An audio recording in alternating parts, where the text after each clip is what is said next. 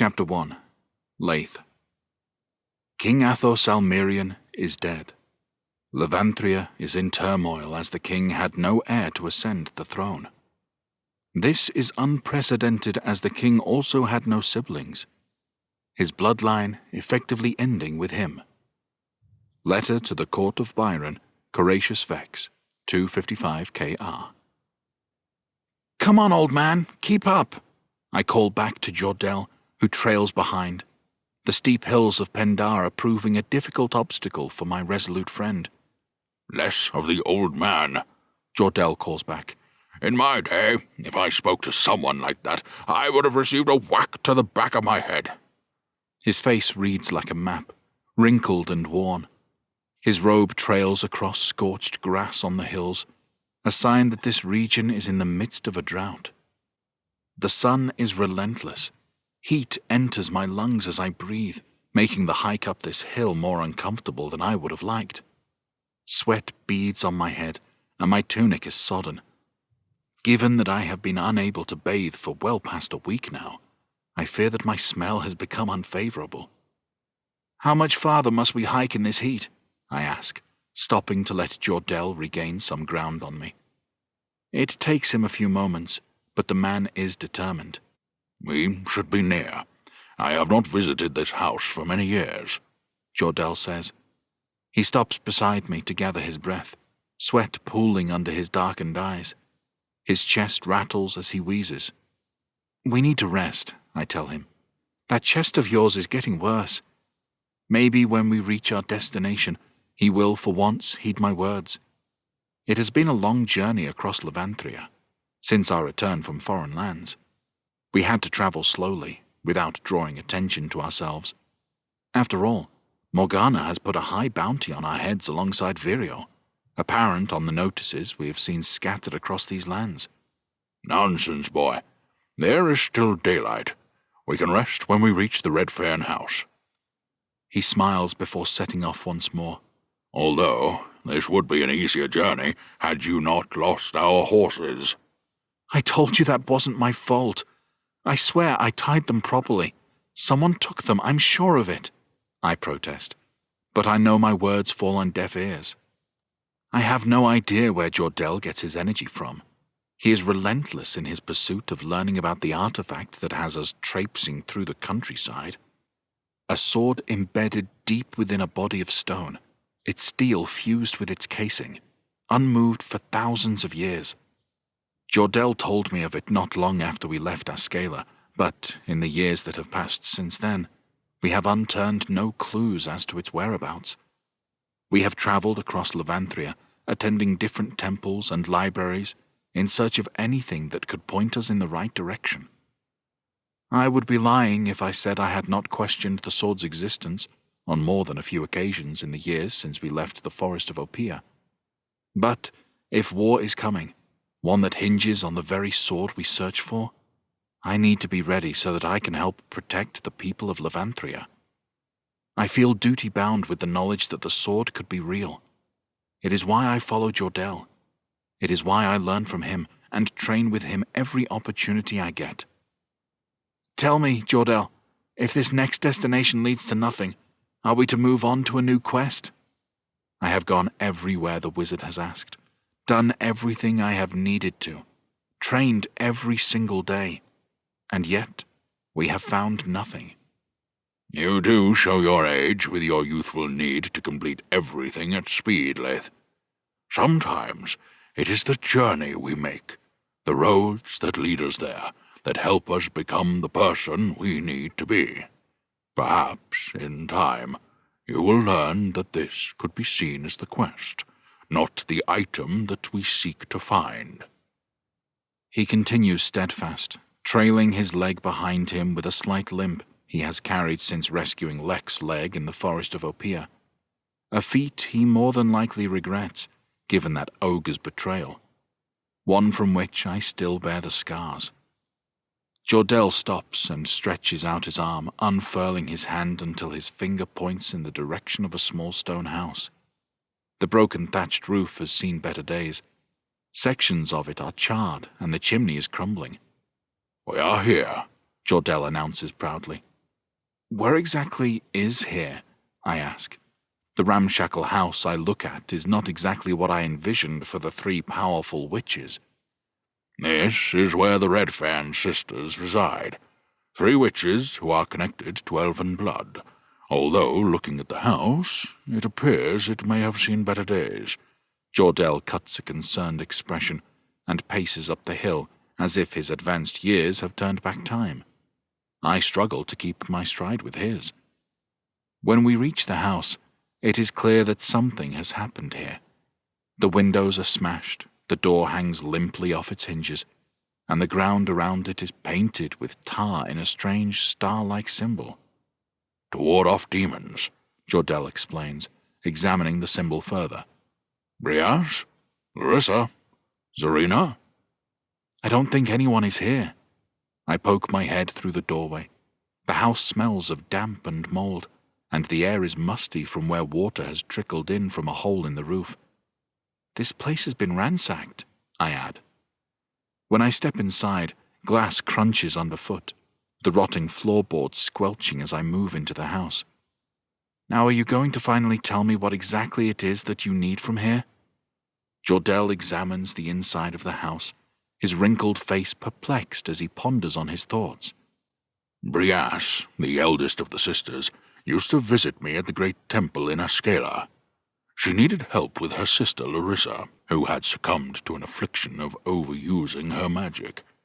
She spoke of a book, one that contained elven rituals that her mother had passed on to her, one that I was hoping may have been in this house. We already have a rare spellbook. What do we need elven magic for? I ask, annoyed to discover that Jordell has dragged us all the way to the northeastern lands of Levanthria for nothing but a few words on a page. Elven magic is more powerful than any other.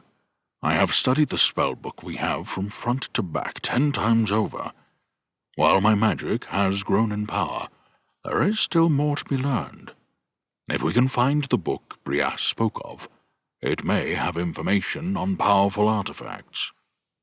Jordell opens a cupboard and sighs with frustration when it falls from its hinges and clatters onto the ground. I fear for what has happened here, and for the sisters' fates. He stares out the window for a moment whilst collecting his thoughts. Interesting. What? Jordell pushes past me and heads outside into the barren fields of the Pendaran hills. Jordell, I call after him, but he is oblivious to my words. With no option, I follow him outside as he moves across the dried grass. He drops to his knees and bows his head to the ground. I am sorry, I hear his muttered words. In front of him sits 2 small piles of rocks. Graves? I ask. They are in good condition. I think they were formed recently. May I ask what it is you are doing with my sister's graves? A voice demands from behind us. I spin to see a ghostly pale woman standing in front of the house.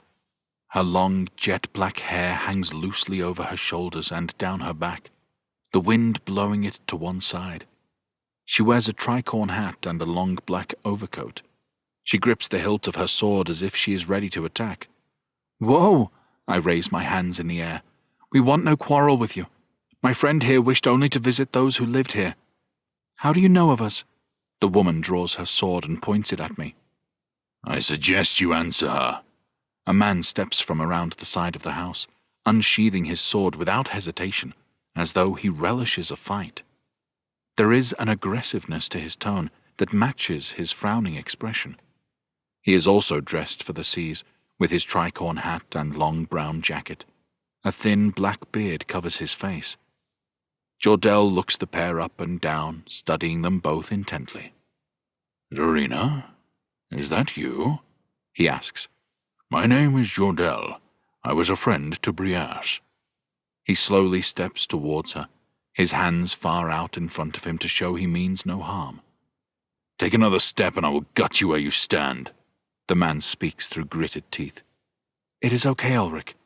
I do not think this man wishes us harm. The woman reaches out and gently presses on the tip of the man's outstretched blade until it points at the ground. Zarina, we've been stung before. I do not see why we should take the risk with these people. The man stands firm, but his partner stands even firmer. She stares into his eyes, and the two exchange a look before the man reluctantly resheathes his weapon. His aggression emits from every part of him. His breathing is short and sharp, his muscles taut with adrenaline. This person wants a fight. I place my hand on the hilt of my sword. "Calm, Ulrich. I am certain we can call these men our friends," Zarina says. "Jordell, you say? My sister did speak of you." She walks towards Jordell and stands before him, searching his eyes. Then she wraps her arms around him and hugs him tightly, as a child would their father. Jordell appears taken aback by this. He gently pats her on her back, and the two share a tender moment. It is strange to see such genuine comfort being drawn from two people that have only just met, and I stand awkwardly, keeping my eyes on Ulrich, who still seems as though he is spoiling for a fight. Brias told me she was in possession of a book that contains ancient elven rituals. We are trying to find something that could turn the tides of this war, and finally bring an age of peace and prosperity across Levanthria. I am so sorry for your loss, Zarina. Truly, I am. Come inside. We have much to discuss. Zarina guides Jordell back towards the house, placing her hand delicately on his arm as they walk. Have you not heard news of the king? Ulrich growls. What of him? I ask, curious as to the sudden turn of the conversation. I killed him.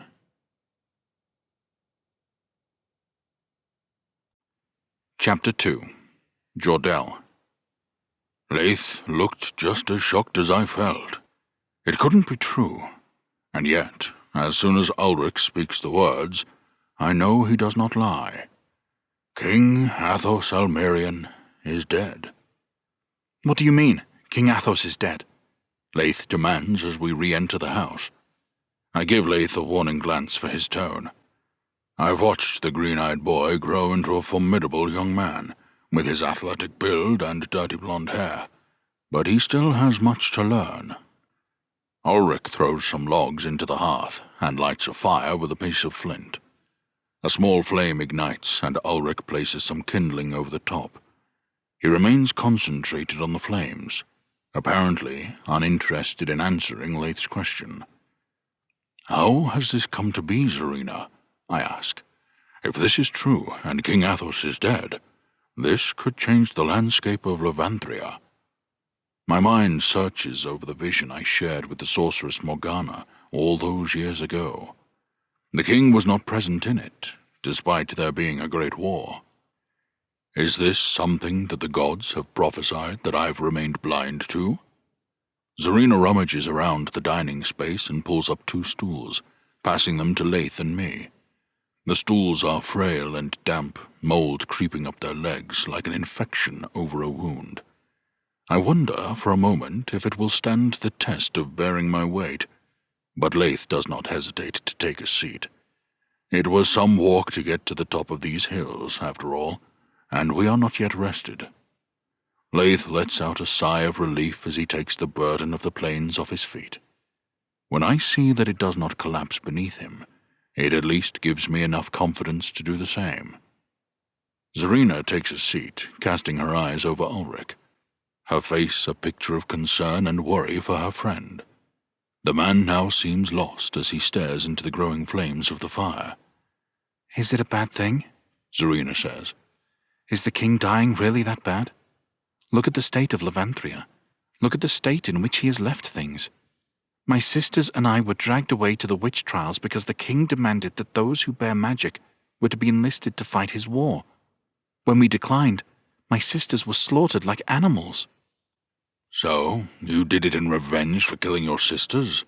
I ask, still in disbelief that somehow these 2 were responsible for the death of the king. No, Zarina says sharply. I swore an oath to protect my companion. It is they who sought revenge against the king. Zarina holds a prolonged stare over Ulrich once more, tears welling in her eyes as she speaks. We lost someone special to both of us, and it hit them harder than I could ever imagine. Zarina takes a deep breath, as if being mindful of the words that she speaks. The crackling in the fire grows louder as warmth finally starts to greet us. Ulrich, he was a good man. He is a good man. She corrects herself before wiping away her tears with the back of her hand. I consider asking her who it was they lost, but the anguish in her eyes stops me.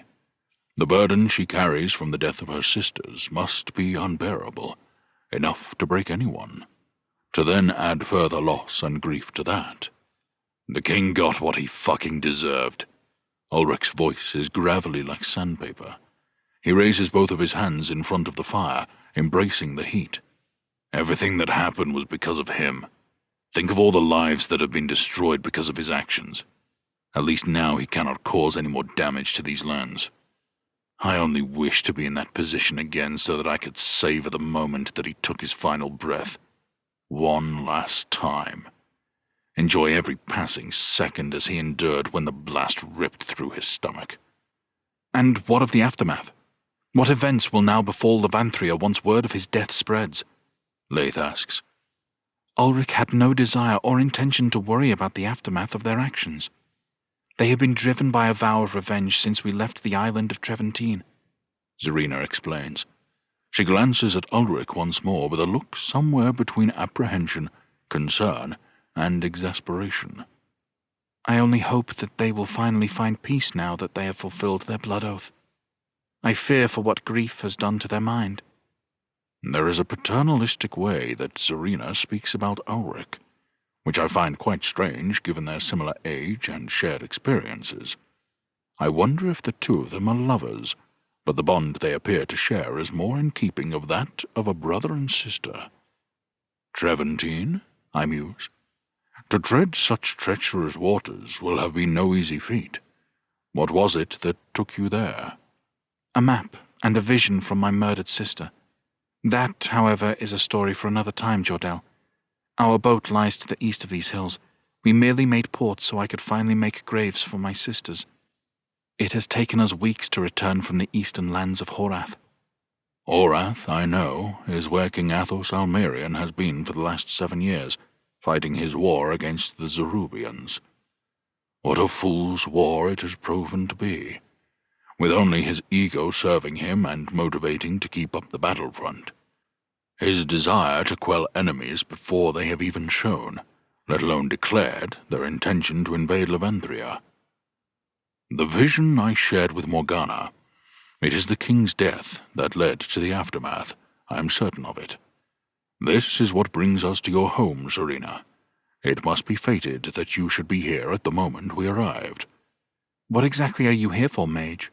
Please, I am not a mage. I will not cast magic to cause any harm. I use it only to aid and protect others. My reply is hard like stone. I do not want to be associated with the kind of destructive magic that mages possess. We will need to find another name for you, then, Zarina answers curiously. You still haven't answered my question, Jordell. A book. Your sister Brias told me about a book, written in Elvish, that spoke of great artifacts. Would you happen to know the location of that book, or even confirm to me that such a book exists? Zarina casts her curious eyes over me once more. She is hesitant to answer at first, but after a brief pause, she does. You aided my sister when we had no one else to turn to. Brias clearly trusted you, and I sense no darkness in you. Her eyes flicker from me to Laith, the crackling fire and stifled breaths, the only noise for an awkward moment. Wait here. Zarina stands from her stool and heads to a room at the far side of the ransacked house. The broken glass and plates crunch under her feet as she disappears. Do you think we will learn where to find this sword? Laith asks. Do you think this will bring forth your visions? I feel that I must be careful with the visions of which you speak. They could be misleading. How they play out in life could be a matter of interpretation, like choosing a side on a battlefield. No doubt both armies feel they are fighting for the right cause. An uncomfortable squeak of scraping wood causes the hairs on my arm to stand as Zarina moves things around in one of the rooms. She curses as something heavy crashes onto the floor. "There it is," I hear her say. Zarina exits the room with something in her hands, bound in what would have been white cloth. It is now stained with dirt, but has done its job of protecting whatever lies inside. "Ulrich, the table." Zarina nods towards the overturned table by the broken window. Ulrich quickly moves from the fire, and Laith helps him lift the heavy oak table and place it upright. Zarina lays the item down and stares blankly at it. "In truth, I have not seen this tome since my mother passed. She gave it to Brias before she was taken from us." Her eyes began to well once more as her memories trace over her past. A single teardrop falls from her cheek and lands on the dust-covered table, leaving a strange splash mark as it becomes one with the dirt. "Are you all right?"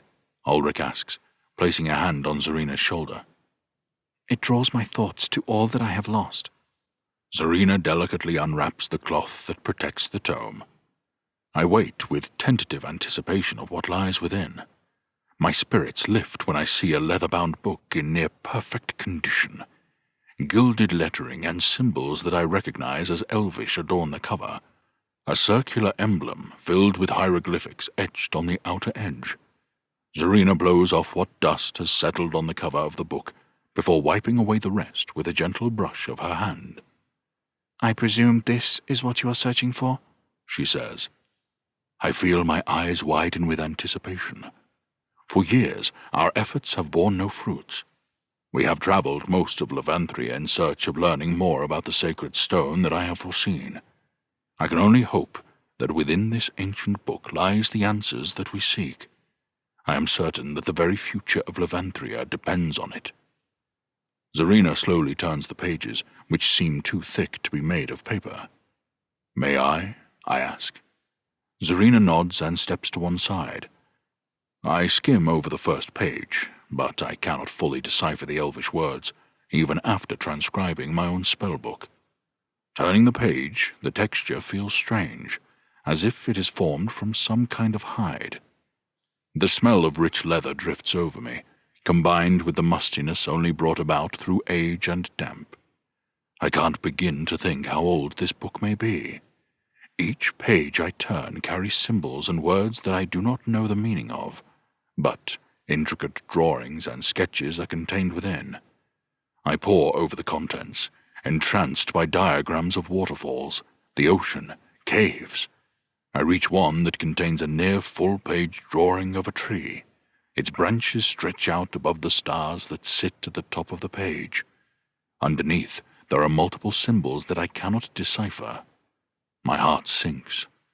"The Tree of Life," Zarina mutters under her breath. "You can read these?" I ask in wonderment. "How? How did you come to be able to read such ancient scriptures?" "We found the waters long hidden by the elves.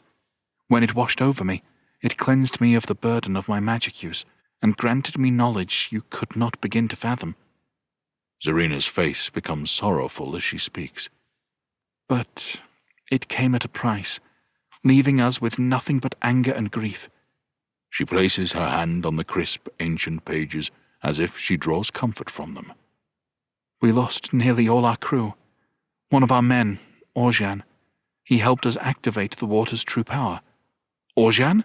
Laith interjects. "Was he of Rashuya?" "Why, yes he was," Zarina says, taken aback. "You know of him?" "I was his squire," Laith answers, his voice elevated. It is a name I have not heard him speak of for some time, yet I can see it still pulls at him like a fish on a line. "When we came across him, we thought him nothing but a drunk, but I soon learned he possessed courage that not many in these lands carry." Zarina swallows hard, as if her mouth fills with oil. "Please, you must tell me his whereabouts," Laith asks in desperation, rushing beside Zarina and placing his hand at the side of the spellbook. "I need to know that he is okay." "That he is now," Ulrich snarls, tossing some kindling into the fire. "He deserves his curse." "His curse?" Laith asks. Judging by the venom on Ulrich's tongue, it is clear to me that something serious has happened between him and Oran. and I feel it wise not to poke him with further questions. It does, however, cause a pang of frustration in me that Oran still has a hold on Laith's heart, despite the fact that Oran abandoned Laith when the boy needed him most. Zarina places her hand on top of Laith's. Oran bore the brunt of a curse that needed to be triggered so that we could use the waters within Treventine. What happened to him? Is he okay? Where is he now? Laith's eyes dart from Zarina to Ulrich as he struggles with what he hears. At least he is alive. Ulrich speaks through gritted teeth. Unlike my brother, whose life he took. No, Laith protests. Oran is no cold-blooded murderer. I can't... Ulrich! Zarina scolds before turning her attention back to Laith. He is alive, or at least he was when we left him. What Ulrich says is true. She casts Ulrich a scowl, who waves her disapproval away like he is swatting a fly. An ancient elven curse has caused his form to change, and for him to lose his mind. What do you mean, caused his form to change? He became disfigured, Zarina answers. His appearance, his body was cracked, his mind broken as he was transformed into a lizard man. He attacked us. With my magic, I was able to free his mind from the curse, but even with the knowledge that the waters granted me, I could not reverse the disfigurement. Oran eventually left us. He bore the pain of ending the life of someone we both held dear, and he couldn't bear to be around us anymore, despite my protests. I couldn't be held responsible for what I would have done had he stayed, Ulrich says. My only regret is not ending his miserable life for him. Where? Laith asks. Where is it you left him? To the southwest of Levanthria, east of Loch Bragoa. There is an unknown cove there. When? That was nearly 3 years ago, Zarina says. Before I have any chance to comfort Laith, he stumbles backwards. I need some air. He turns to leave and exits as quickly as he can.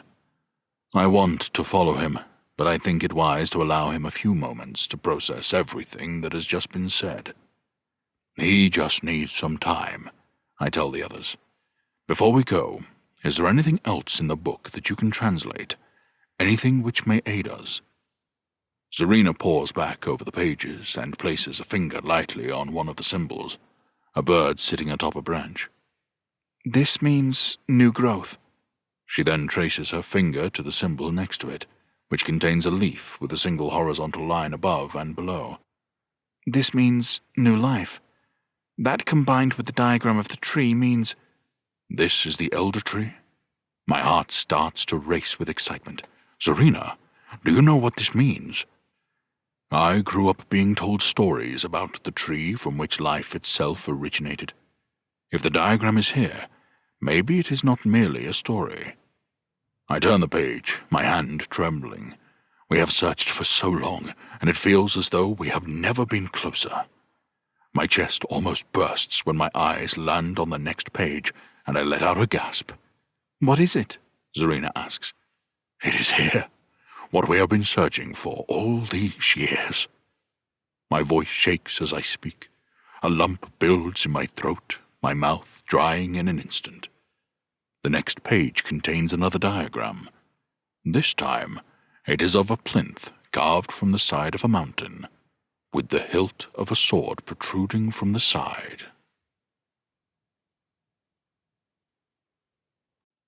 Chapter 3. Laith. Jordell has spoken of a sword embedded in stone, but I have come to take his ramblings as nothing short of a wild errand, given the lack of progress we have made over the years. Until now. To see the image in this ancient elven book all but confirms to me what Jordell has professed for so long. The magical sword, encased in stone, does exist. Jordell updates me once I have calmed, his desperation to find the sword matched by my internal need to find Oran. It is why I feel so conflicted. I have followed Jordell for the last 3 years, with no evidence of the sword's existence, other than his vision.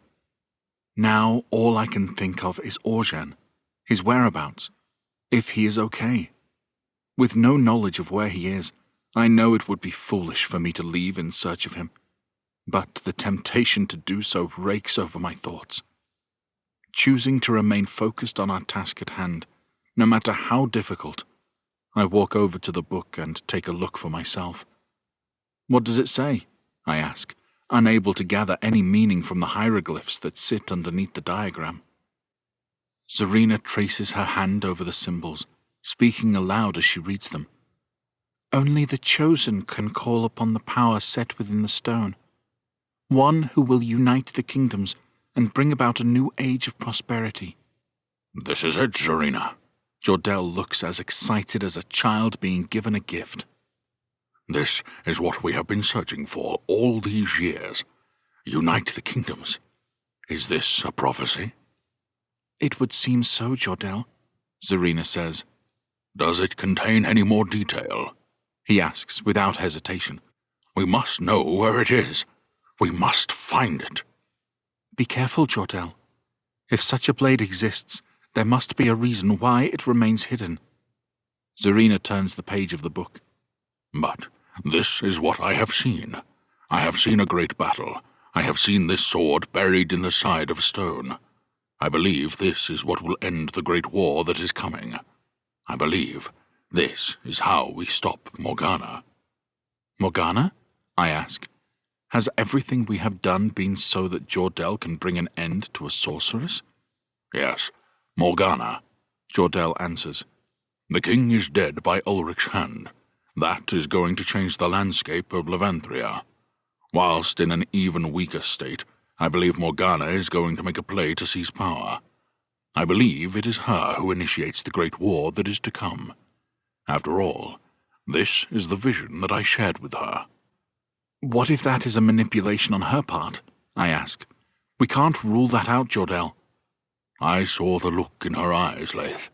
When our weapons crossed on the battlefield in Askela, we shared the same vision. Somehow, in that moment, our minds connected. Our magic connected. I believe she sees things before anyone else. For some reason, the gods grant her this, and she wields it to her advantage. Such power cannot be in the hands of one person. Look at the things she has already done. Look at what happened at the great temple. Jordell hesitates for a moment and becomes lost in his own memories. No doubt he is reminded of the souls lost when they were sealed up in the temple without a hope of survival. That was Jerub who ordered that, I protest. But who stood by his side? You forget I knew Morgana when she was cast out of the Order. I know the manipulative skills she possesses. She will not stop until she has the power that she desires.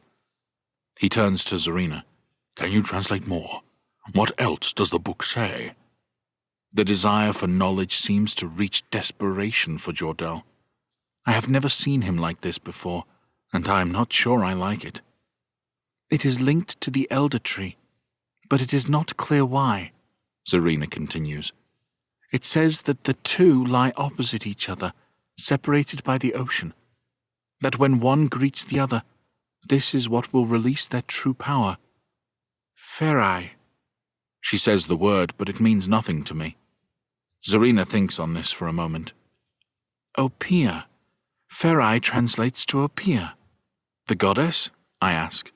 Even I know that the goddess Opiya was worshipped as a bringer of life. What about the Forest of Opiya? Could it be there? I feel proud at my own deductions from the scribing of this ancient elven tone. Zerai, Zarina says. Zakron. 2 points opposite the ocean.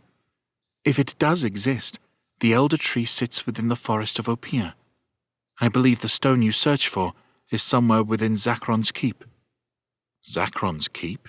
I think to myself. I have never heard of such a place. Zakron is a long-forgotten god, erased from the books the elves scribed millennia ago. With good reason, too. Zarina closes the book and wraps it in the cloth once more. Jordell, if this sword has anything to do with Zakron, you must heed my warning. I fear the power that this sword could bring the bearer. But I have seen it, in a flash of flames, a great battle followed by peace and prosperity. But at what cost? Zarina asks. I can't help but feel as though we are going around in circles with this conversation. But I have never seen such conviction etched into Jordell's face. What now? I ask. I think we need to pay our friends a visit who find their camp in the very forest we read about. Virio? Maybe, after all these years, they will know more. What about you two? I ask Serena.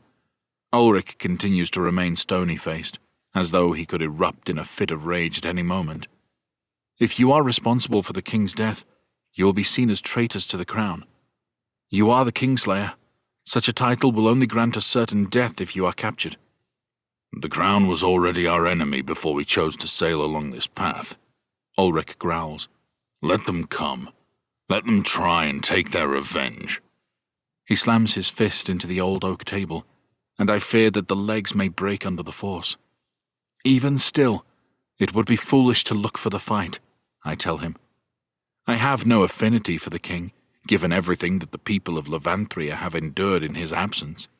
But I do hold a concern for what will befall the people in such uncertain times. After all, King Athos has no heir to take his throne. I would suggest you two lie as low as possible for a while, Jordell says, his eyes blinking from the dust that circles us. When the time comes, and I believe it will not be too far from now, can we call on you to assist us in the war that is to come? If it is against the rule of those that continue to inflict suffering across these lands, then you have my blade and my word, Ulrich swears. You have my word too, Jordell. Just be careful. Our intention is to sail to Voraz. They would not be foolish enough to send any of the king's fleet. Serena pauses. The royal fleet to those shores, she corrects herself. We will stay out of trouble there and trade our wares. If you need us, send word and we shall come. Thank you, Serena. I feel that we will need as many allies as we can muster in this quest. We still have much to do, but it gives me reassurance knowing that we have your swords. Jordell shakes hands with the two of them, and I seek to do the same. Serena gives a soft shake, but Ulrich responds with a much firmer grip, as though he is trying harder than he needs to. I find his efforts strange. Come, Laith, we must make haste. Jordell does not waste any time in setting off and heads out the front door, leaving me with no option but to quickly follow. Goodbye, Serena. Ulrich? I cast the two of them a polite nod. Outside, the brightness contrasts against the darkness of the home, and it takes me a moment to gather my bearings. Fresh air greets me, which is a welcome reprieve from the smell of smouldering flames and dampness. Ahead of us lies the steep decline to the foot of the Pandaren hills. Jordell stands tall, looking out over the hills that fall below us. We have a long journey ahead of us, Laith. I fear that, despite our years on the road, we are only just at the beginning. I trust Jordell with my life. He has taught me so much over the years, and I would follow him into the afterlife if I had to. But I can't help but feel that our priorities have diverged. The more I think about Oran, the more I long to find him, to know that he is okay. I can only pray that Jordell knows what he is doing.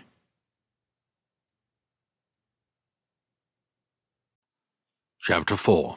Jordell. I have come to find that I am heralded by the town and villages where I set foot into. If only they knew the darkness that plagues my mind, the things I have had to do to combat the very demons that I hunt. Journal entry of Gregor Yerold, 102 KR. My aging legs grow tired from the descent, but I push through the pain at a quickened pace, motivated by the details uncovered within Serena's codex. On the second afternoon since leaving the peak of the Pandaren Hills, we reached the bottom. I let out a sigh of relief as I perch on a rock and take out a parcel of some mushrooms that I foraged on the way down. They are not the nicest tasting mushrooms I have eaten. Their earthy taste and rubbery texture means that for this meal we need to force it down. They are, however, full of nutrients that will help us sustain our energy until we are at least in a position to hunt for some proper food. Whilst Laith catches up on some sleep, I remove the ancient spellbook from my satchel, the one that I have read from front to back hundreds of times over, along with some herbs and spices I have acquired on our travels. I try to read through the spellbook as frequently as I can, to gain a better understanding of the words that are transcribed. My understanding of Elvish has improved dramatically with this book. Now I can read the hieroglyphs without the need of the scribbles in my notebook. After flicking through a few pages and reading over some of the protection spells, I combine turmeric, jojoba fruit, and nutmeg with the last bit of water that I hold. As I drink it, the punchy taste explodes into my mouth. These ingredients combine well, and I know the remedy will help sustain my energy until we make a camp later today. I watch over Laith while he sleeps. He carried himself well at the Red Fern House, though I know he is plagued by thoughts of his old master. I have watched him grow into a man these last few years. He is no longer the boy I took under my wing after Oran abandoned him. Reluctantly, I give him a light kick to the boot and watch him stir from his sleep. Come, Laith. I know you are tired, but we need to make further ground if we are to make camp. Laith grumbles and mutters some words of discontent before leaning forward from the rock where he was perched. How long have I been asleep? He asks, his eyes heavy and drawn. A light stubble has formed on his face. Long enough. We have marched down those hills for nearly 2 days, Jordell. My legs grow tired. I smile to myself. In some ways, Laith is still a boy. I offer my bottle to him. Maybe some of this remedy will perk him up. He shakes his head. You drink it. Besides, I have age on my side, old man. He smirks at me and offers his hand. I grab hold of it and help heave him to his feet. As he straightens out his worn tunic, I drink the rest of the remedy and savor the taste. The sooner we find a running stream, the better, as even after drinking the remedy, my throat still dries from thirst. The greens of the higher, wetter hills are soon replaced by the dried yellow of harsh grasslands. It amazes me, the difference in the climate at the foot of the hills. There is little wildlife on these open plains, the lands getting harsher as we near the desert-like Bitarian plains. Small tufts of upturned grass leave circles of dried dirt, showing where moles have crept up to the surface. Every now and then I notice holes under the raised ground, a sign of rabbits. How much farther must we continue? Laith asks. Have you learned nothing from me in all these years, Laith? Shelter, cover, warmth, Laith answers monotonously, and I can't help but muster a laugh. Shelter from the weather, cover from attacks, and warmth is a luxury. And do you see any of those things yet? I ask. He sighs. No. Then I think we need to continue. How far away do you think this war is? Laith kicks the stones on the ground as we walk. I fear it is closer than I would like. I will fight, Jordell. I'm not afraid. The people of these lands need protecting, and I will fight for them. The compassion the boy shows is such a rare thing to come across in these times, and it saddens me to my core. He has always put the needs of others before his own. I know you will. I smile at him. You need to understand that walking the path of always doing the right thing can often be the most difficult. I understand, he says, though I cannot help but think he is merely humoring me. If we don't fight for these people, who will? I will protect people that need protecting for as long as they need me to, whether they understand that or not. Is this not the right path to walk? Unfortunately, Laith, that is not the world we live in, and others across Levanthria would not share your views. They would enforce hardships on others to maintain their coin and comfort. The reason I warn you is because it is easier for a good person to walk a dark path when they see the torment that the world can bring, than it is for a bad person to turn good. Take Ulrich, for example. I have no doubt that there is good in there, but they seem twisted by the anger that befalls them. although they perceive themselves to have done a good deed in assassinating the king. Is that itself not a dark path to walk? Where do you draw the line? You talk in riddles, old man. What about Virio? Laith counters. He was a bad person when I first met him. Now he helps protect those in need and offers them shelter in the forest alongside him, free from the hardships of living in Askela. True, Virio has been able to redeem himself, but I'm sure he will still have regrets and enemies from the life that he once lived. There is a difference between being a bad person and being an evil person. This is the line I warn about. I fear that once it is crossed, there is no number of good deeds that can redeem a person. My attention is distracted from something in the distance, something peculiar that lies just ahead of us. What's that? Laith asks. I squint against the light of the sun.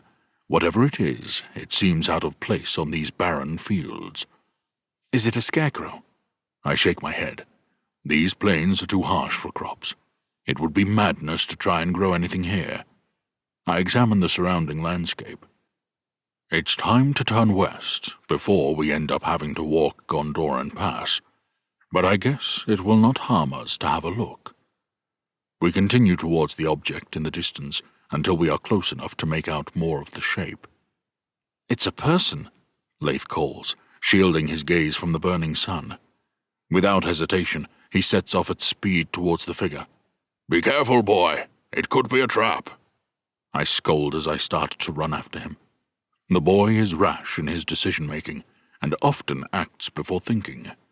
Something he will need to grow out of, for both of our sakes. My chest heaves as I wade through the spiked grass which scratches against my legs. Laith covers the ground faster than me and reaches the person first. It is a woman, wearing clothes I am not familiar with, as if she is from the wild. Her torso and arms are on display, her skin etched with blue swirling symbols and designs. She is splattered with blood, yet I do not see any mortal wounds. It is not her own. Be careful, Laith. Here, let me get her down. Laith removes a dagger and hacks at the ropes that bind her hands. Her head lolls backwards, revealing a face burnt from the sun. Her lips swelled and cracked from dehydration. Blood soaks her plaited auburn hair, and I see a gash on her crown where she has been struck. Just who is this woman? And how did she come to be here? The only thing I am certain of is that whoever left her here intended for her to die a long and painful death. Chapter 5. Laith. Grab this. I show Jordell the rope I need him to keep hold of to stop the woman crashing to the ground. She is not in a good way, and I fear she may be close to death. Who would do this to a person? Jordell grabs hold of the rope as I ask, and I move to the front of the post where the woman is tied. I would place her around my age, but it is hard to tell given her bruised and swollen face. Let go of the rope. As Jordell releases, the woman stoops forward and I catch her. I've got you, I reassure her, although I'm not sure if she can hear me. I lower her to the ground as delicately as I can. Reaching for my water, I tilt her head upright slightly and place the bottle against her cracked lips. The liquid splashes against her, and her mouth slowly moves as she takes what must be her first drink in days, if not longer. Who do you think has done this? Why would someone do this? I ask. I find it deplorable that someone would be left in such a state. Whoever has done this holds no honor, and my blood boils with frustration at what they have done. She may have committed a crime. There is no Levanthrian law that dictates this as a punishment. This doesn't make sense. Is she breathing? Barely, I answer as I watch her chest rise and fall ever so slightly. Jordell drops to his knees and pours out the contents of his satchel, picking up different leaves and vials, sniffing and inspecting them. I don't have anything that can help. The gods have picked today as her day. The gods will have to wait, I bark. After everything that we have seen, after everything that we have been subjected to, It frustrates me that Jordell still turns to the wisdom of the gods. Jordell, there must be something you can do. Jordell stares at the woman blankly for a few moments, before moving to her side. I will do what I can. He mutters words under his breath, his eyes pinned shut whilst he concentrates. His hands glow with a burning white light that he has warned me in the past not to stare into, so I shield my eyes. He plants his hands onto the woman's abdomen, and she writhes and recoils, a pained noise escaping her lips. Jordell continues to utter his incantation as the ground around them pulsates, soft waves of vibrations emitting from them both. With each pulsing beat, the vibrations get stronger and harder. Sweat beads on Jordell's head, and he grimaces as he concentrates his magic on the woman who continues to writhe around, squirming against the dirt where she lies. She is close to the afterlife. I have never tried this level of recovery before. Jordell continues to push his hands down against her with all his might, as though he fights against an unknown force to maintain contact with her. He strains his arms and clenches his jaw whilst he draws on the power like I have not seen from him before. The ground continues to shake and rumble as Jordell draws on further magic, the dirt skipping off the ground in a circle around them. Jordell screams in pain. His arms buckle under the intense pressure. Then the largest of pulses pushes out from around them. It is powerful enough to knock me from my feet, and I slam to the ground, intense pain shooting down my side where I land on small stones. A cloud of dust surrounds Jordell and the strange woman. As it settles, Jordell sits back on the heels of his feet and plants his hands on his knees, gulping down the air around him. His clothes are laden with dust, and his breath is labored, the dirt sticking to his clammy face. "Are you okay?" I rush to his side to steady him. After a few more deep intakes of breath, he replies, I have never drawn on that much magic before. "Come, you need to rest." I am familiar with the afflictions that come with magic use, which is why Jordell is so careful about using it. I know that he will suffer for what he has done, and I can only hope his efforts haven't gone to waste. Jordell gives me a light nod to tell me he will be okay. I just need a moment to gather myself. I spin on my knees next to the woman to check her over. She does not appear to be breathing. Dust settles on her sun-kissed face, giving her a paler complexion. No, that can't have been for nothing, I curse. The woman lets out a gasp of air as if she had been submerged under water for a time. She laughs and splutters as she breathes in the dust that still floats in the air. Then her eyes bolt open wide. I am instantly drawn to their emerald green color, marbled with blue, like ice encased in the rarest of gemstones. Her gaze darts around, panic-stricken, unsure of what just happened. When her eyes meet mine, I give her a smile, but her face turns to worry. Her hand catches me in the midrib as she reaches for my knife. Before I have a chance to snatch her wrist, she removes the blade and rolls away from me. "Whoa, slow down. We just helped you," I tell her, but she frantically scrambles on her backside away from me until her back reaches a mound and she can move no farther. She points the dagger towards me, her hands shaking. "Draga regaro dragam," she says in a tongue that I am unfamiliar with. "Do you recognize that language?" I ask Jordell. I do not know what language she speaks. Be careful, Laith. "Who did this to you?" I ask, knowing that she will not be able to answer my words. "Dragam," she repeats, jabbing the knife at me as a gesture of warning. "I'm not going to hurt you," I tell her. "My friend, he just healed you of your wounds, at great cost to himself." The woman stares intently into my eyes, her jaw tight, her knuckles whitening round the dagger. Thinking for a moment about how I might placate her, I remove my belt that holds my sword. I keep it sheathed and raise it in front of me. "See? I mean no harm to you." Then I toss my weapon away from us towards Jordell. It bounces across the dirt until sliding to a stop, leaving me in an even more vulnerable position. The woman is frenzied, her eyes darting between myself and Jordell, her blade firmly fixed on me. Then her eyes roll, and her arm drops to her side. As her hand opens, the blade spills to the ground, and I realize she is fainting. I move quickly and slide onto my knees by her side, catching her before her head can hit the ground. "Will she be okay?" I ask, looking up at Jordell. "I certainly hope so. Otherwise I am to endure the pain that is to come for no reason." "Are you okay?" I ask. "I am afraid I will need to make camp before we continue. I need to let the affliction run its course." Jordell's face drops with worry, his wrinkled face pained with the knowledge of what is about to come. "I can already feel the pain traveling through my arms as though made of fire, whilst being submerged in the coldest water." He grimaces as he pulls his sleeves over his forearm. I see blackened skin before he covers it up. "Come," I tell him, scooping the mysterious woman up in my arms. "I will keep watch over you both whilst you rest." Jordell gets to his feet and gingerly follows, wincing with every step that he takes. After a short walk, I spot some small mounds that will give us cover.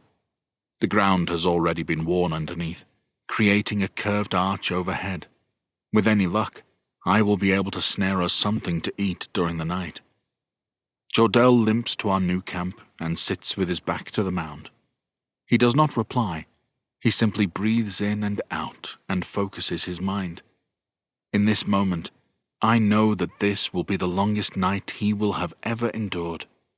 The fact that he is willing to endure this pain to ease the suffering of another shows all I need to know of his character, and the reason why I trust him more than anyone. Guilt consumes me for the fleeting moment that I considered leaving Jordell to search for Oran. I banish the thoughts for now, as I focus on supporting Jordell to get through what is to come.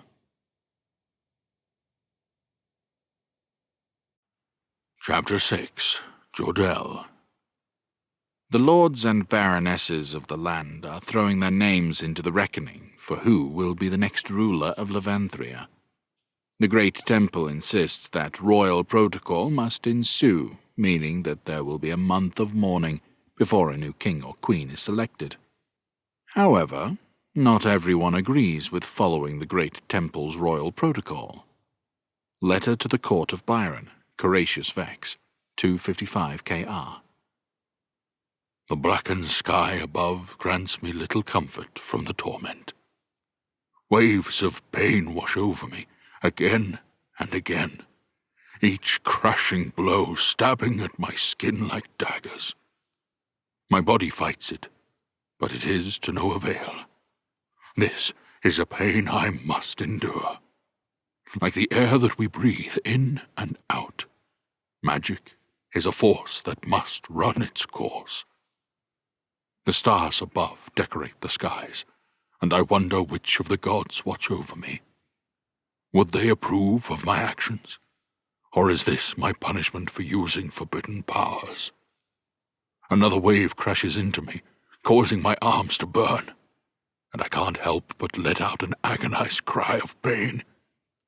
The burning is quickly followed by an ice-cold sensation coursing through my veins. It cools my arms for a brief moment, before the chill takes over and a dull ache sets in.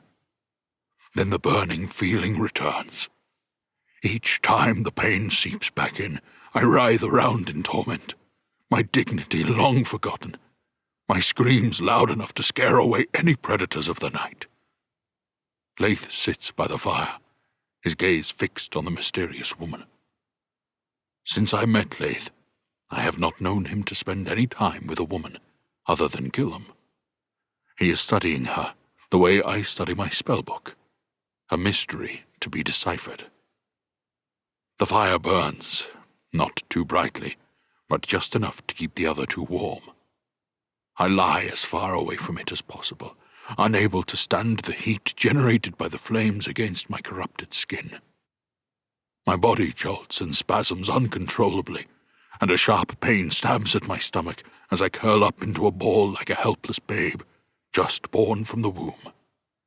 I then straighten as I feel a seizure coming along, and I have no control over my body as I convulse. Jordell! Laith moves to my side and tries to hold me steady. I wish to thank him, but no words leave my mouth. Just a jumbled garble that neither of us can make out. I am a prisoner of my own mind, able to see everything that is going on around me, but unable to influence it. Every stab, every burn, every pain unbearable as if I am in some hellscape, created for only those who have committed the worst sins. When my convulsions finally stop, a nauseating feeling comes over me. The heat of bile rises within as if I might breathe fire. Recognizing the signs, Laith heaves me onto my side, his hands like red-hot pokers as he plants them on my back. I let out a howl of pain, and Laith pulls my long white hair back as I retch uncontrollably, until the limited contents of my stomach greet me once more. Here, have some water. He places his bottle against my lips and tips it up. I try to pull my head away, but the water washes into my mouth. I swallow some before gargling and spluttering. It feels as though I have just drunk molten rock. This is the worst my affliction has ever been, and I do not know how much longer I can endure such pain. The woman stirs by the fire, recovering from her own form of torture. I feel a sense of regret over my actions, over the fact I lie here in this excruciating pain, all because I chose to help a complete stranger. Shame overcomes me at my darkened thoughts. All I can do is let this affliction run its course. It is the burden I must bear for the power I have drawn upon, the cost I must pay for saving another's life. Chapter 7. Laith. The sky begins to turn dark purple as the dawn greets us. I am exhausted and in dire need of sleep, but I must stand watch over these two. Jordell rocks slowly back and forth, staring at the ground. He has not said a word since he stopped writhing around on the floor, the haunting echoes of his screams ringing out across these plains. Jordell has become the father figure that I never had. He has taught me so much on our travels, and I owe a great debt to him. If I could swap places with him, I would. You need to rest, Jordell tells me, his voice hoarse as if he has swallowed glass. You haven't slept. He speaks as though uttering his words is an arduous task. But you... I will be fine when day breaks. He cuts me off, his eyes still unmoving. You need to rest if we are to continue our journey. You will be no use to anyone if exhaustion creeps in. Very well. Wake me if she begins to stir. The woman breathes lightly by the fire, wrapped in my cloak. I lie back by the fire and stare up at the stars, wondering at first if I will be able to fall asleep. My body is devoid of energy, however, and as my mind searches for the answers in the stars, I find my consciousness drifting away with the passing clouds. I am woken by the smell of cooked meat, and the pangs of hunger cause my stomach to growl louder than I have ever heard it. I breathe in the fragrant smell once more. It isn't just meat, it is thyme and garlic too. When I open my eyes, the light above causes me to squint. Day has well and truly broken, and in a panic I sit bolt upright to survey my surroundings. The woman still lies unconscious on the other side of the fire. Jordell kneels next to me, his face weary and gaunt, though he is clearly over the worst of his affliction. He is tending to the meat skewed onto a makeshift spit that he must have fashioned whilst I slept. I am pleased to say your snares did their job, Jordell says, smiling as he rotates the rabbit that cooks on the fire. I notice 2 other rabbits lying by his satchel with his ingredients. Are you feeling better? I ask. I've never seen anybody struggle with pain like that before. My head simply throbs now, as though I sank plenty of ale last night. He musters a laugh which turns into a cough partway through. I move to aid him, but Jordell waves me away as he removes the rabbit from the spit. Its juices drip into the open fire, causing the flames to lick the meat as Jordell places it down on a rock beside him. He blows on it whilst eyeing it like a ravenous beast himself. It has been days since we ate anything substantial. You first, I say. You need to get your energy back up after yesterday. Thank you. He rips one of the legs off and bites into the fatty part of the rabbit's thigh, the juices running down his beard. He chews through the meat in no time before ripping more from the rabbit's side. I cannot begin to think of the ordeal Jordell has been through. There is no harder thing than seeing someone you care about endure such pain, and being powerless to do anything to help.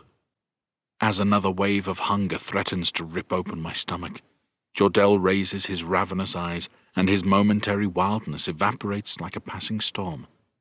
Etiquette seems to have forsaken me. I do apologize. He casts me a smile but looks embarrassed to have eaten as though he were a man of the wild. In truth, we are men of the wild.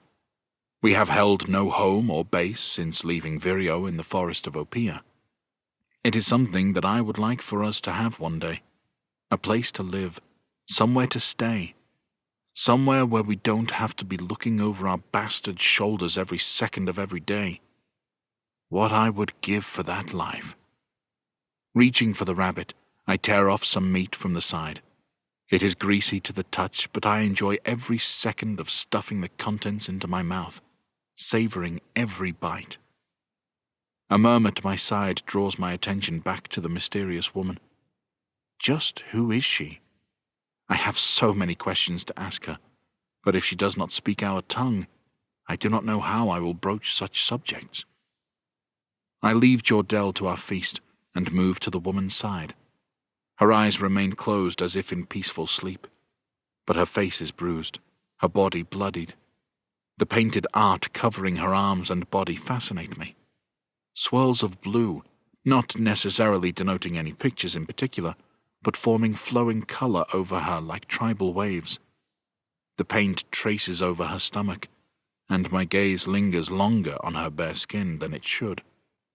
Her toned muscles covered with what looks to be an emblem of a sun around the center. When I look at her peaceful face again, my heart skips as I realize her eyes are wide open, and she stares into my own as if examining my soul. She kicks out, knocking me away from her as she scrambles backwards away from me. No, I didn't mean, I wasn't.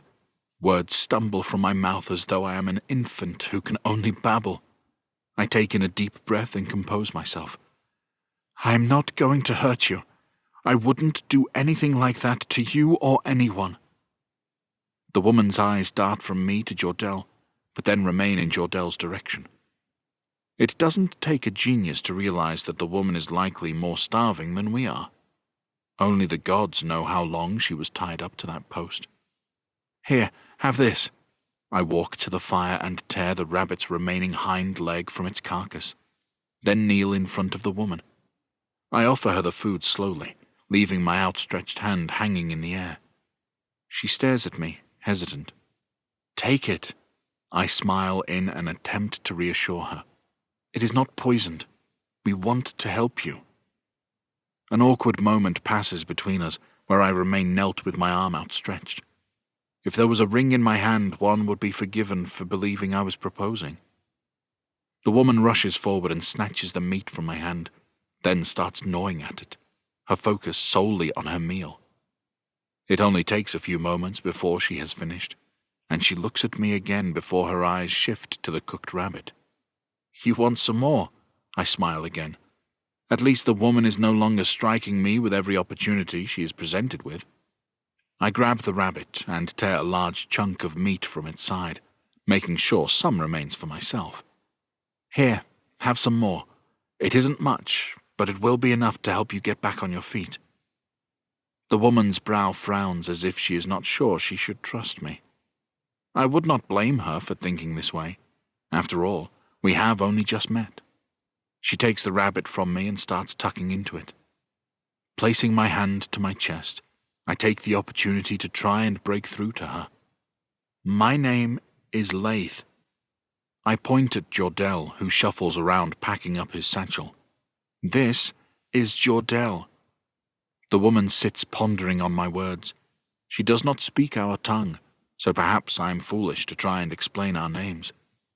Then the woman raises a weakened arm and places her closed fist against her chest. Yelor, she says. Chapter 8. Jordell. I have a plan, one of which I have been laying the foundations for years. The final piece of the puzzle lies to the northeast of Levanthria, in the form of a dwarf, who, I have been informed, has invented something most curious, a powder which is said to hold the power of the gods. Secret Diary of Taran Viagost, 254 KR. My body aches as though I have been trampled by 100 horses. Each time I move, my body snaps as my stiffened joints bring me back to reality with a painful crack.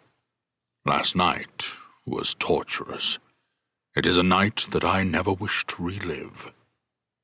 Occasional shivers and waves of warmth pulsate through my body, causing me to feel as though thousands of small needles pierce my skin at any given moment.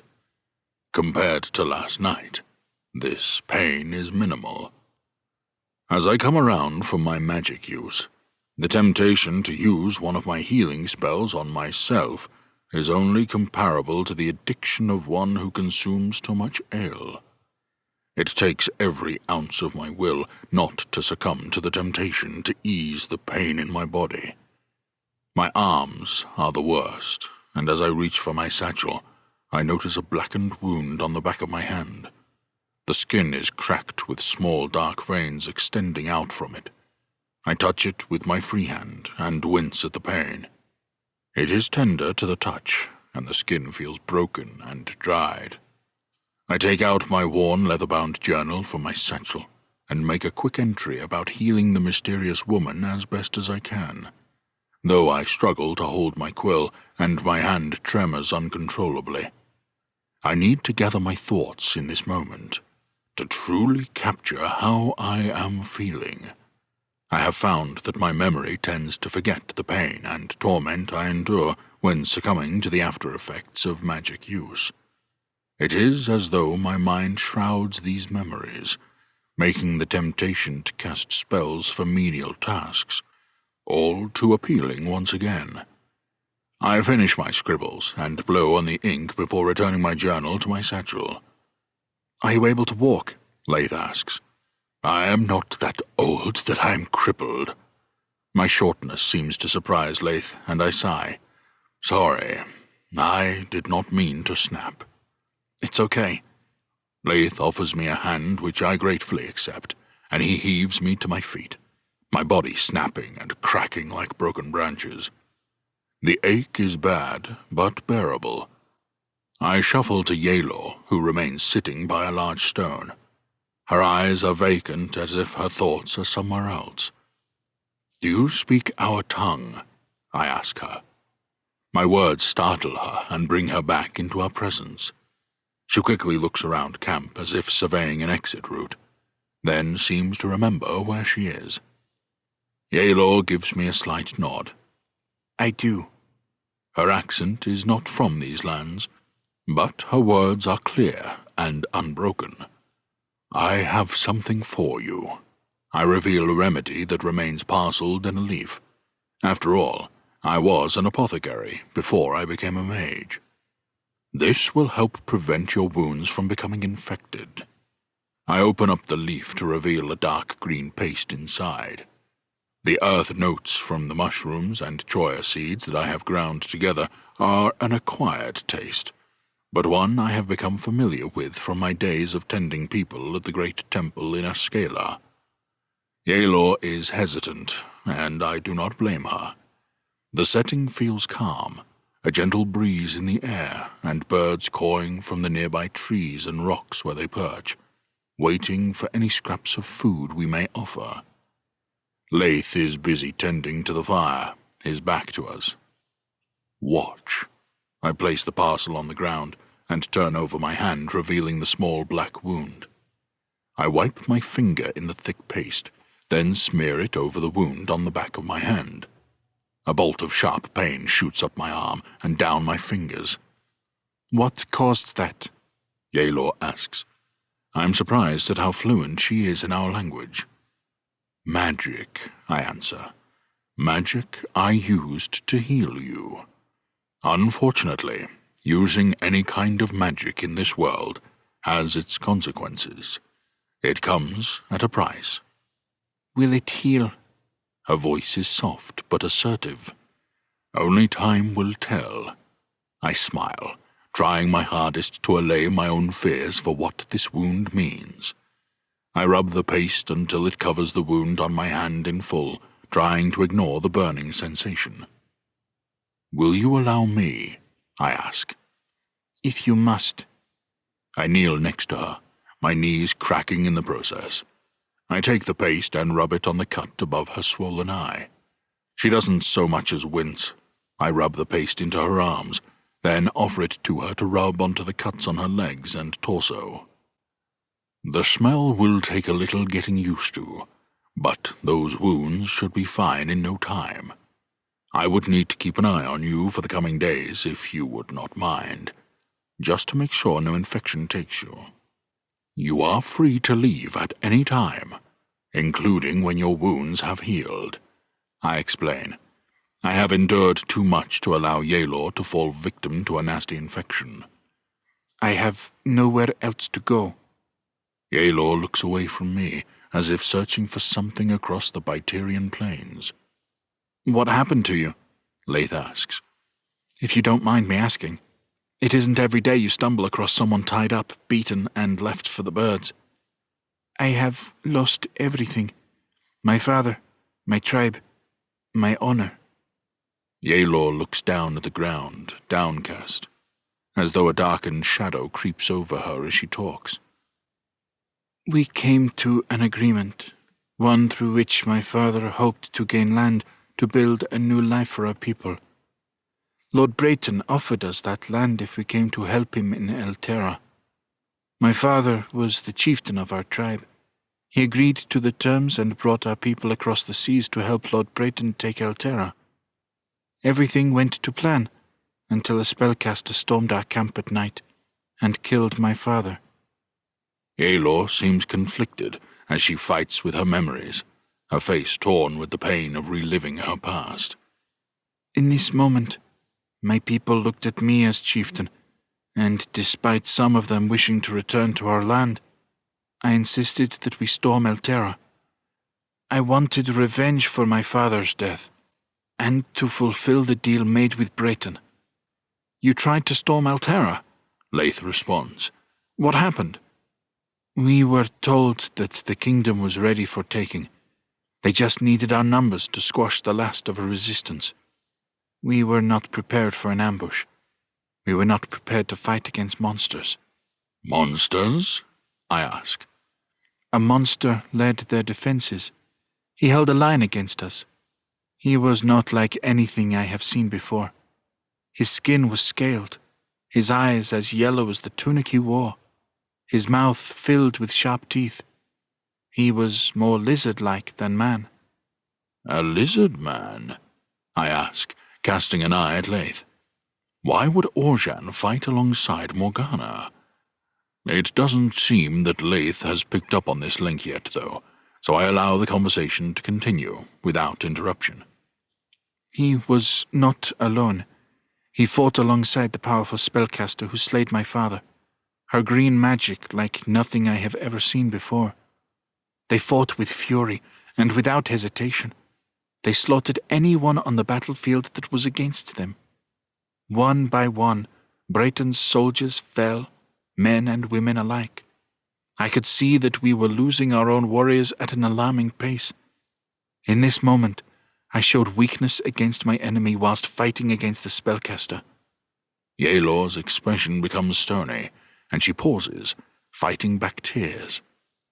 In this moment, I have no doubt that it is Morgana who she speaks of.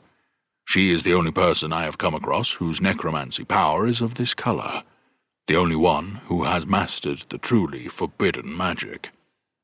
I ordered our warriors to retreat before it was too late.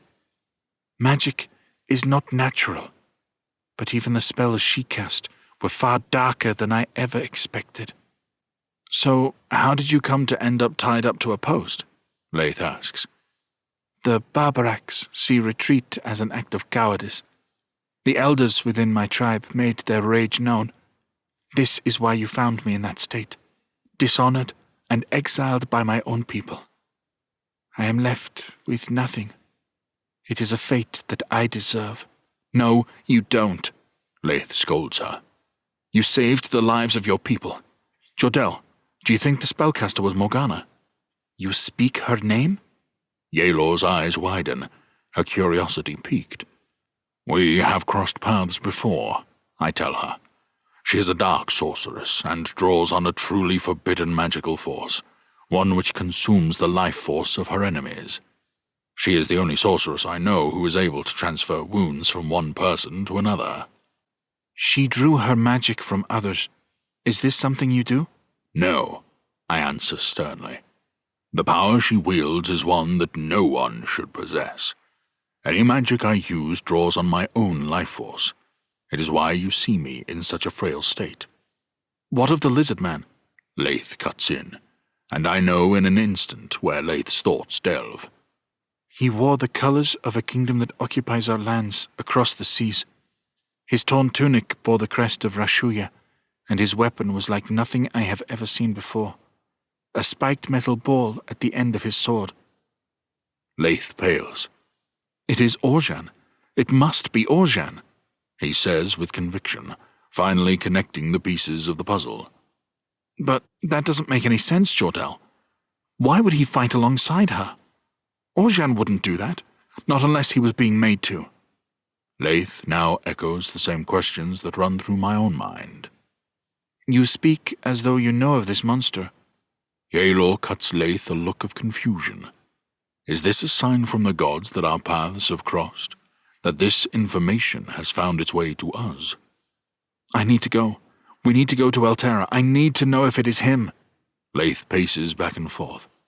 We need to stay our true path, of which we are already delayed, I remind him. Laith, you cannot go. To do so would be madness. We are wanted men, and we have a Barbaraq with us who recently attacked them. It would be suicide to wander in as we are. I understand this, Jordell, but what else am I to do? It has been years since I saw him last. He was the first person to teach me how to fight, to teach me what it means to have honor. I cannot agree that he has taken to fighting alongside our enemy. I cannot believe that he has fallen so far. I must see him. It is the only way I can be sure. I have never seen Laith with this heightened before. You have my word that we will look to find out more, but for now we must continue to the Forest of Opiya. I walk towards him and rest my hands on his shoulders, forcing him to look into my eyes. We will find out, Laith, I promise you, but we must find the Elder Tree. We seek answers that are bigger than Orjan, bigger than you and me. Laith nods in understanding, but something flickers in his eyes. Something I'm not sure I can trust. Chapter 9. Laith. Luscious, soft green grass replaces the dried yellow spikiness of the plains as we set off across the northern territory of Elterra, avoiding the treacherous Gondoran Pass.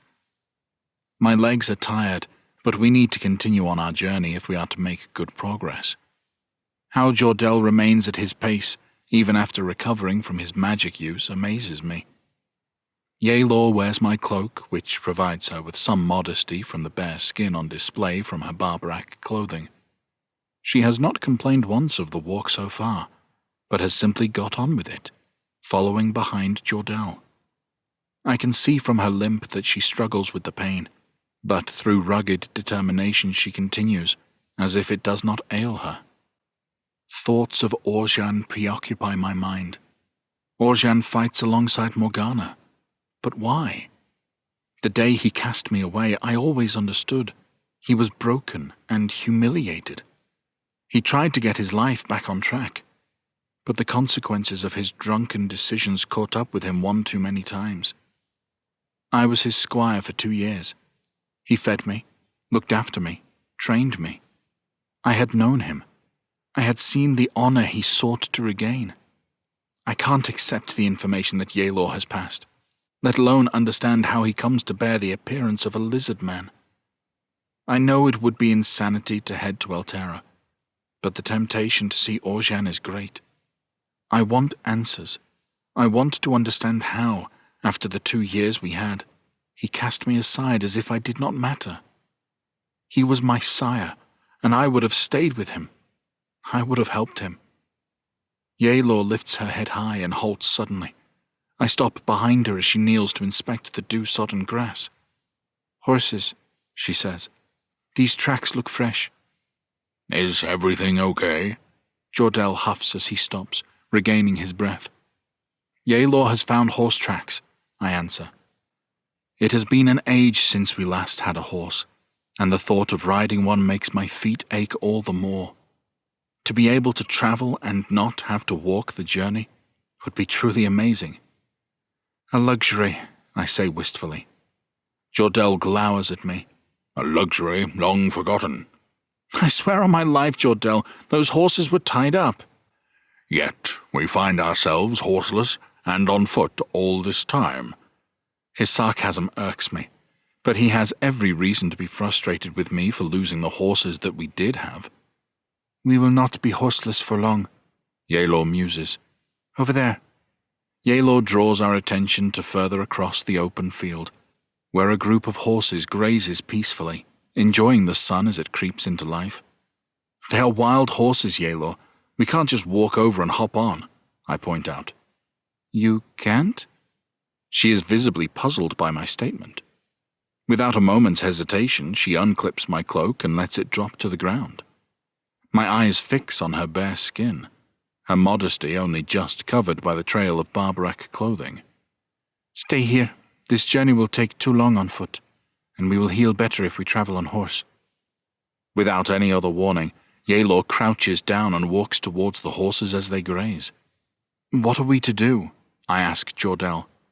Given you are about as subtle as a stone dropping into a lake, I would suggest you stay there as you have been told. Those horses would be onto you in a moment, and likely bolt. He has a point. Stealth is not a strong point of mine. The way Yelor walks is predatory, as she makes her way to the horses. Somehow, she remains hidden, and the horses do not startle. She brings her hands to her mouth and makes a strange clicking sound, almost bird-like. The horses raise their heads and start to walk slowly in her direction. How in the blazes did she do that? I have no idea, boy, but I am most certainly impressed. She crouches down in the longer grass and waits patiently as the herd of horses pass her path. I find myself holding my breath as I watch in anticipation. Then, when the opportunity strikes, she leaps up from the grass and pounces on a grey mare at the back of the group. She grabs hold of its mane as it sets off at a gallop, and I fear it is going to drag her through the grass. To my surprise, she quickly pulls herself up onto the back of the horse with startling agility, firmly planting her hands in its mane. How on earth did she do that? I wonder aloud, not searching for a response, but merely in awe of what I've just witnessed. The horse bucks as it attempts to dismount her, but she sits firmly, pulling herself closer to the horse's back. It tilts its head up and she pulls away before kicking her heels into the horse's side.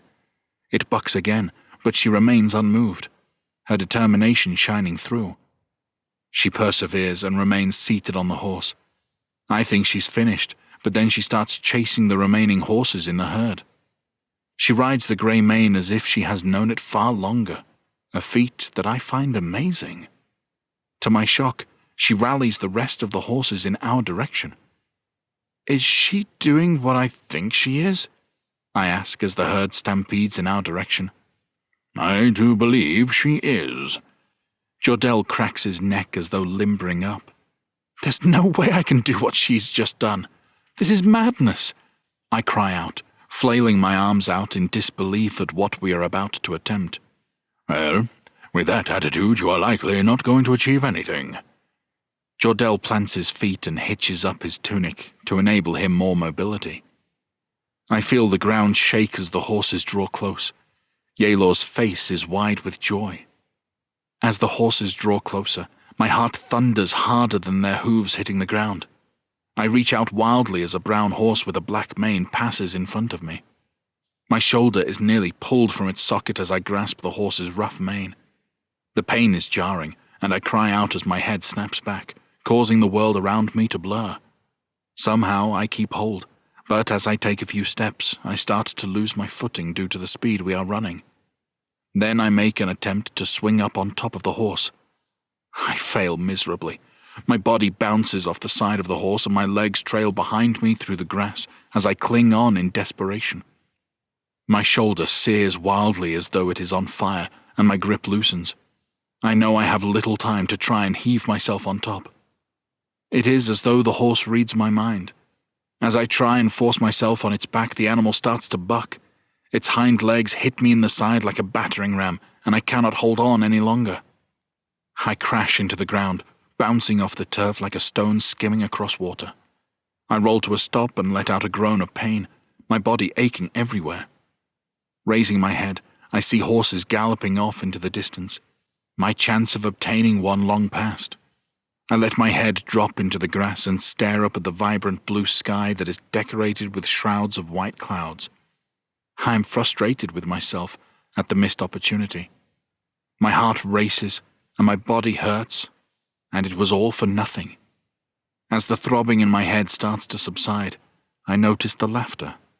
What on earth was that, Laith? Jordell chuckles wildly, clearly impressed at whatever it was that he just saw me do. As I stare up into the sky, 2 horse heads come into place, obscuring my view. How the bloody hell did you get up there? I ask as I sit myself up. I am aghast at seeing Jordell sitting smugly atop a black horse. He is gathering his breath, but somehow he has managed to mount it. It has been many years since I did anything like that, he smiles. You see, it is all about the timing, Laith. His horse bucks slightly, but Jordell manages to settle it. Yelor sits on top of her grey steed, a smile brimming from one side of her face to the other. He is inexperienced at riding, she asks Jordell as if I am not present, and I feel my cheeks redden. Thanks to Yelor, we will be able to travel more efficiently, Jordell explains, leaning forward to pat his horse on the side of its neck. You ride with me, Yelor proclaims, and she shuffles back on her horse. You do know how to ride, don't you? I do not know if she teases me, or is genuinely worried that I do not know how to ride a horse. I know how to ride a horse, I fire back, embarrassed by the whole situation. In truth, I have never felt more pressure than in this moment to successfully mount a horse. I ready myself and jump up, grabbing hold of the horse's mane and swinging my leg over the top.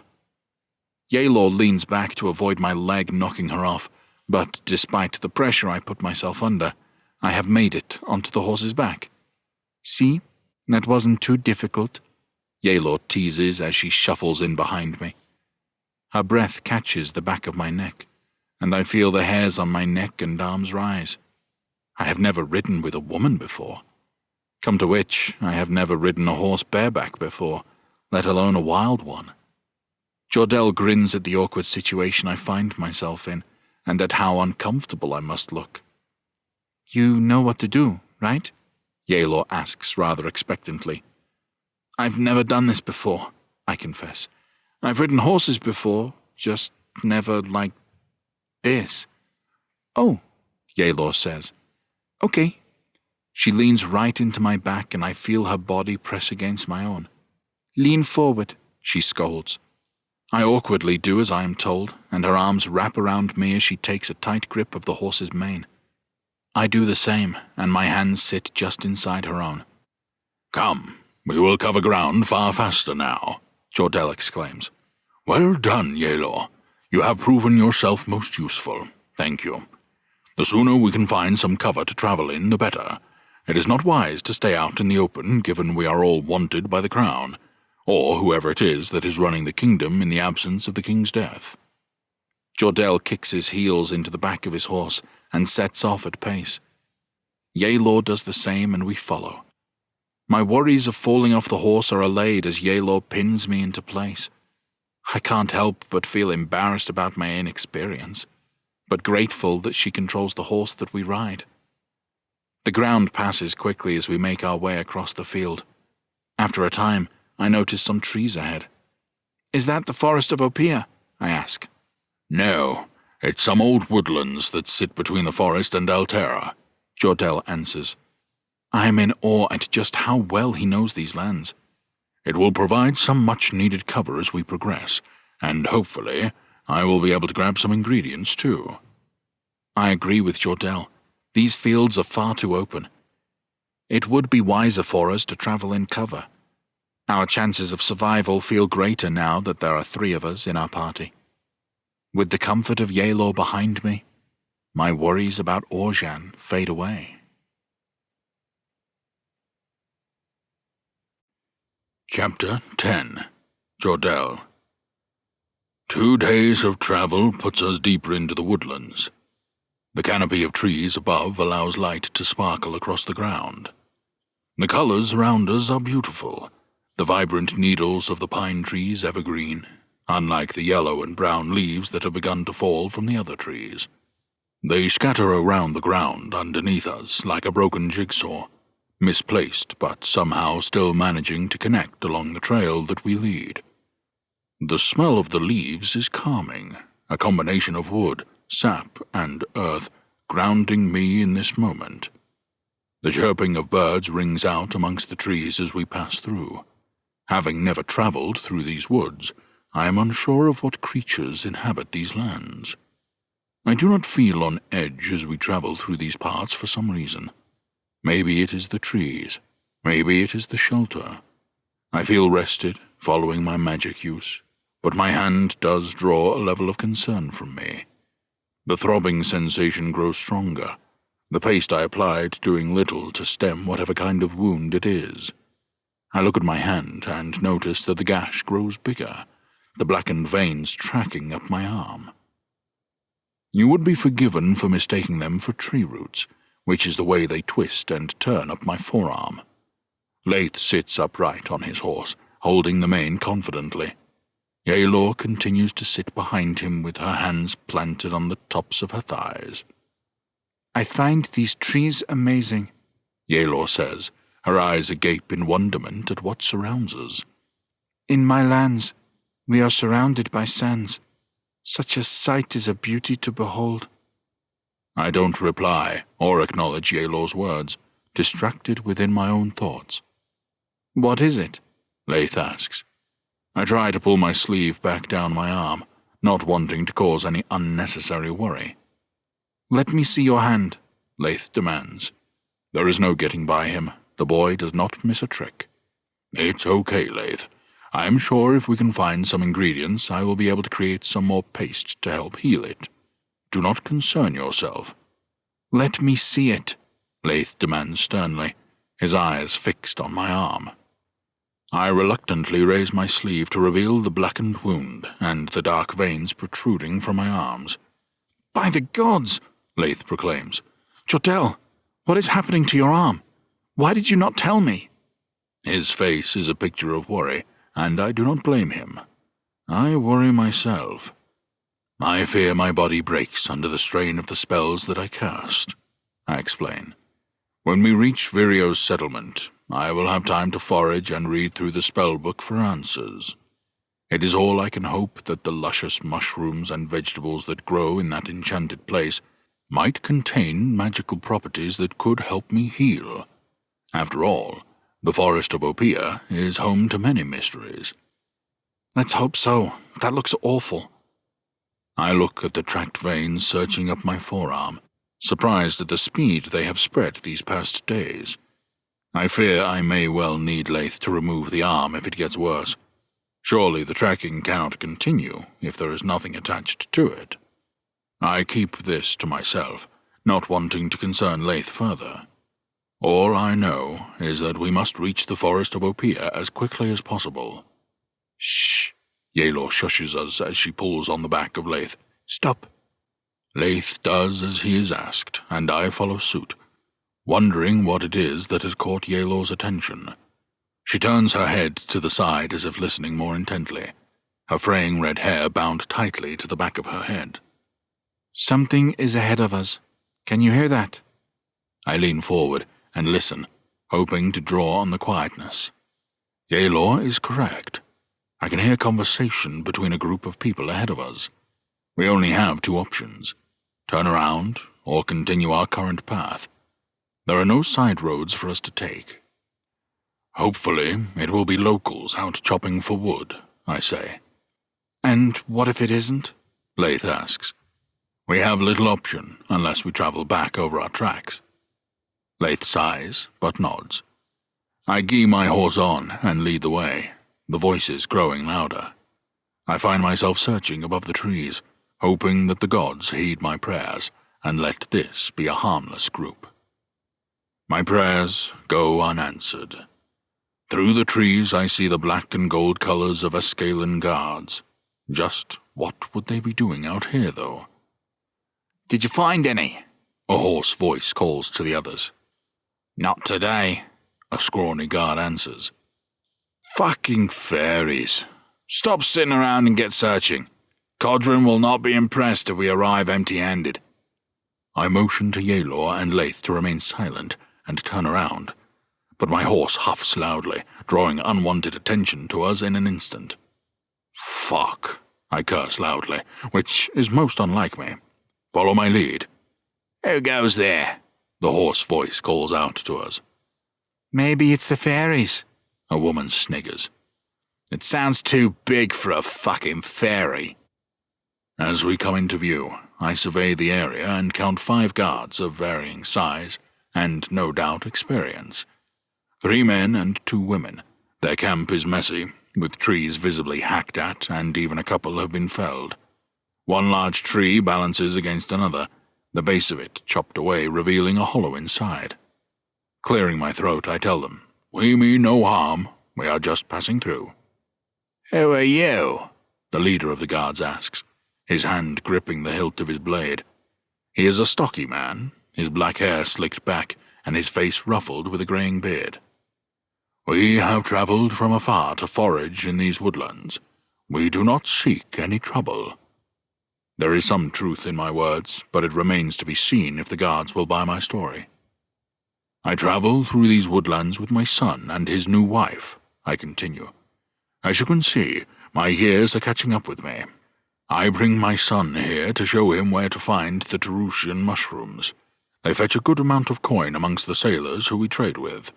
You see, these mushrooms help with sickness that overcomes those who travel by sea." A stocky woman snaps her head back, her attention solely on us. "What did you hear us talking about?" she asks. She holds a woodcutter's axe in her hands. No doubt the trees have her to thank for their vandalism. "Nothing that didn't sound like you are foraging here yourself. Are you in fact looking for Tarushian mushrooms as well? The secret is to search in the shadows of the rocks. My aim is to distract them enough so we can be on our way before they realize who we are." I see the woman glance around, undoubtedly surveying for shadows beneath the rocks. "Where is it you have travelled from?" the leader of the group asks, but his tone has shifted from interrogation to curiosity. "Osa, Asta," Laith answers at the same time. I turn to face him and give a look that tells him in an instant that if I could curse him in this moment, I would. He looks away from me sheepishly. What was the fool thinking? "I live in Osa. My son and his wife have recently taken a home in Usta." "Is that true?" the woman calls, her shrill voice grating down my spine. I can tell she is well trained and spoiling for a fight by her body language. Uster was recently ransacked by the invading Barbaraqs. I heard there was nothing left but smouldering ruins. Exactly the right time to acquire land and property, I fire back. Now, if it is okay, I would like to bid you a safe journey and continue on our task. The woman lowers her axe. I nod my head and smile, urging my horse to continue on our path. My heart skips as the guards start to move out of our way. The gods appear to have offered us a kindness today. Wait a moment. The lead guard moves over to inspect us further. He passes the front of my horse and makes his way to Laith and Yelor behind me. When did you marry? He asks Laith. 3 weeks ago, he answers swiftly. Huh. The guard muses as his eyes search over Yelor, who is thankfully covered by Laith's cloak. Very well, off you go. I would suggest leaving these woodlands if I was you, however. Thank you, sir, I answer, putting my hands together and bowing my head. I jerk my head to the side, hoping that Laith catches my cue. He does, and sets off with his horse to pass me. As he goes by, a gentle breeze lifts the side of the cloak Yelor wears, revealing part of her paint-covered leg. Hang on. The guard snatches up the hem of the cloak, revealing more of the blue markings on her skin.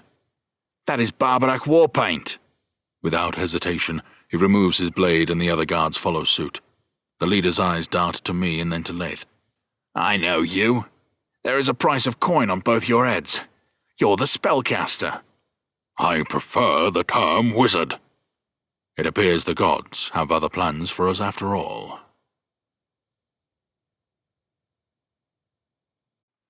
Chapter 11. Laith. The great temple give their blessing to Lord Mirian's Sand.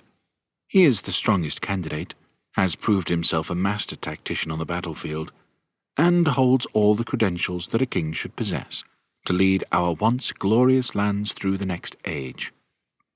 Imara Blythe, Grand Priestess to the Great Temple, 255 KR. Shit! I quickly drive my boot into the face of the guard who has ousted us. I dismount my horse as quickly as I can, removing my sword from my side.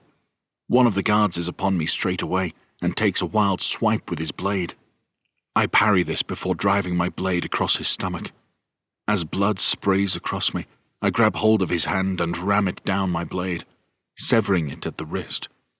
His scream stops before he hits the leaf-covered ground. I toss the weapon to Yelor, who quickly removes the mangled hand from the blade as she drops from the horse, ready to fight. 2 more guards approach and I begin dueling with them, hacking and swiping at one another, blocking attacks and attempting to strike them down. The female soldier with the axe charges at me, her eyes bulging with anticipation. She brings her weapon down towards me, but she is suddenly kneed sideways as Yelor crashes into her. My focus returns to the 2 guards in front of me. One of them strikes me in the face with his free hand before swinging his sword. I jump back, barely avoiding the swing before thrusting my sword forward. It pierces his stomach, and his mouth opens with shock. The remaining guard swings his sword and threatens to take my head clean off. I duck below it, and his blade instead removes the other guard's head. I dive towards him and tackle the man to the floor, striking his face twice before he rolls me from on top of him. He clutches his waist and retrieves a dagger which he holds with the blade pointing downwards. I adopt a defensive stance and raise my hands to fight him. He lunges, but I slap his dagger hand away and do the same when his other fist follows. When the 3rd swing comes, I grab hold of his hand, bending it inwards until he impales himself with his own blade. His eyes widen as blood pools in his mouth, and he slumps to the earth. To my right, Yelor grapples with the guard bearing the axe. The 2 trade blows fiercely, but Yelor is skilled with the sword and forces the axewoman's weapon to the side, before plunging her blade through her chest. Only the leader remains. I see movement behind a large tree where Jordell is in combat himself. He moves well with his blade for someone of his age, and I recognize the steps he has spent the last few years teaching me. He knocks the guard back who stands defensively, his odds of survival minimal now that he is on his own against the 3 of us. You will pay for your insolence, he snarls, spit leaving his mouth, his slicked back hair dropping in front of his face. "This does not need to end with your death," Jordell says. "Lay down your weapon and leave. We will not attack you." "Are you sure of this, Jordell?" I ask. "We are not murderers. Your guards are dead because they attacked us. We will not continue this fight unless you instigate it." "Scum! You're all scum!" the guard hisses. He drops his sword to the ground, but he does not turn to leave. Instead, he reaches into his pocket and takes out a small vial of something. He grabs the cork with his teeth and pulls it out, then downs the contents in one. "A coward's death," Yelor spits. "Either way, the man is unarmed," Jordell states. The man drops to his knees and screams out in pain, his arms threatening to buckle from underneath us. The most he can hope for is that the poison grants him a swift death. It doesn't. He continues to writhe and grimace in pain for a few more moments before raising his head to greet us. The whites of his eyes have been replaced with a blackness only matched by the darkest of nights. "You will pay, scum!" His hands, I warn as I notice a glow emitting from them. The guard fires a blast of energy towards me, but he is wild with his aim, and it flies past us, stripping the bark off a tree. Within seconds, he fires another blast, then another. "Take cover!" Jordell bellows. I head for the trees, blasts of energy shredding the ground around us as the guard displays his newfound magical abilities. As I hide behind a tree, my head throbs in tandem with my heartbeat, a loud ringing in my ears consuming my thoughts.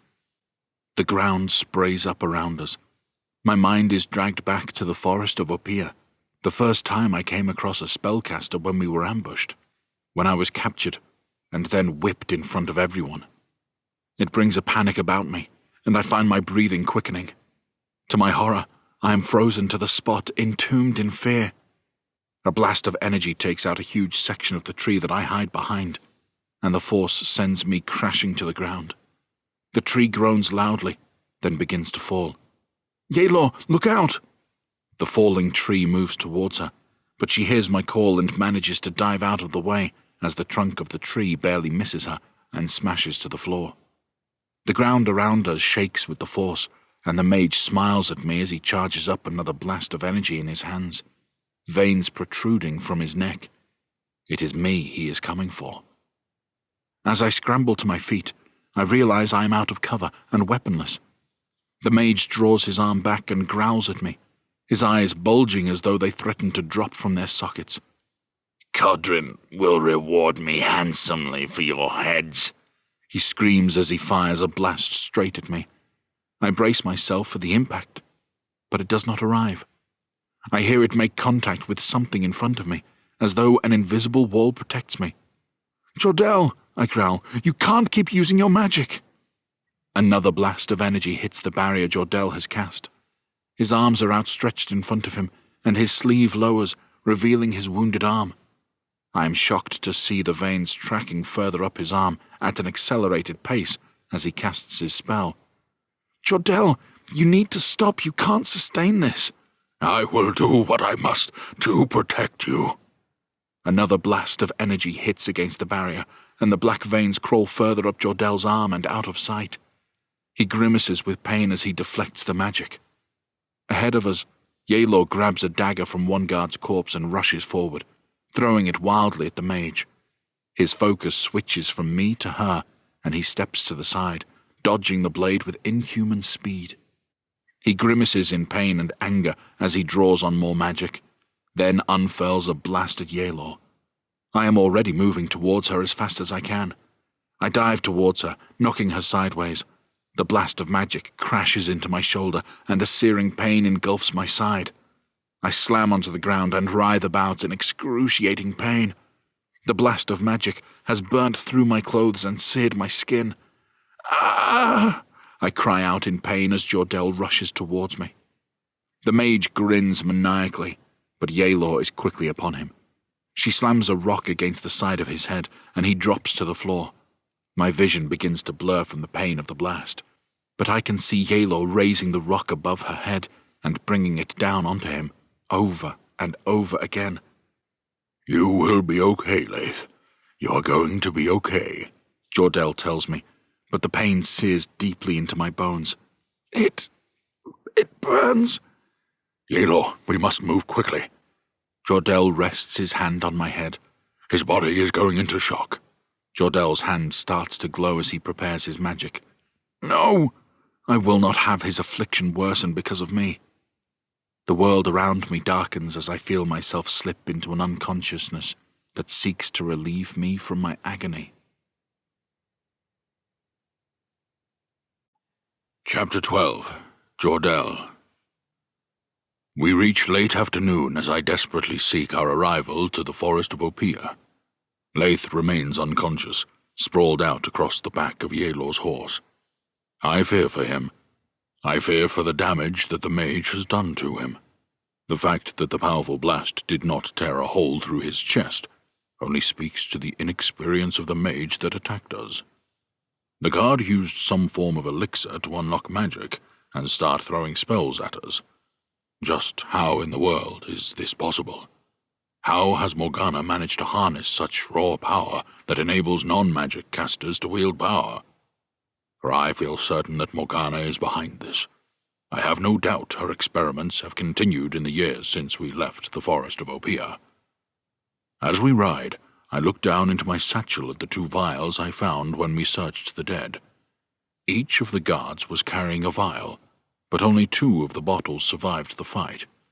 The dark liquid has the consistency of blood, but its coloring is almost black. One thing is for certain.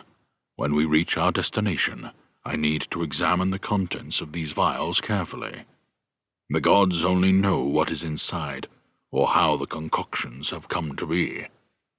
The rest of the afternoon's ride delivers us from the woodlands into wild plains, leaving us easy to spot. That said, we can't allow our horses to sprint the entire way.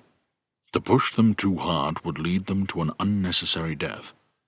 The grass beneath us is long and lush, and wildflowers prosper within the green, peppering the ground with reds, oranges, purples, and yellows.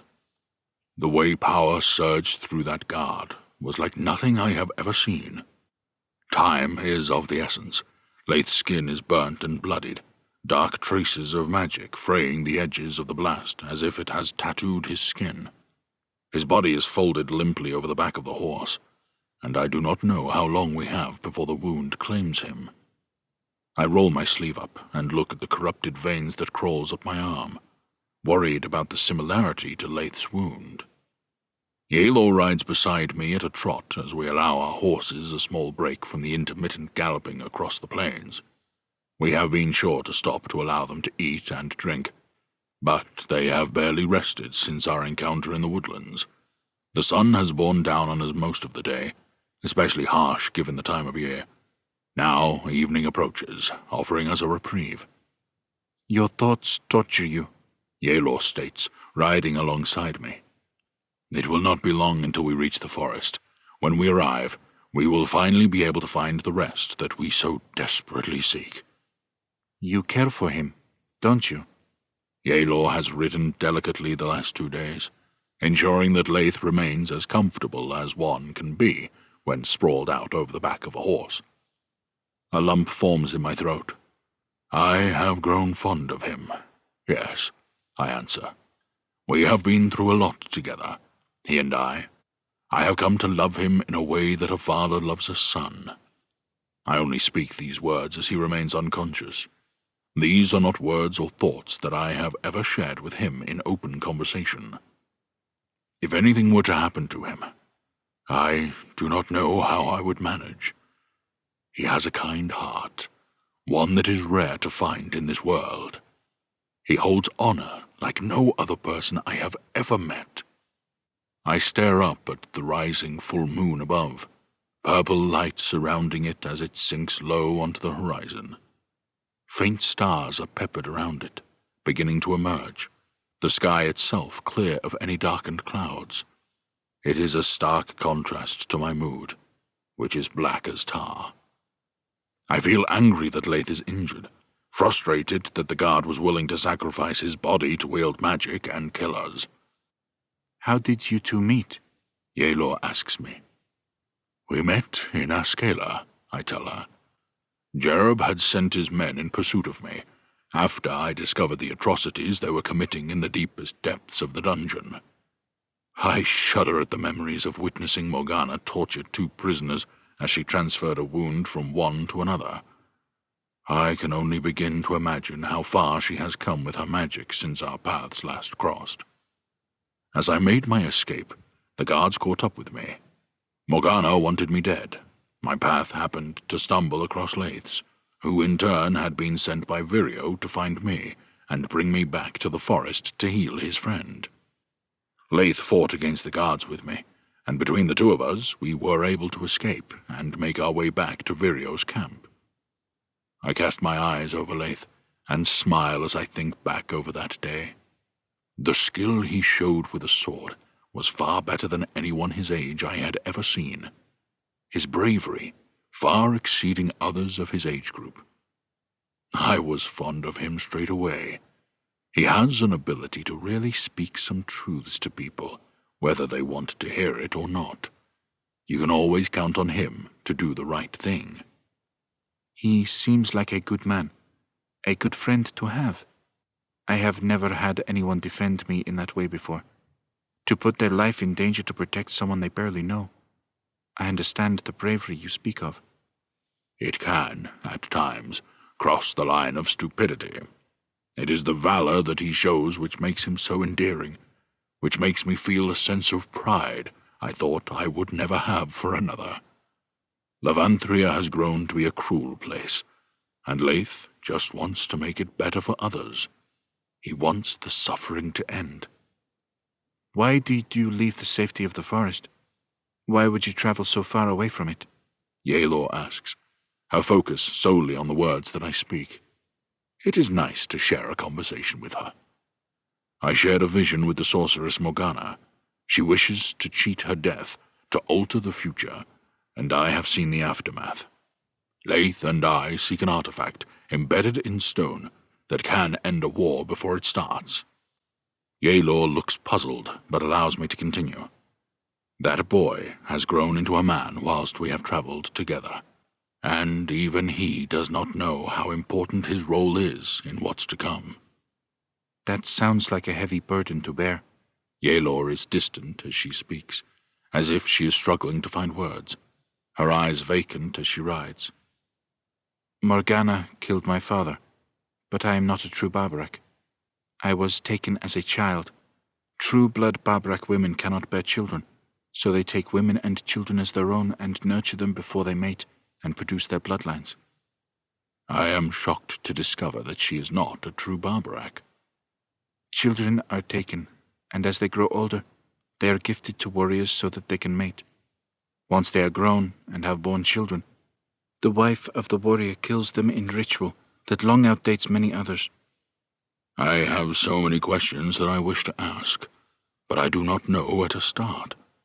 It sounds as though her people, as she calls them, are even more savage than I realized. What about those children?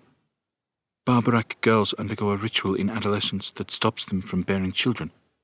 My people only mate with women who are taken from the villages they storm. It is how Aksu wills it. She looks at the sinking sun as she mentions her god's name. In truth, I cannot get my head around the logic of how the Barbaraqs act. Are you married? I ask, curious to find out. No, my father was hard to please. He saw that no warrior was fit to be my mate. I will avenge his death at the hands of... She pauses for a moment, and a sadness creeps into her eyes. I can't help but feel that I am not getting the full story. I will see that Morgana meets her end at the tip of my blade. I smile. That is something that we can both agree on. I see no exit from the war other than Morgana's death. Her thoughts are warped and cruel, and I fear that she is too far gone to seek any form of redemption. Yelor laughs as we continue our ride. Who would have thought that I would end up here on this day, riding towards an enchanted forest with a young warrior unconscious on the back of my horse? I had a similar conversation with Laith before our paths crossed. I will say the same as I did to him. It is not the final destination we should focus on, but the path that we walk to get there. Tell me, how is it that you came to be so wise?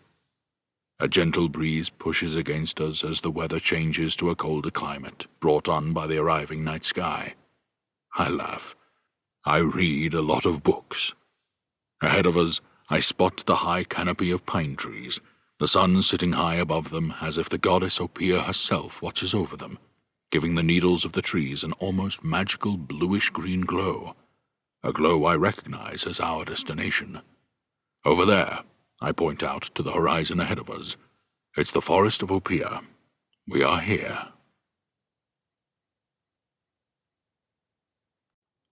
Chapter 13. Jordell. I believe not all cursed creatures of this world have truly dark heart. Many are forged by the tragic events of their life. If my research is correct, then I think that if certain conditions are met that these curses can be reversed. Take the beast of Bragoa, for example. No one knows what deal the monster made with the gods to garner their power. All that is known, that if you would be either a brave man or a stupid one to frequent the lake whilst wearing the colors of Askela. Askela Jurin, Monsters of the World Volume 4, 179 KR. As we approach the outer edge of the forest, I am overcome with varying emotions. Relief is the main one that I hang on to. I find it ironic that I have come back to this place seeking safety, despite knowing the dangers that may await inside. How the gods wield our fates in mysterious ways. Who goes there? A short, hostile voice greets us from within the trees. It causes me surprise, and I pull on the mane of my horse to bring it to a stop. I am unable to see into the shroud of darkness in the outer edge of the trees. The final remnants of daylight only grant us enough clemency to see the open lands around us. Yelor reaches for her sword, but I place my hand out to allay her fears. We come in search of Virio. Two men come out from the darkness, their bows drawn and aimed at us. It takes me a second to recognize one of them, but when I do, I become encased in happiness from seeing a familiar face. Killian? Killian, old boy, is that you? The older of the two men lowers his bow. Jordell? What the blazes are you doing coming here at this time of night? You're lucky not to have a body filled with arrows. I drop down from my horse, my joints cracking as I land on the ground. I offer my hand to Killian, who gladly shakes it in return. In my haste, I offer my afflicted arm, and Killian's tight grip sends a shock of pain through it all the way to my shoulder. I reel in pain and pull back gingerly. What is it, Jordell? What has happened to you? Killian looks concerned, his face barely visible under the thick grey beard he now possesses. His hair is equally thick and grey, dropping down to his shoulders. I am fine, but Laith needs a healer urgently, I tell him. There is no time to waste with pleasantries. Come, let's get you back to camp. As we move through the forest, I am not greeted with the autumnal colors of the woodlands. Instead, all the trees and their leaves remain vibrant. Different shades of green provide a canopy above, the gaps in the trees granting a near-perfect level of light for the time of day. The oaky smell mixed with fresh grass and floral undertones is refreshing, and I swear for a moment I can smell fresh honey. The fragrance sets my stomach off with a deep growl, which brings about a laugh from Killian as he leads the way. It is good to see an old friend and a friendly face. Who is the other person with you? Killian asks. This is Yelor. She has proven to be a skilled warrior. If not for her, the mage we crossed paths with may have ended us. I look over my shoulder at Yelor, whose face tells me she is in awe of what she sees around us. She carries strange markings. Is she not from these lands? I don't force that being an issue, Killian. Do you? Although she has been raised by the Barbaraqs, I feel there is every chance that she was taken from these lands. Given the age that she was taken, she may not be able to remember where she came from. Here we are, Killian announces. I am taken aback at what I see before me. 3 children run past, giggling whilst chasing one another. One of them taps their hand on the shoulder of another, then turns to run away in glee. Their green and brown clothing appears to have been fashioned from the trees themselves. The cotton they used likely farmed from these lands. If they were to stand in the trees for long enough, I am sure they would blend in with the trees. Very clever, I smile to myself as I realize that this is the very intent of the clothing they wear, to camouflage in their surroundings. Next, my eyes are drawn to the vast crops which appear to have been set up on the outer edges of the camp. Men, women, and children tend to knit in rows that go back further into the gaps between the trees. Large green carrot tops protrude from the soil, and I wonder just how big the carrots are underneath. Aubergines, larger than I have ever seen, are being collected and carried away, likely the meal for the day. What I thought was a thin cluster of trees turns out to be corn, reaching far higher than the other crops and threatening to breach the canopy above us. These crops, they have come such a long way from when I was last here. The memory of planting the first batch of seeds that Vireo and Gillum recovered from the great temple floats to the forefront of my mind. True, the crops grow like no other place in Levanthria, and far quicker. But you already know that. We have just shown people how to tend to the crops. We think it's the nutrients in the soil. We take it as a sign from the forest that they approve of us being here. After all, Vireo is incredibly strict about the rule that we only take out of the forest what we ourselves put in. Gillian's words draw a smile from me as he repeats the very advice I once imparted on Vireo. I take comfort in knowing that the once selfish man has taken to my guidance and imparted it onto others. You have a resourceful community, Yelor says. My people would be envious. If the crops are something to behold, then I am in awe when we reach the main part of the camp. Wooden huts, teepees, and tents line the gaps between the trees, all made from produce from the forest. Some sit on the ground while others are built into the trees above. It is truly a magnificent splendor to behold. I cannot count the number of huts, tents, and hammocks that I see, all of varying sizes and designs. People stand and talk, sharing stories with one another in conversation. Laughter rings out between people while others go about their day. Men and women carry harvested crops. One small family carries a pile of clothes into a gap in the trees. I have no idea where this leads, but can only assume it is a place to wash their clothes. Then the senses in my nose explode. I take in a large sniff, my gargling belly threatening to eat itself from hunger. "Is that bread?" I exclaim. A joy I have not experienced for so long sends a warm feeling down my spine, and my cheeks sting. My smile is that wide. Killian casts me a proud grin, one that matches my own. Vireo has somehow managed to create an entire community within the forest, its numbers far exceeding those from when I was here last. "We have a visitor," Killian announces as we approach the center of the encampment. A base fire sits in the center, and I recognize the stone circles that we made years ago. It is truly amazing to see how things have evolved in our absence. I recognize a couple of faces, but no one I would know the name of. Then Vireo turns to face us. He looks confused by our sudden appearance, but his frown is quickly replaced by a wild grin. He still wears that green cloak, but it is not as tattered and torn as before. It looks like Vireo has carried out some repair work on it. Underneath his cloak, he wears hide pants and a shirt decorated to help him blend in with the trees. His hair is much longer now, slicked back and tied neatly behind his head. Despite living in the wild, his dark beard is groomed well, and he is still tending to his appearance as he used to. "Jordell, old friend." Vireo steps forward and pats my horse on the neck. "Welcome back to Varusha," he says. I cast him a smile and dismount, this time offering my good arm for a handshake. Vireo smiles as he shakes it firmly. "You finally came up with a name for this place. It has been a long ride," I tell him, "and I have much I need to discuss with you." "Jordell, is that you?" I recognize her soft voice in an instant. and I beam as Gillum joins us in the center of camp. Her hair is tied back tightly, and she wears dark leathers complete with a crimson cloak. I can't help but notice that she walks with a heavy limp as she approaches. Her hazel eyes beam as she embraces me, and I am surprised by this display of affection. I remember Gillum to be as cold as ice. I accept her hug and pat her gently on her back. "It is so good to see you on your feet, my dear. I feared that you may not walk again after your fall." "I'm sure your magic had something to do with it," she smiles. "That and the remedies you left for me.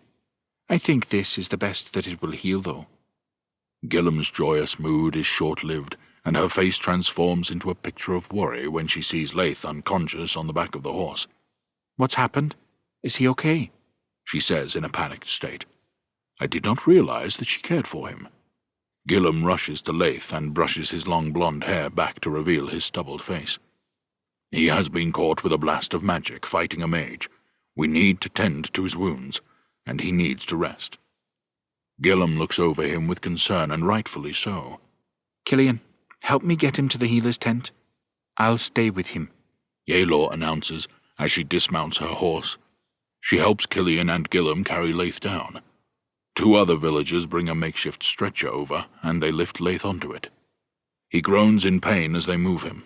"Follow me." Gillum leads the way as Yelor and Killian follow behind her, carrying Laith. "Is there nothing you can do with your magic?" Virio asks. "I wanted to use my power to help Laith, but in true fashion he forbade it. I'm afraid my body grows weary." Then I place my hands on both his shoulders and look into his eyes with pride.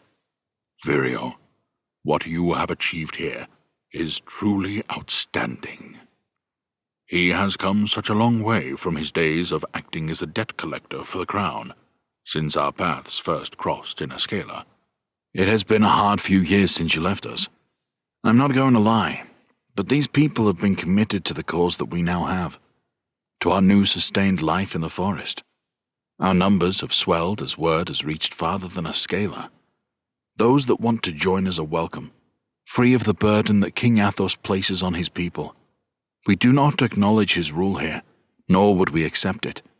It is thanks to the people of this commune that we prosper, with each person contributing in some way, however best they can. This is all I ask of them. That, and to only take, from the forest what we put in." I finish his words, laughing. "It is pleasing to know that my words have remained with you." Well, it has worked. There is a rustle in the nearby trees, followed by a growl. My heart sinks as panic sets in, and I draw my hand to my blade instinctively. Strangely, no one else does the same. Instead, Virio laughs and turns to face the bear-sized wolf hare that is bounding towards him. It snarls, its crown pointing down to reveal its large, curling horns on either side of its head. When it reaches us, Virio dives forward and wraps his arm around the beast's thick neck. To my surprise, it drops to the ground on its side, and Virio begins to ruffle its fur. "Recognize him?" Virio laughs as he drags his fingers across the creature's side, giving it a playful scratch. It growls in appreciation, then lies across the ground and lets out a large yawn, revealing its teeth. It is the wolf hare that helped Virio when he first arrived here. The wolf hare that Virio had once rescued. I smile. He is even bigger than I remember. "Shadow likes to sneak up on me. It's become a game of ours." Virio pats him on the head one more time. Recognizing a dismissal, Shadow climbs up to his feet and wanders off into the trees. "Do you care to walk with me, Jordell?" Pain lingers in my arm, the tips of my fingers feeling as though they are burning. As much as I have looked forward to a catch-up with Virio, I'd be lying if I said I wasn't distracted by the constant pain in my arm, and the extent of Laith's injury. Virio leads the way. As I walk beside him, I can't help but notice that his body language has changed since I first arrived. The arrogant swagger he used to possess seems to have faded, replaced by a calmness as he places his hand behind his back while he walks. It seems to have proven most useful having the wolf hares around to help keep other creatures away from the camp. "So it would seem." Virio's mood darkens as we speak. But it is not all good news in regard to our camp. What is it, Virio? The forest has accepted us, but we are not alone here. Dangers lurk in parts of the forest that remain unexplored. I remember all too well the ogre that attacked us in the depths of these woods. We barely survived, and if not for the wolf heirs defending us, we may not have. Virio stops by a row of painted sticks protruding from the ground that seem to be marking the boundary of the camp. We are in conflict with another race, one which has lived far deeper in the forest for far longer than us. He turns to me, his face carrying a burden I did not expect. They are called the Fae, and as far as I can tell, they are less than pleased with us making camp in this forest. Chapter 14. Laith. As my eyes drowsily open, the light entering the room causes them to sting as though they have been filled with vinegar. Raising my hand, I block as much of the light as I can as I take in my surroundings. My head aches tremendously, but it pales in comparison to what I feel in my shoulder. I remember the fight in the woodlands, the guard who could wield magic after drinking an elixir, but I do not recall what happened after. I groan loudly in pain and shuffle myself to a seated position, surprised to find myself in a bed. I grit through the dull pain, but I suddenly find myself increasingly dizzy and the room shakes around me. Then I take in the small room. The ramshackle walls appear to be fashioned from branches and sticks, light forcing its way in through the gaps. Where am I? There is a musty smell in the air that is earthy, a potent mixture of other ingredients, too. I glance down at my shoulder. The fragrance of the remedy used to treat my shoulder greets me. No doubt something that Jordell has concocted. My shoulder is bandaged, however, which I find strange. I do not recall Jordell having bandages in his supplies. My chest and shoulder are bound tightly, and I grumble to myself in pain as I rotate my shoulder to get an understanding of my injury. There doesn't seem to be any lasting damage, for which I am grateful. A light cough startles me and my heart skips a beat. I turn my head quickly to see Yaelor sitting on a chair in the corner of the room. "Where are we?"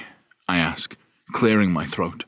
My voice is hoarse and my mouth feels as dry as a desert. "Jordell managed to get us to the forest that we spoke of. We are in the camp," Yaelor says, her face stony. "How do you feel?" "Like I have fallen off a cliff." I search around the room, still confused by the hut that I find myself in. The last time I was here, no such things were in camp, only a makeshift shelter fashioned out of the back of a horse's cart. "How long have I been unconscious?" Yaelor stands and stretches out her arms and back, audible cracks erupting from her joints. "The sun has set 4 times since we arrived here." "You have been here the whole time?" I ask. Yaelor frowns at my question. "You saved my life, Laith. The least I can do is watch over you whilst you make your recovery." It surprises me that she has done this, but I am grateful for the kindness. "Thanks," I say awkwardly. "Do you feel able to get up? They have left some clean clothes for you." Yaelor picks up a pile of clothes and my boots and places them at the bottom of my bed. "I guess I need to try at some point." I raise my cover to swing my legs out of bed. I realize that I am naked, and I quickly pull my quilt back on. "What is it?" Yaelor asks, tilting her head to the side. I find myself stumbling for words, a flash of heat burning my cheeks. "It appears that I am naked." "Why are you so nervous about being naked? Your body is the only gift truly given by the gods," she says assertively. Given the rather immodest attire that Yaelor wears, her attitude towards being without clothes does not surprise me. What she walks around in would barely pass as undergarments in Askela. Yaelor raises an eyebrow. "Is there an issue that causes you not to have confidence?" I look down towards my groin before clicking what she is insinuating. "No," I answer far too quickly. "It's just, I have never been in this position before. You know, not having any clothes on whilst in the company of a woman." Yaelor does not seem to fully understand what I am trying to explain. She folds her arms tightly in front of her. Well, are you going to get dressed? I glance from Yaelor to the opening of the hut, but she looks back at me blankly, not understanding my hint.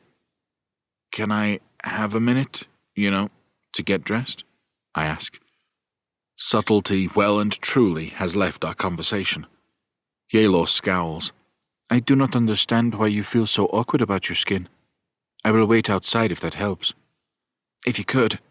I nod, the burning in my cheeks flashing even hotter than before. Yaelor exits the hut and I drag myself up to my feet. A little unsteady at first, but that is to be expected if I've been unconscious for so long. I gingerly get myself dressed, struggling with my pants and boots without the full use of my left arm. As I place the cotton shirt over my head, I savor the feeling against my skin. The clothes smell clean, and they are not torn and frayed like those I would have arrived in.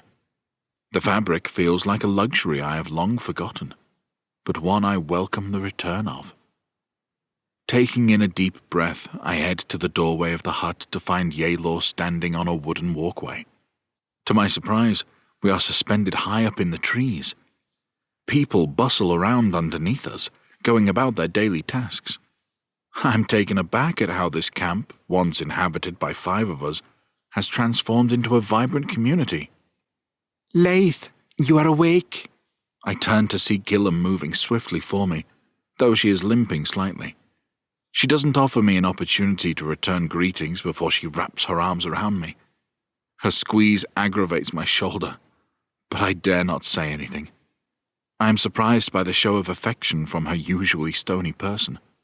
She is a skilled, ruthless assassin, trained for the shadows. Perhaps being in the forest for so long has softened her rock-hard exterior. Hi, Gillam. She pins my arms to a point where I cannot return the hug, or even pat her on the back. Gillam, my shoulder, I say when I can't tolerate the pain any further. Sorry? She smiles and looks at me with her deep hazel eyes, her pale skin catching in the beams of light that force their way through the canopy above us. She steps back from me, and I breathe a sigh of relief as the pain reduces in my shoulder, although it still throbs wildly. Gillam places her hands gently on each of my arms. You have grown so much. You are not so much the scrawny boy you were when you left with Jordell. A familiar flame fills my cheeks as I feel them redden. Something that is happening far too much today for my liking. Thanks. It's all I can muster, and I kick myself for not knowing how to react. Is that Killian? I opt for a diversionary tactic, recognizing his ruffled hair and beard down below. And is that his daughter? Yes. Gillam answers my question before I even finish asking it, her gaze lingering momentarily on Yaelor, who stands quietly by my side. Killian tends to some soil, digging holes with his daughter, who then puts the seeds in. She is still a child, but considerably bigger since the last time I saw her. Once she put the seeds in, Killian seals them with dirt. When he looks up and sees me watching them, he raises a hand and casts me a joyous wave. It is so warming to see so many familiar faces, a comfort that I have missed. It feels like home. I spend a moment savoring the view, embracing the happiness that fills my body like the unwrapping of a gift. This community is something special, something that could lead as an example for how Levanthria should be governed. People working for one another, supporting one another, truly equal. I close my ears and listen to the birds in song, acknowledging each varying tone. I listen to the hustle and bustle of the people below, the children playing, people laughing. A shrill scream pierces my ears like an arrow, causing the hair on my arms to stand on end. The tranquillity is suddenly replaced by a chaos. Children are quickly ushered inside, trapdoors in the ground raised as people disappear inside them like a well-rehearsed play. Come with me. Gillam sets off down the walkway, and I quickly follow with Yaelor trailing behind me. My heart beats like a drum as we navigate the walkway to the lower level until we reach the ground. Gillam sets off at speed, a dagger clutched in each hand. She moves swiftly enough that I didn't even notice her remove them. The area is clear within moments, with only those that can bear arms remaining. They take up defensive positions around the camp, armed with swords, makeshift shields, and spears. Gillum continues to skip over the terrain, and as we approach the outer edges of the camp, I see a small group consisting of Killian, Jordell, and Virio standing over a body. The man is sprawled out across the ground, 3 arrows protruding from his chest. A murderer within the camp? Fucking Fae! Gillum curses, and I am confused by her statement. What are the Fae? I ask as I pull up next to her. The main cause of our problems right now. Chapter 15. Jordell. He must have overstepped the boundaries. For them to bring him back and leave him here tells me that they are sending us a message. Virio crouches by the side of the body and inspects the dead man. He grips one of the arrows and pulls it from the torso to inspect it further. The way these arrowheads are shaped, they are definitely crafted by Fae. 3 arrows tells me they are becoming more and more frustrated with our presence and passing into their land. As I examine the arrow myself, my eyes are drawn to the wound left behind. The blackened skin on the outer edge of the punctures looks familiar. Magic, I whisper under my breath. Then I turn to Laith. It is good to see him back on his feet. Show me your shoulder, I tell him. Laith rotates his shoulder and winces, the color draining from his face. He sees it too. As he lowers his tunic, I grab hold of the coarse fabric and pull it downwards. The burn itself has healed, but the blackened edge is as dark as ever. It is as I thought. It matches the burn on this dead villager's chest. How can this be? I mutter my thoughts aloud again.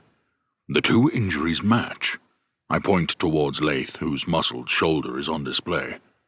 I believe that the magic used against us by those guards was Fae magic. Are you sure? Virio asks. He kneels next to the dead man and traces his fingers over the blackened wounds that killed him. I am as sure as night and day. Have you attempted to discuss terms with them, Virio? I ask. Maybe diplomacy will aid in this situation, especially if we have a common enemy. Virio snaps the arrow in his hand and throws it into the dirt in frustration. It is futile discussing anything with them. Those magical creatures will not let us anywhere near them. We have too many dead bodies to testify to that. I have told them, I have warned our people not to cross the boundaries. Yet some of them insist. Is it any wonder they end up losing their lives? It is not something I can take responsibility for if people choose to be ignorant of my warnings. What if they attack in retaliation for overstepping the boundaries? Laith asks, pulling his tunic back up. I do not think they seek to attack the camp, otherwise they would have done so already. Virio answers, staring into the shadows beyond the trees. Farusha is well defended. They have never crossed into our side. Gillum, Killian, can you see to it that Cruis is granted a proper burial? Of course. Along with some other people, they help lift the dead body and carry him away back to the main camp. Virio walks towards Laith and offers him his hand. It is good to see you up and about. We have been worried about you. Laith smiles as he shakes his hand and places his free hand on top. It is good to see you too, Virio. Thank you for helping me recover from my injuries. Virio looks down at the firm handshake Laith gives him. This is your homeboy. Although looking at you now, it does not feel right to call you this. You have grown into those ears of yours. He grins. It is nice to see the 2 together, and not fighting, as used to be the case. What now? Do we need to send out a hunting party? Laith asks. No, that would be foolish. If we sent out a group, they would likely not return. We need to learn from this and move on. Our people need to understand not to cross these boundaries. Virio kicks some dried earth over the pool of blood that lies on the ground between us. I do believe that Laith has a point, I intervene. But to go into those trees in a confrontational manner would lead to certain death and a further breakdown in relations. I think I understand what we must do. What I must do. I have never met Fae before, but I have read plenty about them. The Fae are referenced throughout the spellbook I have in my possession. I reach into my satchel and remove the tome. I swear I could recite the pages from front to back. I have read it that many times. I have been searching through the pages every night, but the information about the Fae has not meant much to me up until now. When Vireo told me of them being present, I took it as a sign from the gods. To learn that they still exist means that they may have some much-needed information that could aid us on our quest. Fae folk have a very particular set of magic that they wield, linked to the elements of the earth. The magic used against us was as though lightning had been pulled from the sky. This book references Fae tied to the Windwalkers. What are you saying? Vireo asks impatiently. Windwalkers wield that magic. I reach back into my satchel and remove one of the elixirs that I took from the guards we defeated in the nearby woodlands. I have listened to your talk of the Fae, and I believe that somehow these elixirs are linked to them. The Fae are magical beings. I am a spellcaster. Maybe that will grant me some clemency. If I can get close enough, I can ask to speak to their leader. Go in alone? Laith scowls. That would be madness. You can't go in there without support. Without me. It must be me. According to this book, the Fae believe magic to be a gift from the gods. They will soon see that I will not bring about any harm to their kind. I understand Laith's concern, but I believe I am the only spellcaster here. I can only hope that through being able to wield magic, they will at least listen to me. I will do what I must. I have questions about these elixirs that I feel they may be able to answer. Maybe I will be able to bring about some form of understanding between your camp and theirs. And, hopefully, they will be able to give me something to fully heal that wound of yours, Laith. No, you can't go in there alone, Jordell. I won't allow it. My wound is fine. It's healing. I am as uncomfortable with the situation as he is, but I see no other way. I am not asking for permission from either of you. My eyes dart from Vireo to Laith and back again. I am of my own mind, and I feel this is the soundest plan we have right now. Or we could simply remind people not to cross the boundaries, Vireo points out, annoyed. I shake my head. If the blade we seek exists, it will be embedded in stone within the deepest parts of this forest. I must go either way. Laith's face reddens with anger, but I know when he calms, he will understand and respect my choices. So that's it then? You're going without any consideration for what we think? I can't even go with you? He crosses his arms, and for a moment I think he might actually stomp his feet. I need you to respect the decision I have made. You do what you want then. I guess I will just sit around here with the others. Laith raises his voice before turning and storming off back towards the camp. Aelor stands caught in the middle of the argument, then follows Laith. I do not like being in conflict with him, but I would rather this than lead him to his death. I will keep an eye on him, Vireo reassures me. Now, old friend, are you sure you want to do this? It is more a case of need than want, I correct. I hope to see you soon, Vireo. You mad bastard. With this, Vireo smiles and heads off back to camp, leaving me on my own. Laith had every reason to call it madness, but this great war is far closer than we care to wish. I turn towards the thick trees ahead of me. Silence greets me as if the forest has stripped all sound to allow me to gather my thoughts. I take a deep breath. You old fool, I mutter to myself. Then I take my first steps into the forest, beyond the boundaries. Chapter 16. Laith. I find it laughable that the great temples seek to put one of their own on the throne. They are not happy with the power they lost under King Athos Almerian's reign. We need to act with due diligence if we are to ensure that one of our own are not pushed aside by Lord Mirian Sand. Letter to the Court of Byron Coracious Vex, 255 KR. My toe throbs as I kick a rock in anger. which skips across the dirt before bouncing off the side of a nearby tree. The sharp sting distracts me only for a second before I let out a growl of frustration. Why has he gone off alone? How can he be so stupid? It is one thing to put himself in harm's way, but to do so without consideration for my thoughts or feelings on the matter irks me even further. My hands tremble as I march back towards camp, my anger rising to a point I have not experienced since last being here. Yaelor trails behind me in silence. To blazes with this damned forest, with this blasted quest. I curse the air, my jaw tense as I struggle with Jordell's decision. As we enter camp, people look sheepish, having heard me call out in frustration. I pass Gillum, who is relaying the message that it is safe for the members of the camp to come out. Those that hid in the trees and underground are returning to the surface, calm and collected. They have definitely gone through this before then. Those who stood guard are helping one another stack their weapons back on the weapon racks, scattered across camp. Exhaling deeply, I try and settle myself, but in truth I have never felt this level of anger towards Jordell. You need to calm down, Laith. Gillum grabs me by my good arm and pulls me back towards her. Are you listening to me? I try and pull my arm free, but her grip tightens and pulls me back even harder this time. Reluctantly, I turn to face her. He made his decision. He made it without a care for what the rest of us thought.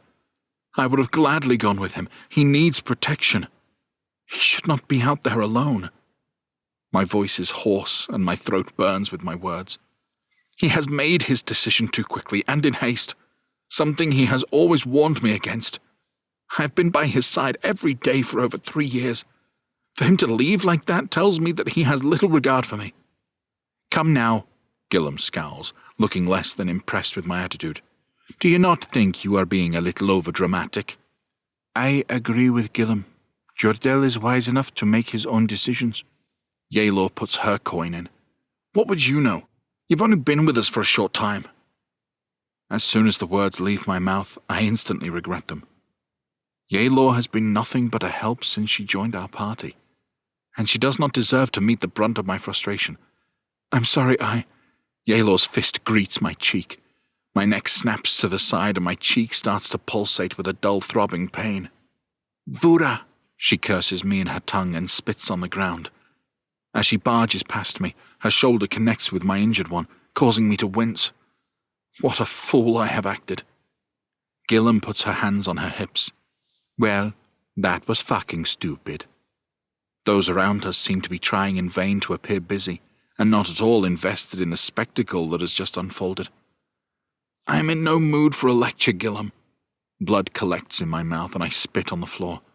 I just wish to be left alone, to collect my thoughts and come up with a plan. Tough shit, she fires back.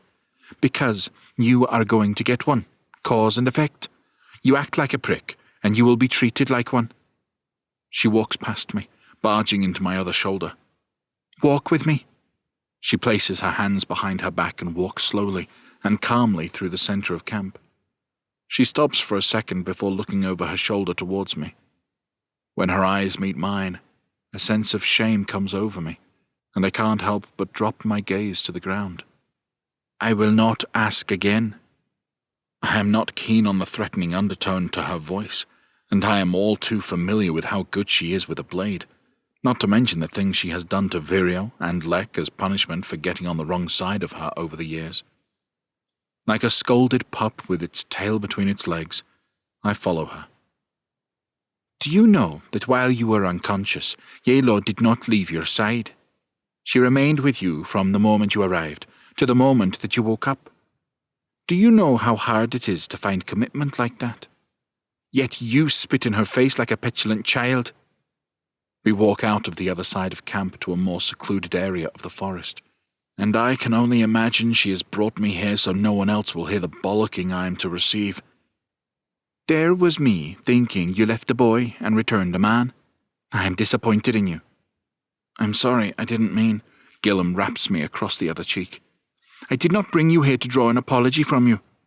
I brought you here to calm you down and try and make you see sense. It is up to you how you react.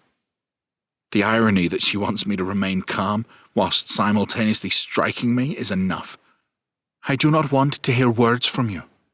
In this moment, I only ask you to listen to the advice and guidance I am about to impart. She takes a step away from me and raises both her hands. Do this, and I promise not to strike you again. I feel like a child being schooled, but it is no less than I deserve for the way I have behaved. I'm listening. The words fall out of my mouth like I'm a petulant babe. The sooner you realize that sometimes people will make choices that you do not agree with, the better. Otherwise, you will push everyone away from you. She rests her hands on the hilts of her daggers, and for a moment I wonder if she would draw them on me, her face still reddened with anger of her own.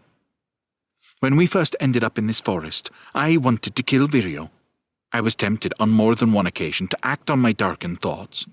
After all, his selfishness had cost us our home, our land, and any honor we held within the higher ranks amongst Askela. I lost everything because that oaf could not keep his dick in his pants. I listened to her words as intently as I can, both my cheeks, shoulder, and toe throbbing as wild as the leaves that blow in the breeze. I avoid her eyes, the sense of shame still hanging over me like an unwanted shadow. It was his selfish thoughts and actions that led us here. But through those decisions, through his actions, he has more than redeemed himself. And for it, he is a far better man than he once was. Although incensed at what I lost, I have come to respect the choices Virio made. If we were allowed back in time, I would still walk the same path we have trodden. Gillam's stern eyes turn into a smile, and she points to the camp. Look at the good he has done. Look at what he has built. I have followed Virio into battle. He is my brother in arms, and I would die for him. These people have chosen to follow him. These people have chosen him as their leader. Every day he has to make decisions, every one of them running the risk of coming into quarrel with someone who does not agree. But they accept the decisions that he makes because they trust that his intentions are for the best of everyone. Somehow that selfish man has learned to become selfless. He does it all, no matter what the burden is to him. He does it for these people. I understand. I have acted like an insolent child, more focused on how I felt rather than the reason why Jordell made the decision he did. We cannot undo the things that we have done in our past, but we can seek to learn from them and become wiser for it. Hearing how wise Gillam sounds right now, I ponder on just how many mistakes she has made in her past. Thank you, I say, raising my head to meet her eyes. She casts me a smile, and I appreciate the words she has shared with me. I look around us and back to the hut where I woke up earlier. It already feels like such a long time ago. I guess I should find Yelor. I owe her an apology. My final advice would be to maybe allow her some time before you do so. I don't know if that handsome face of yours can take another blow. My cheeks redden again, partly from being hit and partly from Gillam's words. They burn deep like the embers spawned from coal, and I turn to hide them, finding myself embarrassed. I've been such a fool, I muse. I should have respected Jordell's decision. Now he is out there alone, and my last time talking with him, I was bawling at him and storming away. I can only pray that he returns safely so I can make my peace with him. I have no doubt you will learn from this. Remember, it is how you respond to the choices that you make. I will leave you to your thoughts. With this, Gillam brushes past me. This time her hand brushes my arm tenderly. I sit by a nearby tree and look out at the deep, dark forest, wondering what is going to happen to Jordell and praying to the gods to favor him.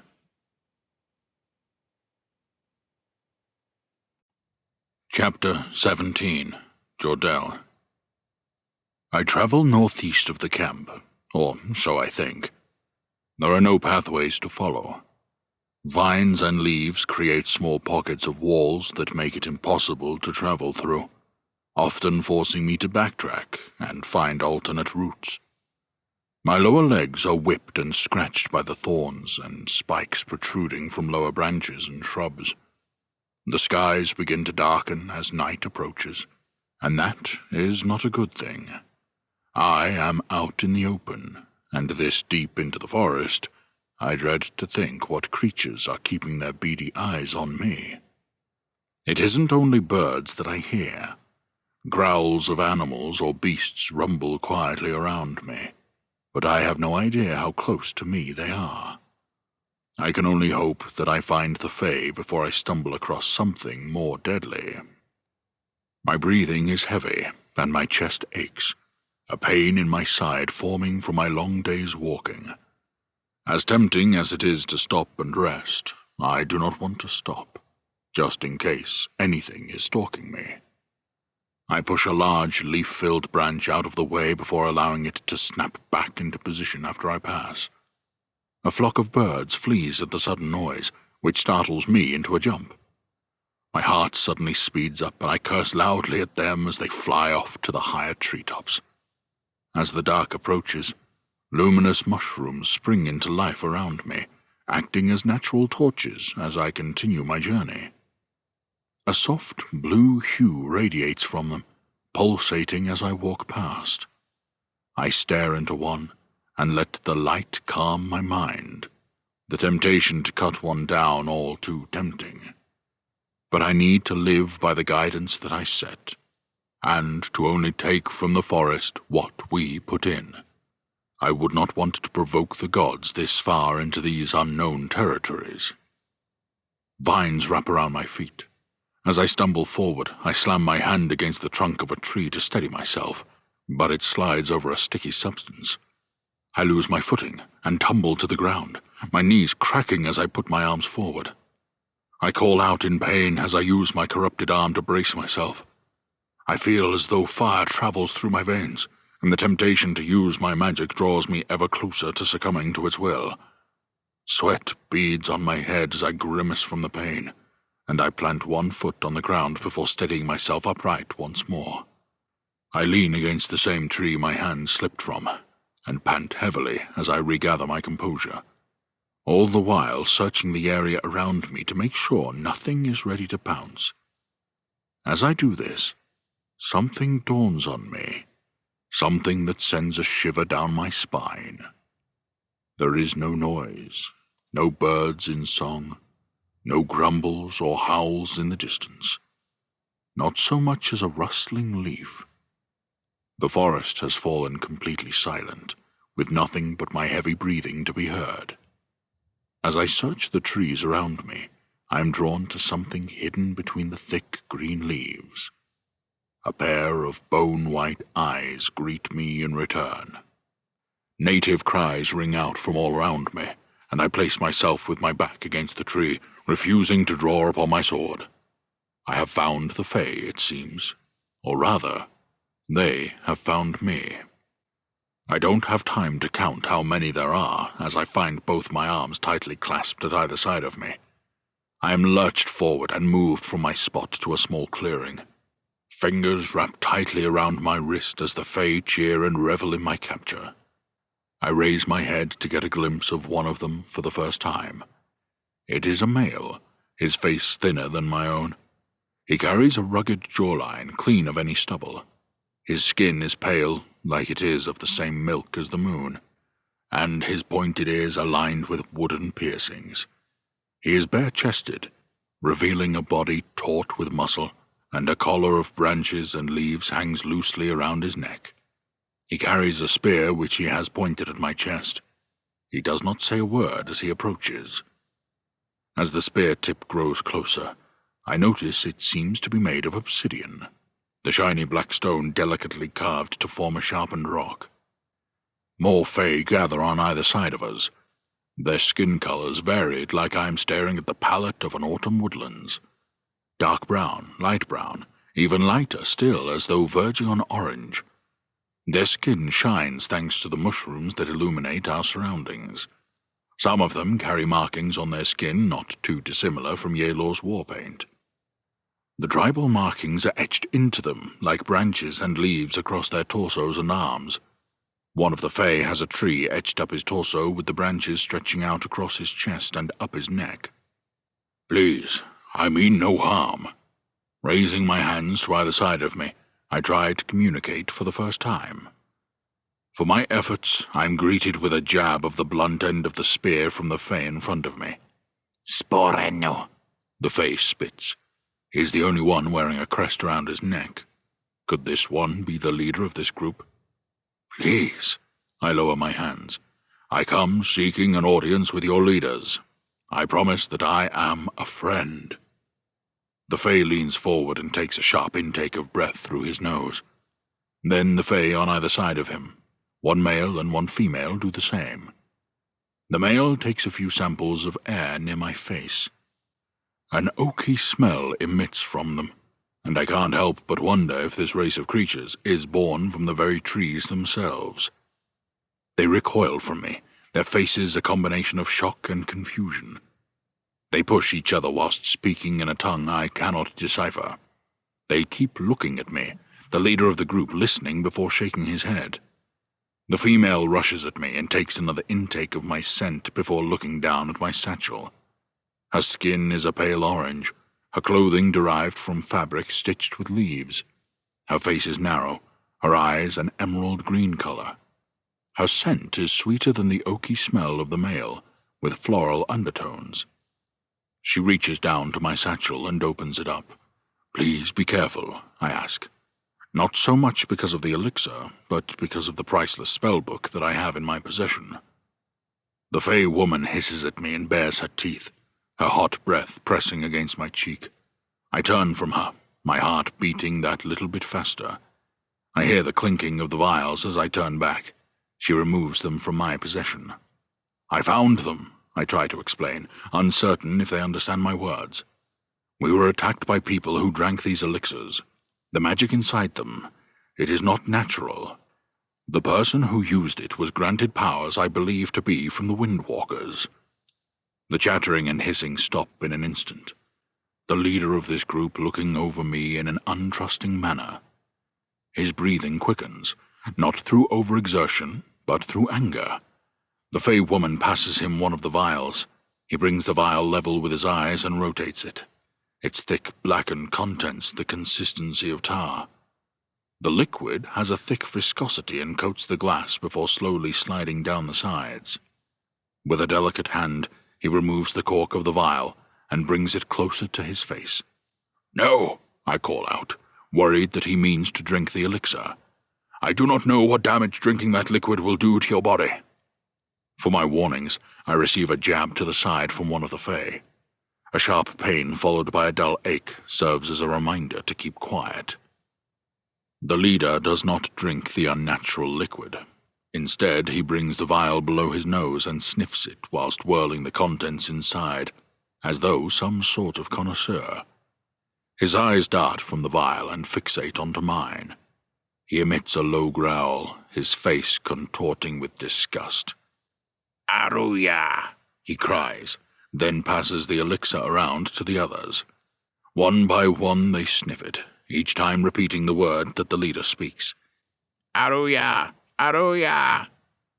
They speak in hushed tones as if gossiping amongst one another.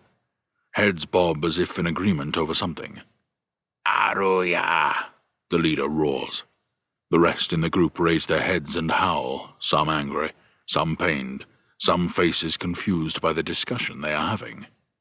"Please, I only want to help.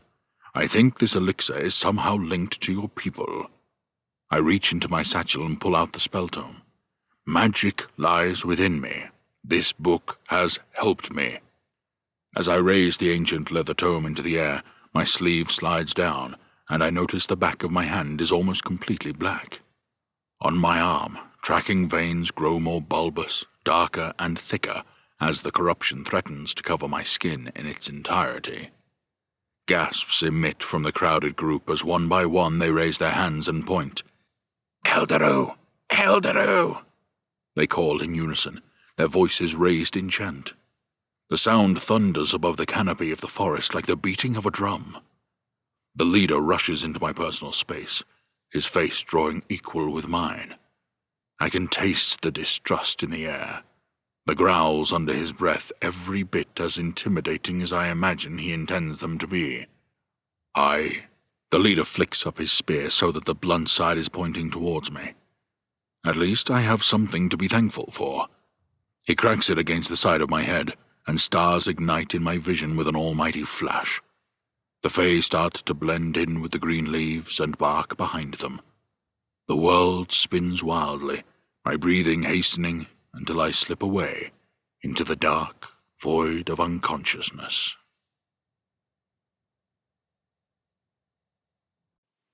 Chapter 18. Laith. The tales of Gregor Yerald stretch far beyond Levanthria. It is why it is now tradition for families to leave food out for him and his Askela. For if you are to do this during the Winterrast festival, it is believed that Gregor will bring you favour, and with that a ward which will keep away demons and spirits that would seek to cause you harm. Tales of Levanthria, Freyanach, Tales of Levanthria, 142 KR. The fire in the centre of camp provides a comforting level of warmth, and the embers crack from the fallen branches used to keep it going. A large pan sits atop the flame, its contents almost empty, the fragrant smell of vegetable soup drifting up my nose for me to savour. "That was delicious, Killian," I exclaim, rubbing my stomach. It has been too long since I last had a belly full of food. So much so that I almost feel guilty about it. Not only was the vegetable soup filled with the most vibrant, ripened vegetables ranging from carrots, swede, parsnips, and potatoes, but there was also a cop of bread on offer too. The meal was truly delightful. It was nice to see the people of this commune come together to help prepare the last batch before it was shared amongst everyone. Children first, then the older folk followed by everyone else. The recipe was one passed on to me by my wife, God's rest her soul, her mother and her grandmother before her. The least I can do to honour her is make sure others enjoy the recipe. It also helps being a former innkeeper. Killian smiles before inspecting the large cast-iron pan, which is large enough to be mistaken for a cauldron. But then again, it has been needed to feed more than 50 people. There are 2 large wooden tables where everyone sits to dine together, benches sitting on either side. With the meal finished, people tend to cleaning the table, while others prepare to take the wooden bowls away to be cleaned in the nearby river. The glow of the fire draws my focus as I sit beside Killian and a couple of others who I am not familiar. I stew on my full stomach, a tiredness creeping over me as the night grows darker. Lanterns are placed around the huts, tents, teepees, and trees, some on the ground, some raised up in the trees. They cast a gentle light around the camp that makes it feel as though we are in a small village. In fact, I would go so far as to say that Varusha has become a true village. The hustle and bustle of the day has dampened down to only a few moving around camp and sitting by small fires to keep warm. Plenty have taken their leave and returned to their makeshift homes, either on their own or with their families. Killian has explained that there are around 10 sentries strategically placed at various points around the camp, some on the ground, some higher up. All are armed just to be on the safe side of the creatures that could quite easily enter camp.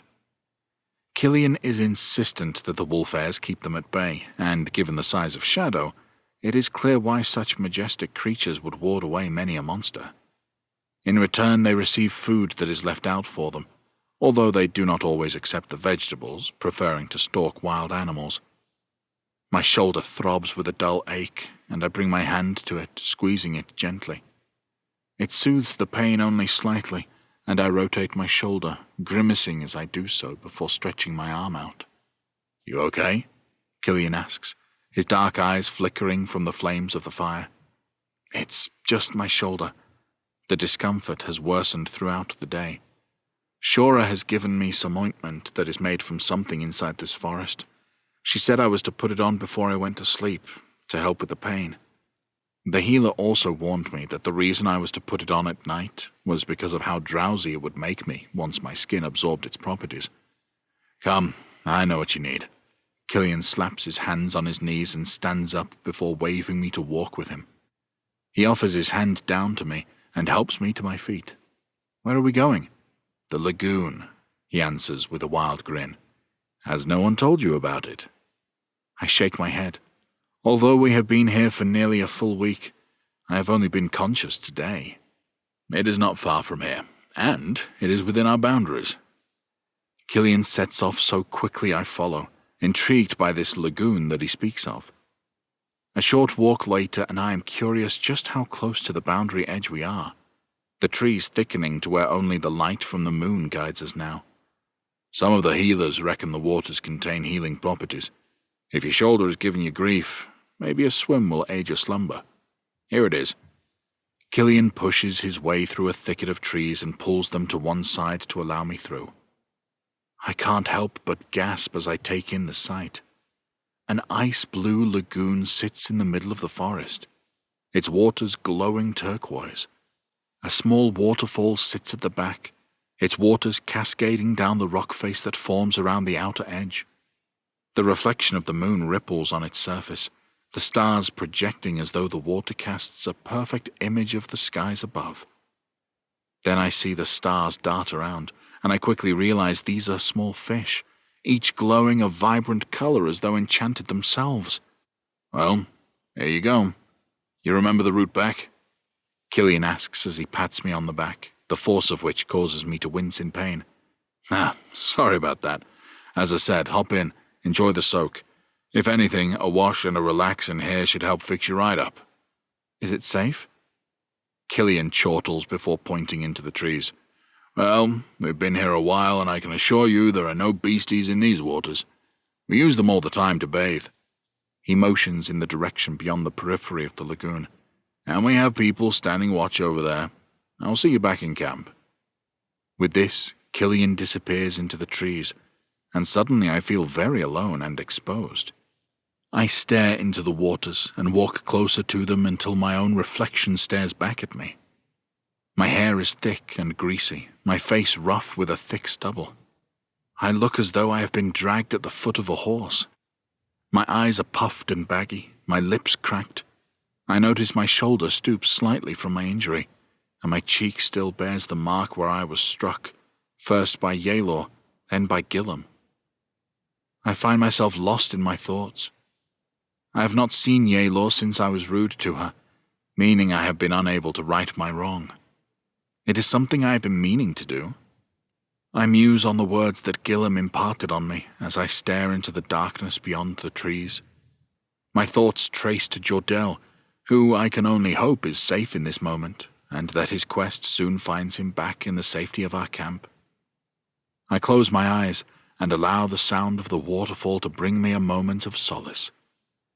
It drowns out all the noises in my mind, helps bring me a moment of peace and clarity. I take in a few slow, deep breaths before opening my eyes and pinching myself at the sight of the exotic lagoon. With this, I take heed of Killian's advice and remove my boots and my clothes, leaving them in a pile by the edge of the water. Having bathed in cold waters far too often, I have found that jumping in helps me with dealing with the initial shock. I leap forward and crash into the lagoon, and as I find myself submerged, I am pleasantly surprised.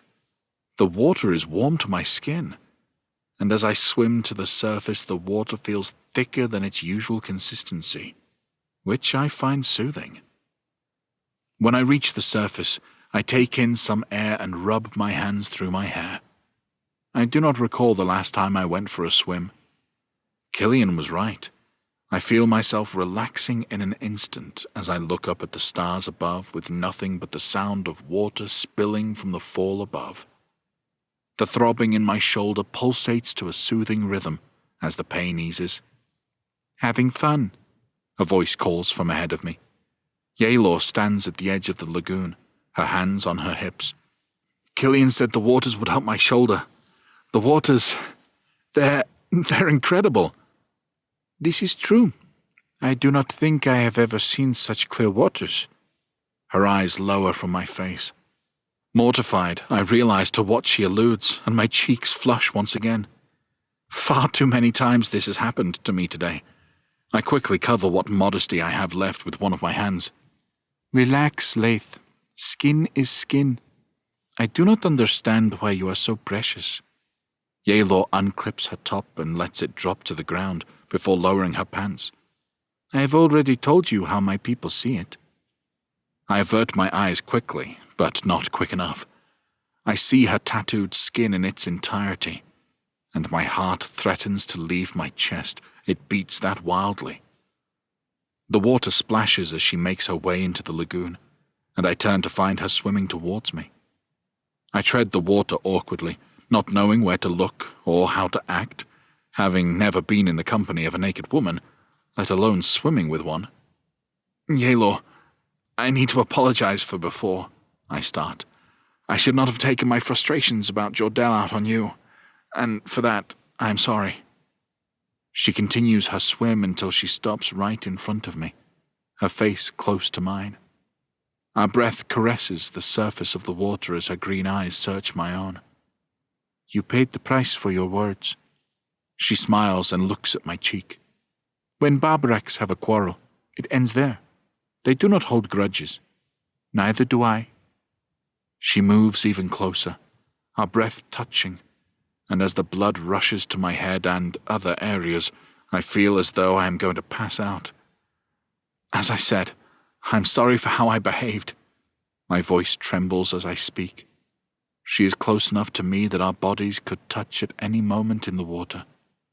In this moment, there is only me and her. Our eyes remain fixed on one another. I have no idea what to do next. I do not understand why you are so nervous. Are you offended? No, that's really not the case, I answer even more awkwardly. Yelor looks down in the water before looking up and smiling at me, her eyebrow kinking up slightly. Oh, gods be damned. My lack of experience and control has gotten the better of me. I quickly turn away from her, embarrassed at myself. Her breath kisses the back of my neck, and the water ripples as she moves in closer behind me, causing the hair on my neck to stand on edge. We are not disturbing you, are we? Gillam's voice reaches us, and I spin quickly to see her and Virio disrobing. They jump into the lagoon and splash around playfully, spraying water over one another before swimming in our direction. How is it that everyone is comfortable in their own skin other than myself? No, you're not. My voice almost breaks as I answer, and Yelor smiles before swimming towards the others. This lagoon is something special, isn't it? We could not believe our luck when we found it. Well, it was Shadow that led us here, Virio explains, treading the water with confidence. My shoulder does feel better now, so I'll probably go back, I reply, making my excuse to leave. Come, Laith, join us for a swim. Yelor, are you staying?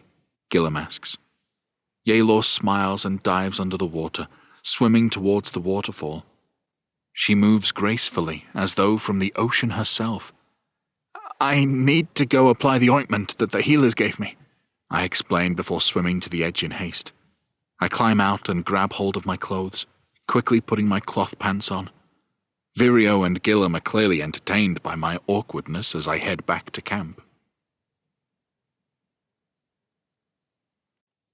Chapter 19. Jordell. The flash of light that erupts in my eyes causes me to squint, even though it is dark here. It takes me a moment to remember my situation, as a state of confusion overcomes me. "Where do you take me?" I ask, my voice hoarse and broken.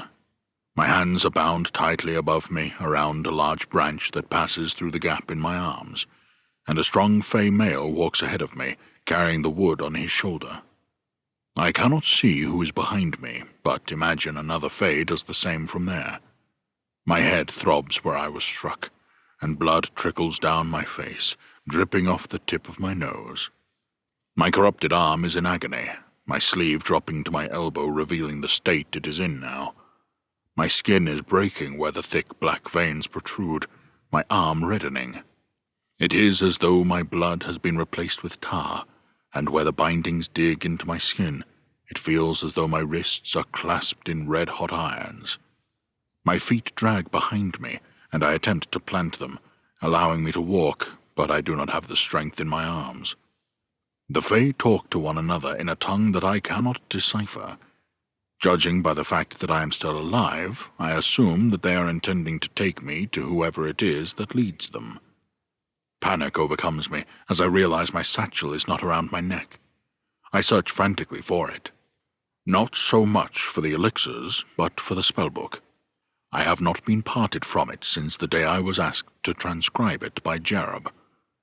My surroundings are a mixture of blurred greens, my vision not fully returned. After a few minutes of searching, I see my satchel wrapped around a Fae female who has one hand placed delicately on top of it, the other firmly grasping a spear. Her eyes meet mine, and she hisses at me in disapproval, causing me to look away in shame. There is something about those elixirs that they do not like, something that has offended them. A shooting pain travels down my corrupted arm to my shoulders, and without any say in the matter, a cry of pain leaves my lips. I quickly realize that the Fae in front is taking great pleasure in jarring the wood so that my bindings press into my skin. Large rows of homes created from the trees come into view, suspended in the air and with varying walkways, one of which the Fae follow, taking us high into the trees, far higher than I thought possible. The varying tree huts are well crafted and constructed, their circular shapes swathed in canopies of trees that help blend them into their natural backgrounds. As I am dragged over the suspended walkway, scores of Fae adults, children, and adolescents, all of varying sizes and colors, stop to see the spectacle before them. I may not know their language, but I can see from their faces and the way they shield their younglings that they are afraid of me. They do not want their young to see me. Some escape to their perfectly crafted homes, some run down alternative walkways, while others stand their ground, fixing me with stares and growls of disapproval. I pray for our journey to end as my arm screams with agony, the pain becoming unbearable. A bead of sweat traces down the congealed blood that decorates my face like war paint. It feels like we are moving for an age as we continue to traverse the walkways farther into where they live. It soon becomes apparent to me that this is not a village. It is a kingdom. An entire kingdom, an entire race of people living in the trees, that, by my estimate, equals the size of Askela, maybe even surpassing it. If not for my precarious position, I would be in awe of it. Columns of houses embedded into the largest trees I have ever seen, reaching above and below us. As I look down at the walkway, a funny feeling greets me as I am not familiar with these heights. I can see the ground far down below, but I cannot make out any details. I think this is the highest I have ever been, and a strange, sinking feeling greets me in the pit of my stomach, one that feels more like a warning than anything else. The walkways all interconnect, some large and thick where multiple people can pass, some small and thin, only big enough for one. The Fae dart up and down them with ease as if walking a path on the ground. In this moment, I am actually grateful for being bound and dragged, as at least this helps me feel grounded and less likely to fall over the sides. As we travel farther inside the kingdom, large birds fly past, sending gusts of air that blow my matted hair from my face. They are as big as horses, and, to my surprise, a group of Fae sits atop them in a way I would mount a steed. I dare not blink in case I miss anything. Insects the size of mice flutter uncontrollably in the tailwind of the large birds. Their wings are like bees, but they are colorful like butterflies, large antennae circling from their heads. They buffet around for a moment before regaining their composure and fluttering off to sit on the base of a branch. A large Fae woman rushes at them and shoos them away with a blanket, not appreciative of them taking a rest in front of her home.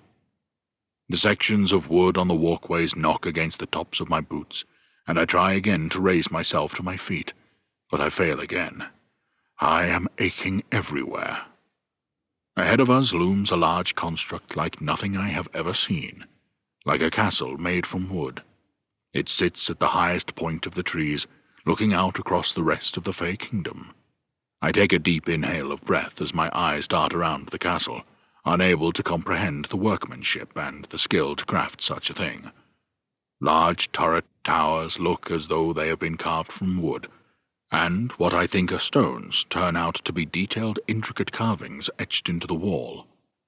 An arch bows above the wall that connects the two turret towers, with perches protruding from the front. Sitting atop the perch are the riders, complete with birds standing guard. What an interesting concept, having bird riders be the first line of defense against any attackers. I count 5, all standing guard. The birds that the Fae ride upon, keeping a beady eye on things that are going on below. One of them stands tall and spreads out its wings, demonstrating an impressive wingspan. Another swoops down from the top of the perch and lands in front of us, blocking our path. This one looks like a giant crow, its feathers as black as the night. It too spreads out its wings as if telling my captors to stop. They do, and the Fae sporting me bows their heads to the rider. The leader of our group exchanges words with the rider, who casts me a look of disgust. Then she pulls on the harness of her bird, and it propels itself upwards with tremendous force. The gust of air it generates taking me by surprise as it presses against me. The bird and its rider disappear over the top of the castle walls, and our party continues the ascent to the highest point of the kingdom, to stand before the castle gates. They stand tall, about 30 feet high, made of wood and wrapped with vines for reinforcement. The wood is finely crafted and sculpted into position, with the tips of the gates intertwined, as though the wood still lives as it binds itself into shape. There is a mechanical noise as the gate lowers down in front of us, like a drawbridge. The last of the walkway rocks as it slams into the ground, allowing us entry. Beyond the gates, 2 riders stand in the center of a large open space. Between them stands a Fey woman whose skin is as pale as snow, almost as if it has a bluish tinge to it.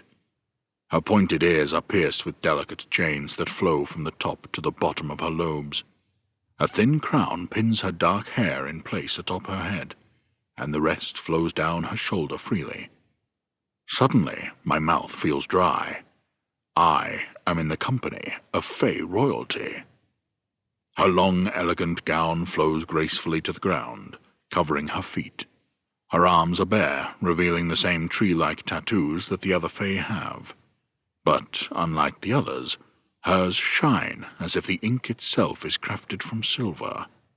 Her beauty mesmerizes me, and I find myself drawn to the natural aura that she radiates.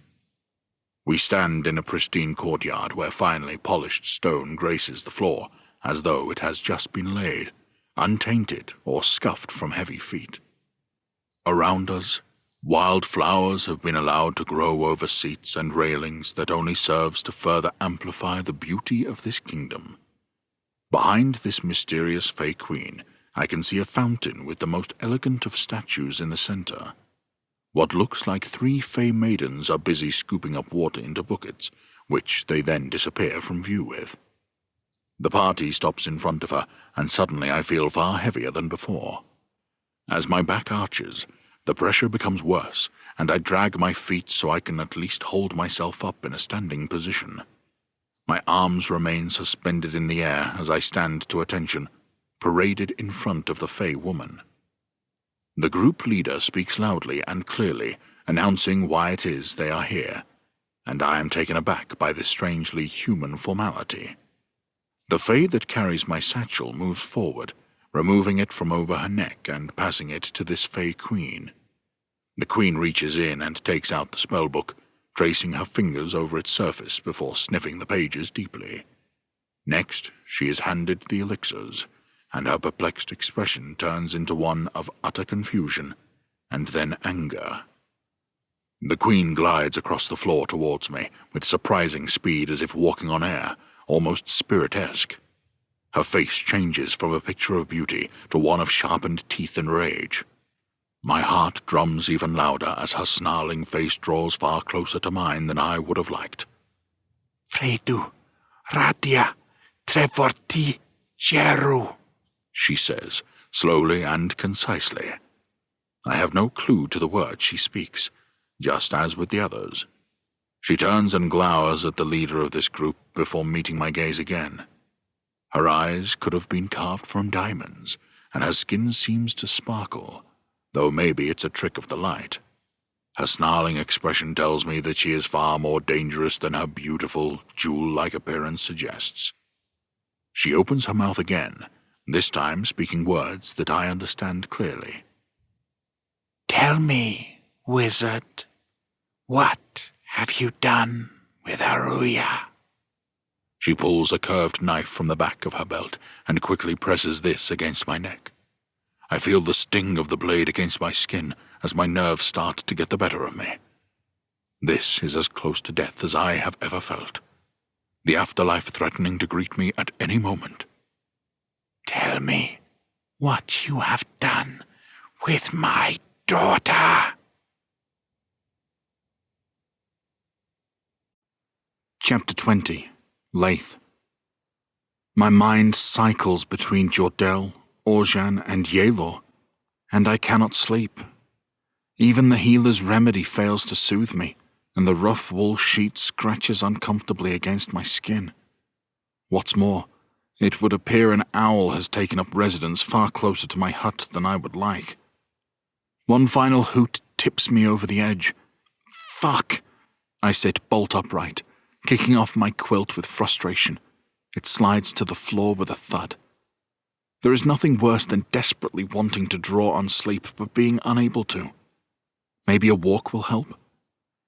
Itchy with restlessness, I drag myself out of bed and redress myself. My pants still slightly damp from when I made my escape from the lagoon. I exit my hut and take in a deep breath of air, savoring the fresh pine smell that the forest brings. There are no signs of anyone within the camp itself, save for someone sitting by an open fire in the center where Killian made his soup earlier. At least I'm not the only one who can't sleep, I tell myself before navigating the walkway to the lower levels.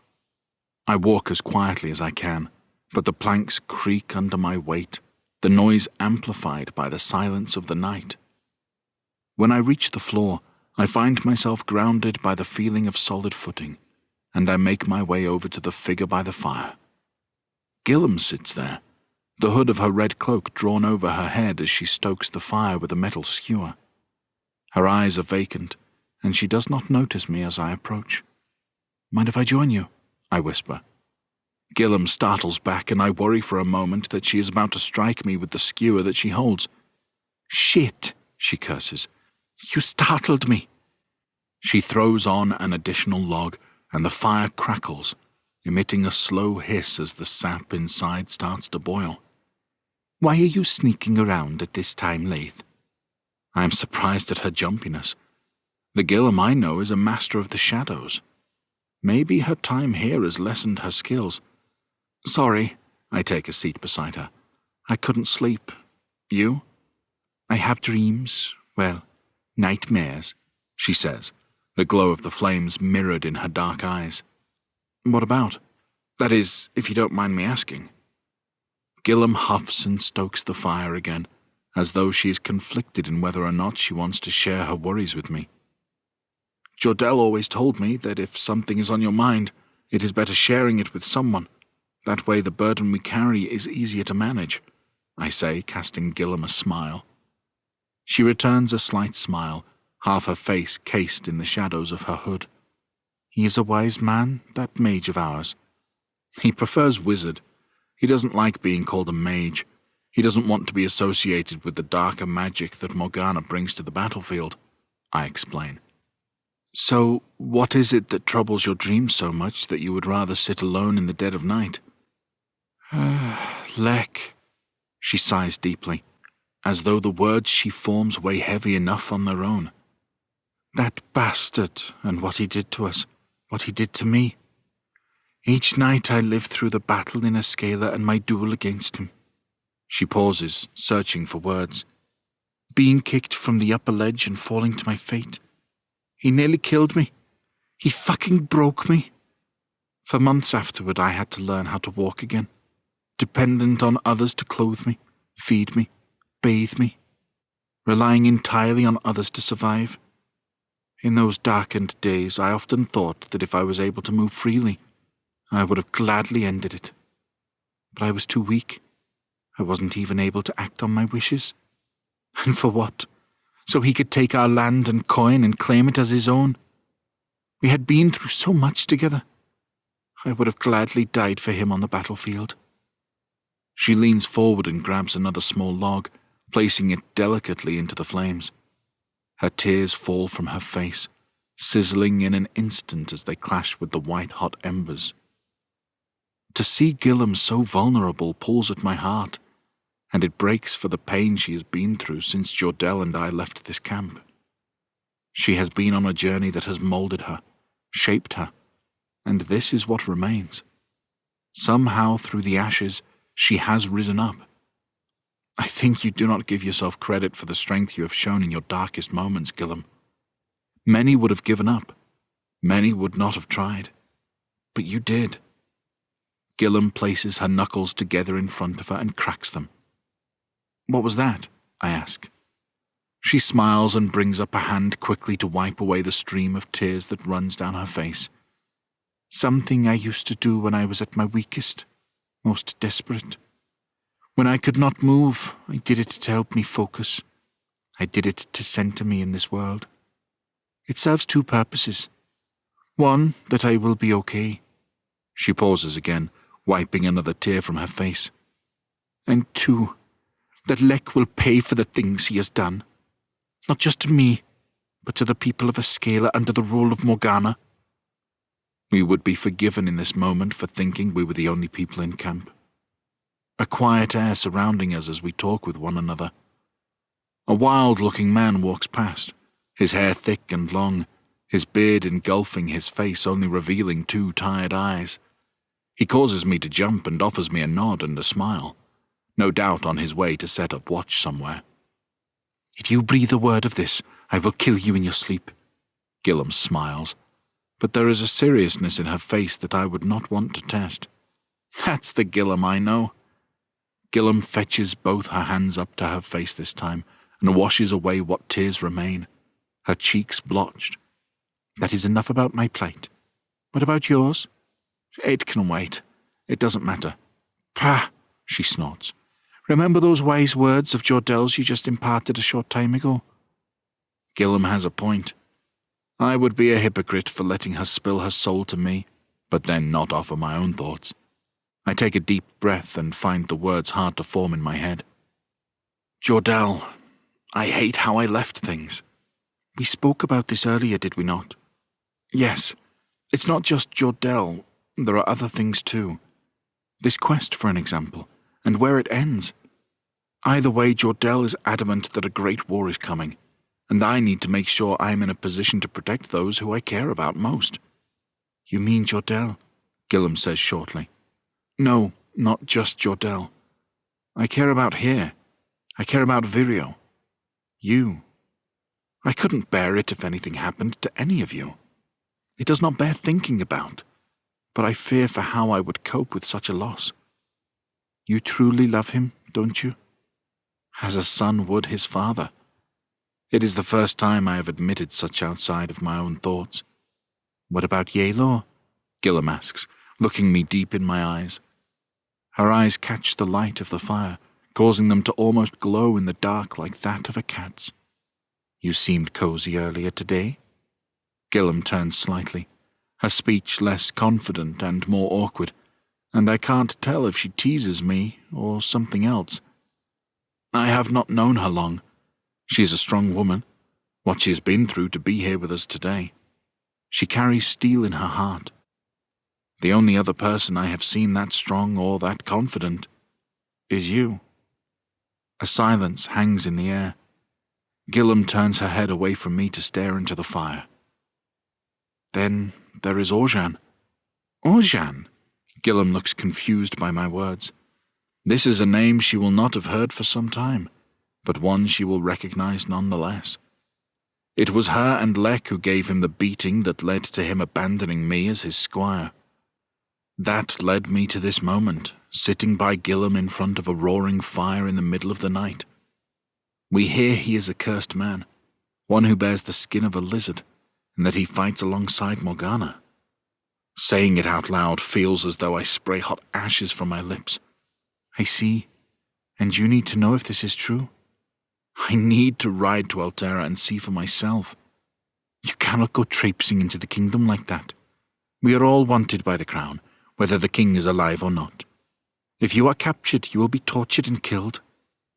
Gillam's expression turns to one of concern. She rests her hands on top of mine. You cannot risk your life with such brash decisions. Let me send a messenger on your behalf. If it is Oran, maybe we can find a way to meet him away from Altera. You would do that for me? I am surprised at the tenderness with which she holds my hand, and the kindness she shows. Of course I would, Laith. I have always been fond of you. Let me share these burdens with you. Let me help. She leans into me and my heart races for what I think is about to come. She kisses me on my cheek, her soft, warm lips pressing against my skin, and I feel as though my face is about to implode. Feeling awkward, I keep my vision fixed on the fire. There is silence between us, my heart racing at the sudden affection Gillam has displayed. It has caught me off guard, like taking a joust to the chest from a knight on a galloping steed. I curse myself for being such a bumbling fool. Why can I not display the levels of confidence that Vireo does? Come, the hour is late. Our burdens shared will hopefully allow us to rest. Gillam does not wait for me to answer before getting to her feet. I will send a messenger in the morning to Altera. There is a coldness to her words that tells me my reaction is not what she was hoping for. How I am an idiot. She makes her leave without another word, leaving me alone with the crackling fire. I can't help but feel that when I return to my bed, I will find it even harder to sleep now.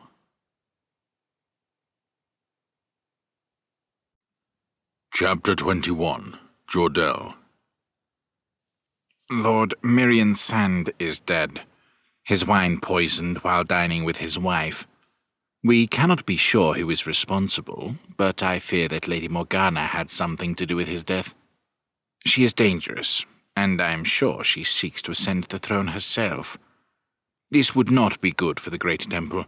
She has shown herself to be our enemy long before she rose to power. Dorian Firo, Scholar to the Great Temple in Altera, 255 KR. Where is my daughter? The Fey woman hisses in my ear. She holds the dagger tightly against my throat, to the point where I find myself holding my breath, not wanting to risk contact with the blade. I do not know, I answer, my voice rasping and constrained. Liar! She cries as she continues to press the dagger against my skin. Now tell me what this is, and why it carries the essence of Aruya. I don't know, I repeat. All I can offer is the circumstances that we came to be in possession of that elixir. There is anger and hatred in the Fey's eyes, one that draws on pain and worry. I was in the nearby woodlands, between the Forest of Opiya and Altera, I tell her carefully. Our party was making our way here when we crossed paths with some guards who sought to capture us. One of them drank this elixir, and it changed them, enraged them. The elixir enabled him to cast storm magic. Silence, the Fey demands. I know your race. I know all too well the lies and tales that humans will spin to achieve their own agenda. I am telling you the truth. Please, I seek only to find answers to the questions that I myself have. I carry magic in me. I bear the markings of a spellcaster. See for yourself. I direct her gaze to my arm, which is still bound above me. The Fey woman glances up at my corrupted wound. Except, I fear that I may have overused my magic of late, the burden of which my body can no longer carry.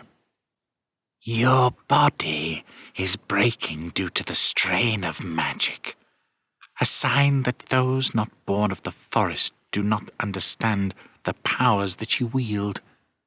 The first elves were the same, born from a relationship between Fae and humans. I only aim to help others in need. I do not know what has happened to your daughter, but if you will allow it, I would help you get the answers that you seek. The Fae paces away from me before turning, her eyes clenched tightly shut as she roars out in anger. She swings the blade towards me and I close my eyes, embracing the impending strike that will surely end me. I pray quickly to the gods that Laith and the others will remain safe. There is a thud, and I find myself slamming to the ground like dead weight. As my arms land in front of me, I realize my bindings have been cut. A shooting pain travels up my corrupted arm in waves of pulsating agony as my blood begins to recirculate. Thank you, I manage to muster through the pain, although I struggle to bring myself to my feet, having been dragged all the way here. Remaining on the floor, I take some deep gasps of air as I breathe in a sigh of relief.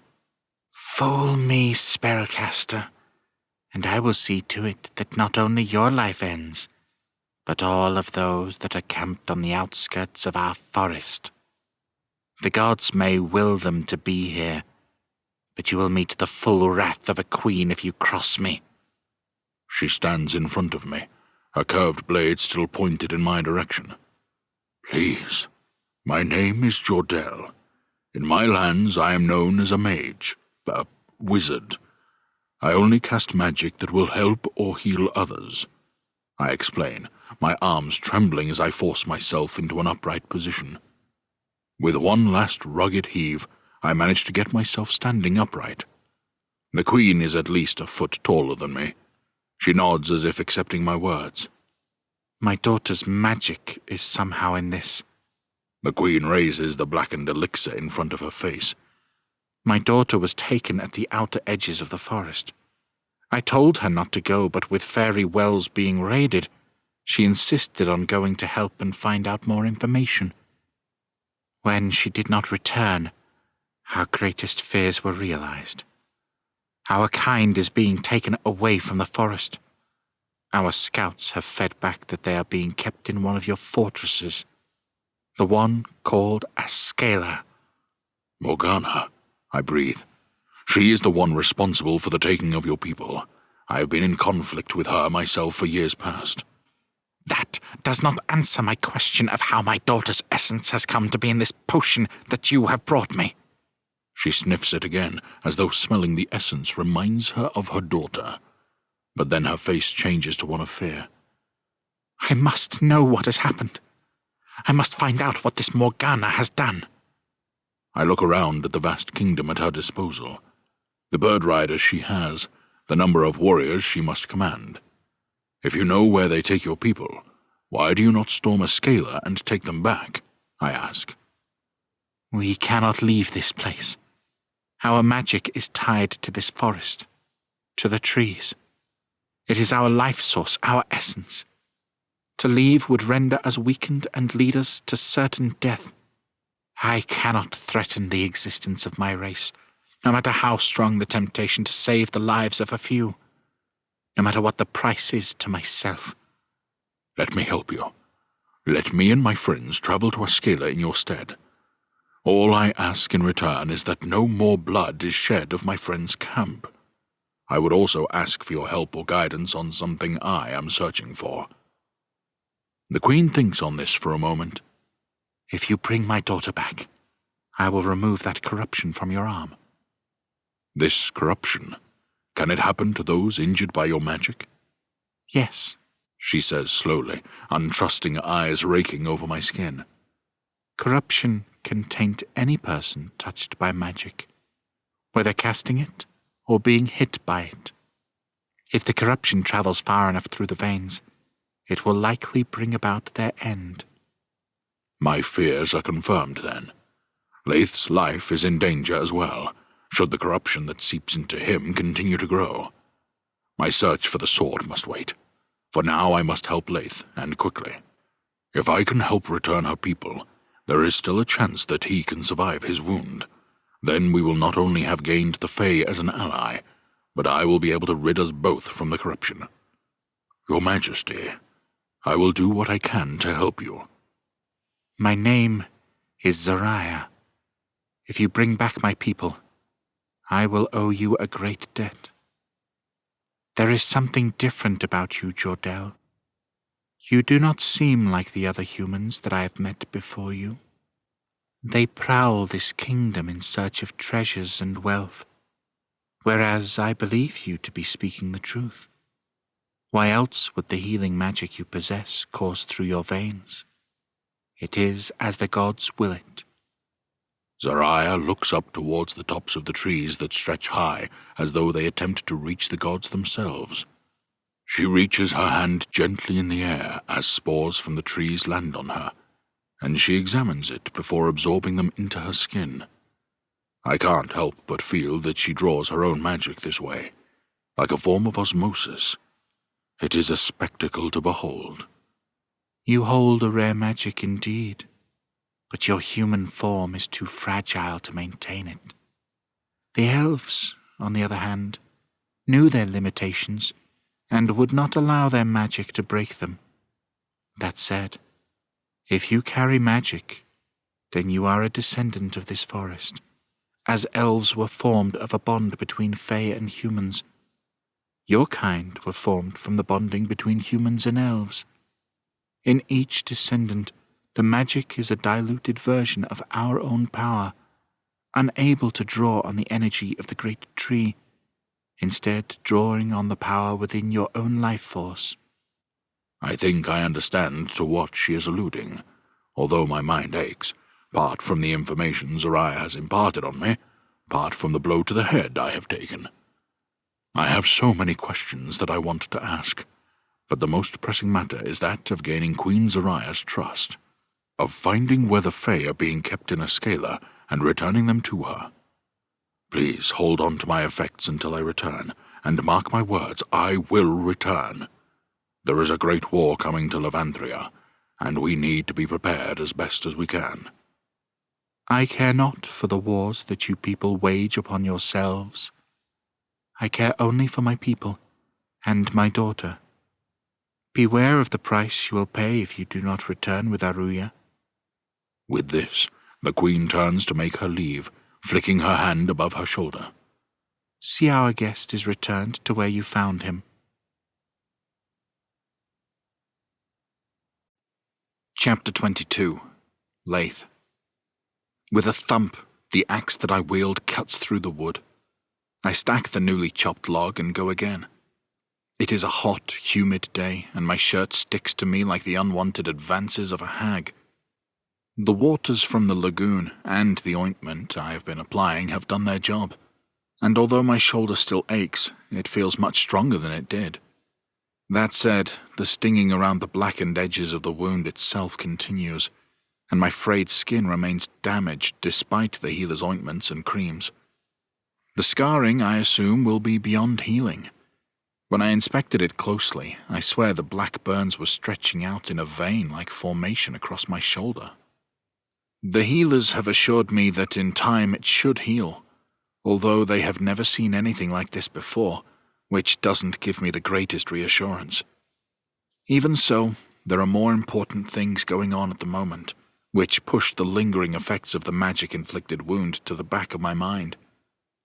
It has been 2 further days since Gillum sent a messenger in search of Oran. I have waited in bated anticipation for word back from him. For now, I have opted to help with chores around camp. The trees that are felled are ones that have been planted within the camp's perimeters. Virio has explained we must not fell the trees outside of camp. Even though they grow at an accelerated rate, the camp still requires the occasional party to journey to the nearby woodlands outside of the forest in order to cultivate wood for fires and building. Yaelor soon joins me in my task, and she proves to be far better than I at chopping wood. She is not immune to the heat of the day, though, and sweat flows over her body. She grunts loudly as she cleaves a small log in two with one swing of her axe. Then she slams her axe into the ground before picking up the 2 pieces and placing them onto the pile beside us. Whilst she does this, I place a slightly larger log with its side up so the rings of the felled tree face me. It is about the size of a dinner plate, so I should be able to manage it. Spurred on by how easily Yalor cut through her log, I raise my axe above my head and bring it down with as much force as I can muster.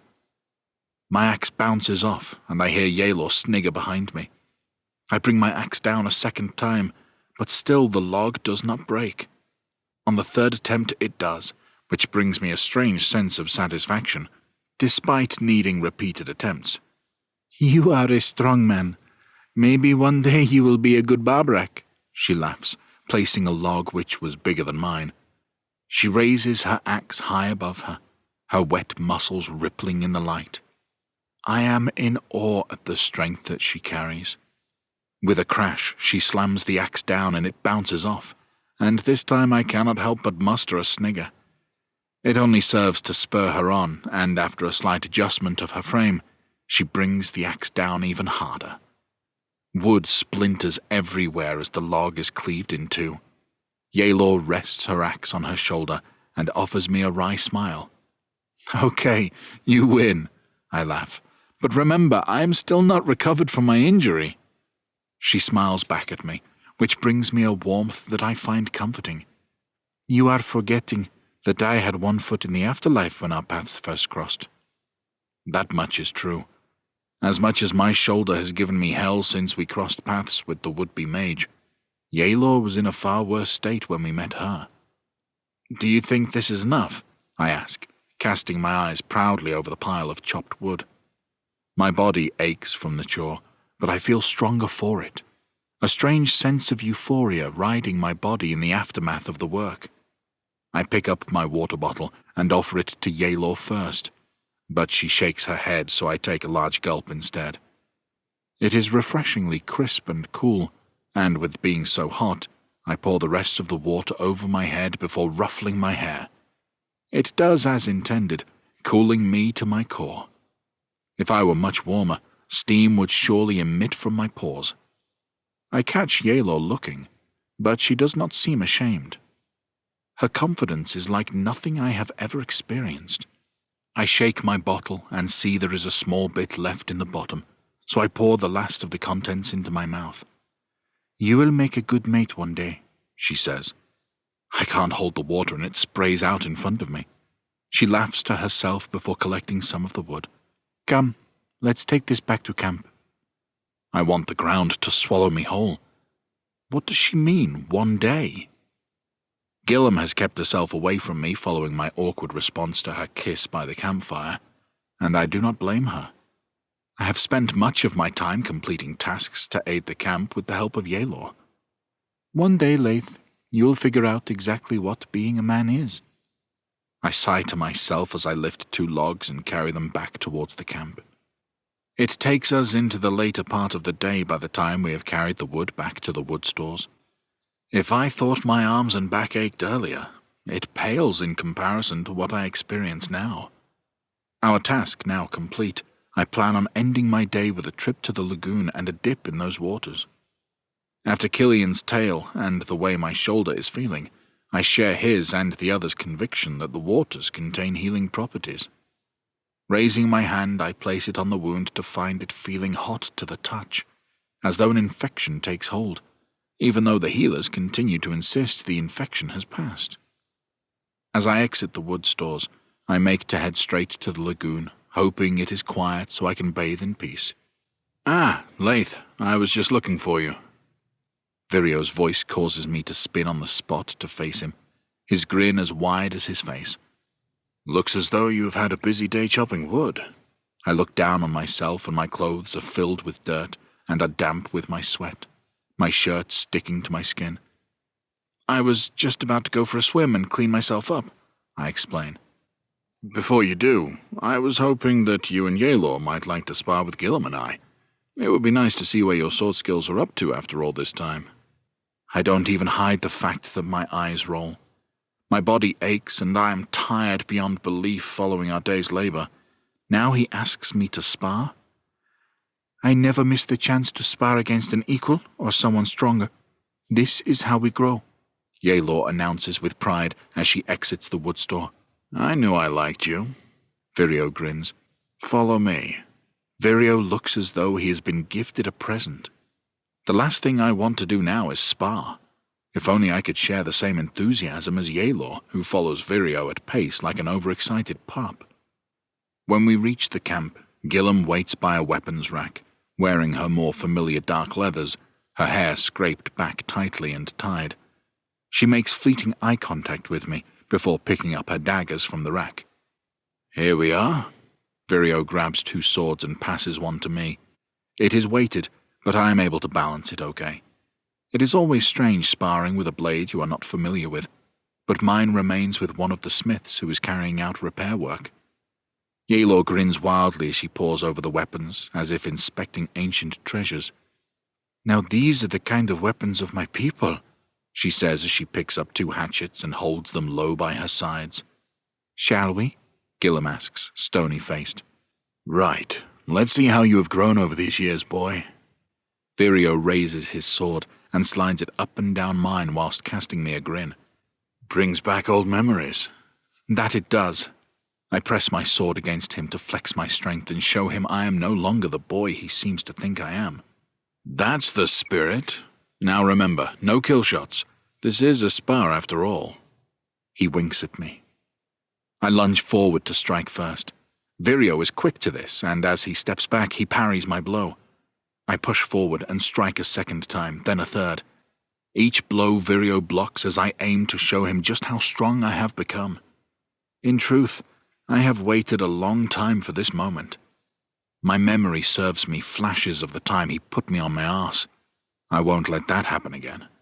My, you are stronger, Vireo teases. He adapts his stance and points his sword towards me, stretching out his free hand behind him as if he is some sort of scorpion. Gripping my blade tightly, I swipe rashly, but he knocks my sword to the side before spinning towards me in a blur. Before I can do anything, he is behind me and slaps me on the arse with the blunt side of his sword. Come on, boy, that was too easy, he taunts. It's not like I've been chopping wood all day, Vireo, I snap, irked by his words. I take a few steps from him and circle to face him once more, swinging my sword in a spiral by rotating my wrist. Vireo copies me, beckoning me to try and strike him again. Try to not make it so easy this time. I said I wanted to spar. I know his game. He seeks to goad me into acting brashly and letting my guard down. A crowd of people forms around us, curious about the spectacle. Vireo ain't going to lose this one, a large man states, his voice deep and low. Nah, the boy's got youth on his side, another smaller man counters. Boy. The word stews in the back of my head like a mold-encrusted steak. What is it with everyone around here that insists on calling me boy? Why do they not acknowledge my age? I step forward and strike again, this time from the side. Vireo knocks my sword back with ease. The boy is too inexperienced. The large man's commentary is not helping. I quickly swing again, this time even wilder than before. But Vireo simply jumps back away from me, not even needing to dodge the blow. My arms burn with tiredness, an ache nestling deep in my shoulder, my tensed muscles on the verge of cramping at any moment. I pause, panting for breath. Vireo grins from ear to ear, cocksure and barely winded. I thought you said you'd been training. My ears and cheeks burn with a flash of heat as people in the crowd laugh at my expense.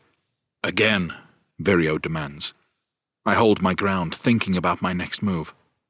No, I call back with defiance. You strike first this time. That's the spirit. There's the spark I know you have. I thought you would never bloody ask. He rushes at me far faster than I expect, and I've barely had time to adapt my defensive stance when he is upon me. He drags his sword out wide, and I shift my weight onto my left foot to defend to my right, gripping the hilt of my blade so tightly that I fear my knuckles may pop from their joints. Before my steel can meet his, he feigns his strike. With his free hand he brings his open palm across my face. In that moment, I would have rather taken a fist.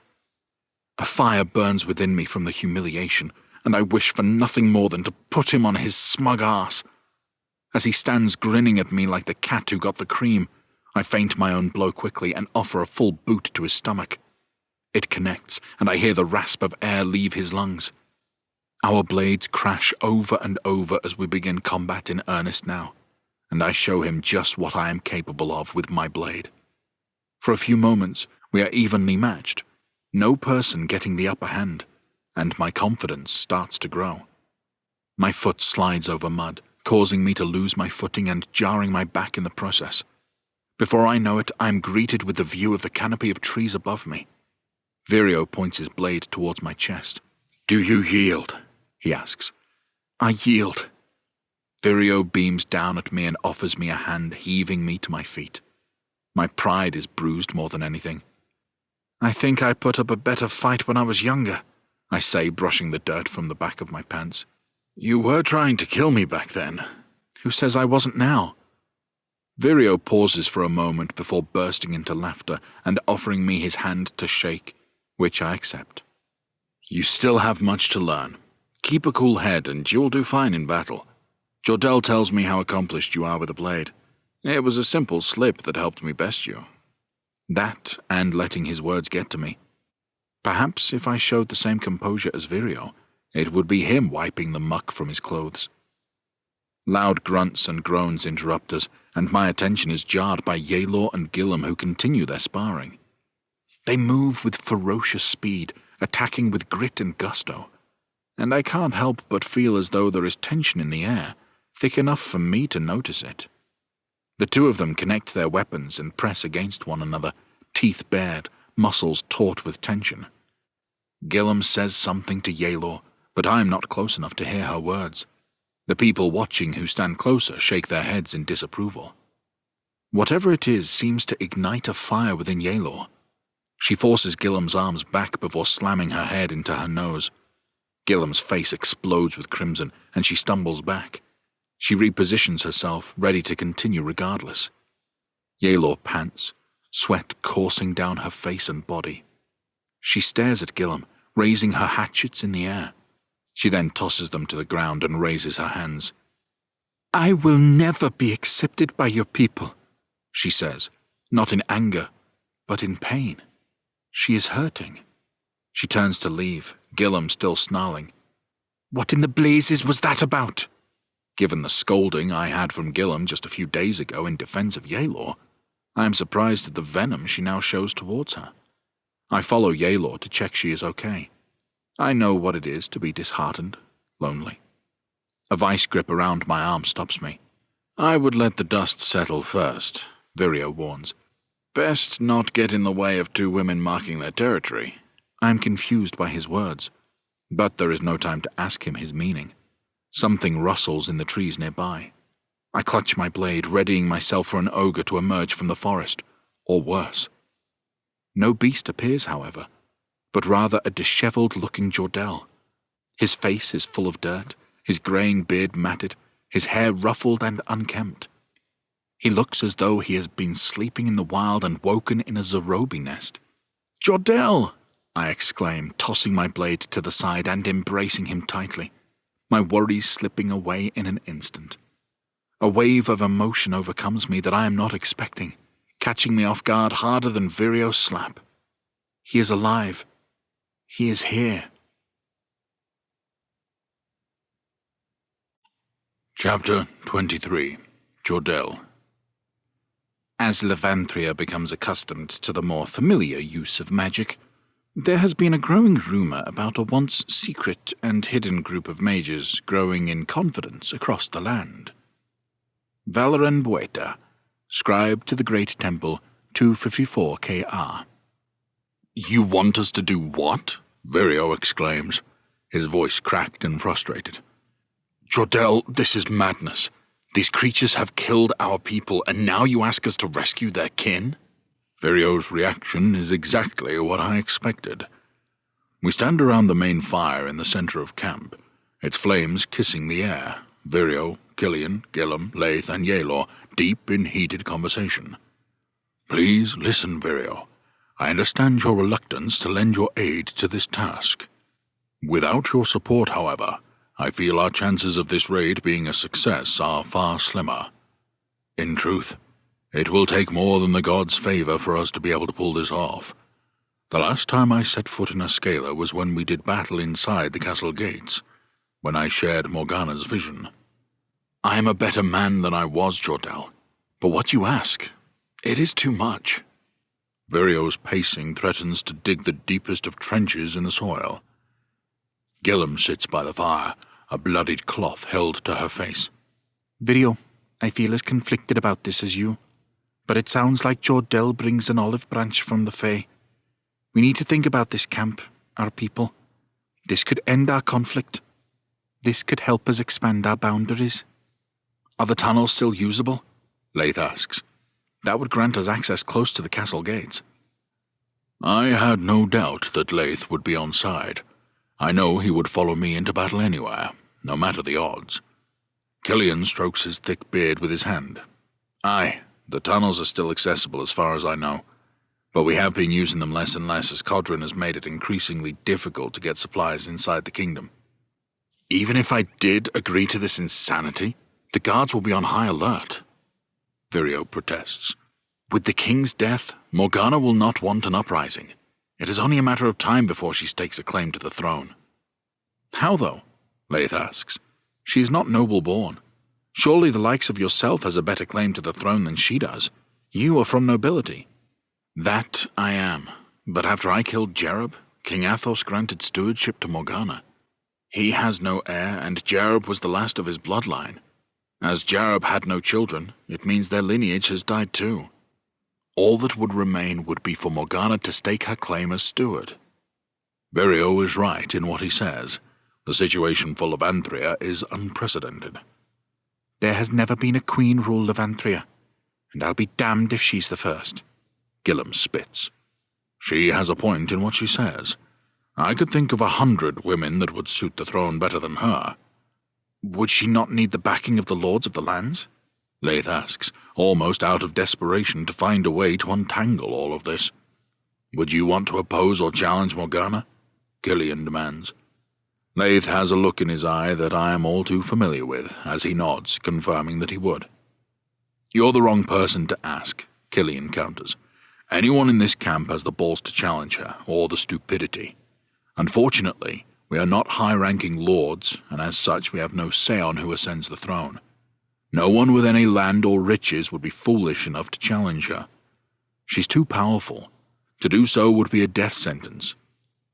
All this does not deter from what you ask of us, Jordell. Virio brings the group back to focus, which I am grateful for. The Fae are not bad people. They are just not trusting of man. Try explaining they are not bad to Hera, Cruis, and Yera's families. Virio snaps. What I ask of you will surely build these bridges and prevent further bloodshed. This is the right path, Virio. If you had seen their kingdom, if you had seen the craftsmanship, the knowledge that they possess, if they were your ally and not your enemy, your people would be safe from the creatures of the forest, and from those that would put our heads on a pike in Levanthria. Virio and the others don't know about the corruption that seeps through my body, and I plan to keep it that way. I need them to make this decision based on practicalities alone, not for the cure that could rid me of this affliction, and save Laith's life. When I joined the Great Temple, I swore an oath to aid and protect those unable to do so themselves, I explain. I care not for the Great Temple, Jordell. If your gods existed, then would all this suffering across Levanthria be happening? Would you be needing to risk your life so often to prevent a great war that has not even graced us yet? Spit leaves Virio's mouth as he speaks, his face red. I will do what I must, old friend. I will do what I can to aid the Fae, because it is the right thing to do. If a consequence of that is bringing peace to you and your camp, it is a risk I am happy to take. My voice is calm yet determined. I know in my mind what I must do, and no amount of dialogue will change that. I will not force anyone to join me on this endeavor. After all, you are right. It is madness. I cast Virio a smile as I use his own words against him. I am in, Laith says immediately. Gillum picks up her daggers from her side and stands up as though ready to lead the assault. I can only hope our paths cross with Lex. I will not hide in the shadows when I end his miserable existence. I want him to look right into my eyes when I send him to the afterlife. You have my axe too, Killian adds. Virio casts his eyes upon us one by one, exasperated. He sighs. Well, I can't let you all go into Askela on your own. I smile at him, happy that he has decided to join us. Killian fetches a stick and starts etching a rough outline of Askela in the dirt by the campfire.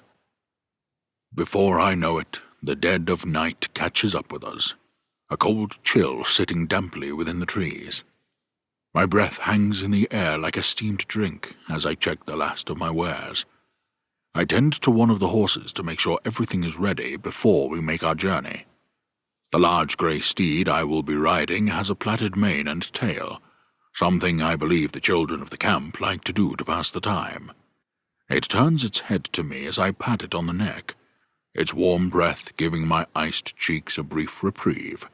I open my hand to reveal a large green apple, which the steed gratefully accepts, jumping down on it. Are you sure of this plan? The words cause me to jump, and my horse pulls its head away as Laith stands beside me. He wears his cloak, ready to set off on the journey. How is your shoulder? I ask. Laith rotates it a few times. As good as it will get for the time being. Then I have every faith in this plan working. I smile, patting him on the back before climbing onto my horse. Are the others ready? We are, Virio answers. He walks towards me wearing his dark emerald green cloak, closely followed by Gillum, Killian, and Yalor. Each of them appears ready for combat, each one willing to sacrifice their own safety in order to save members of the Fae that, until a couple of days ago, I did not know existed. They each get on a horse, and we stand side by side on the outer edges of the camp. We need to make haste if we are to keep the darkness on our side, I say. Virio pulls his hood up over his head, and the others follow. Then we begin to ride towards whatever fate awaits us in Askela.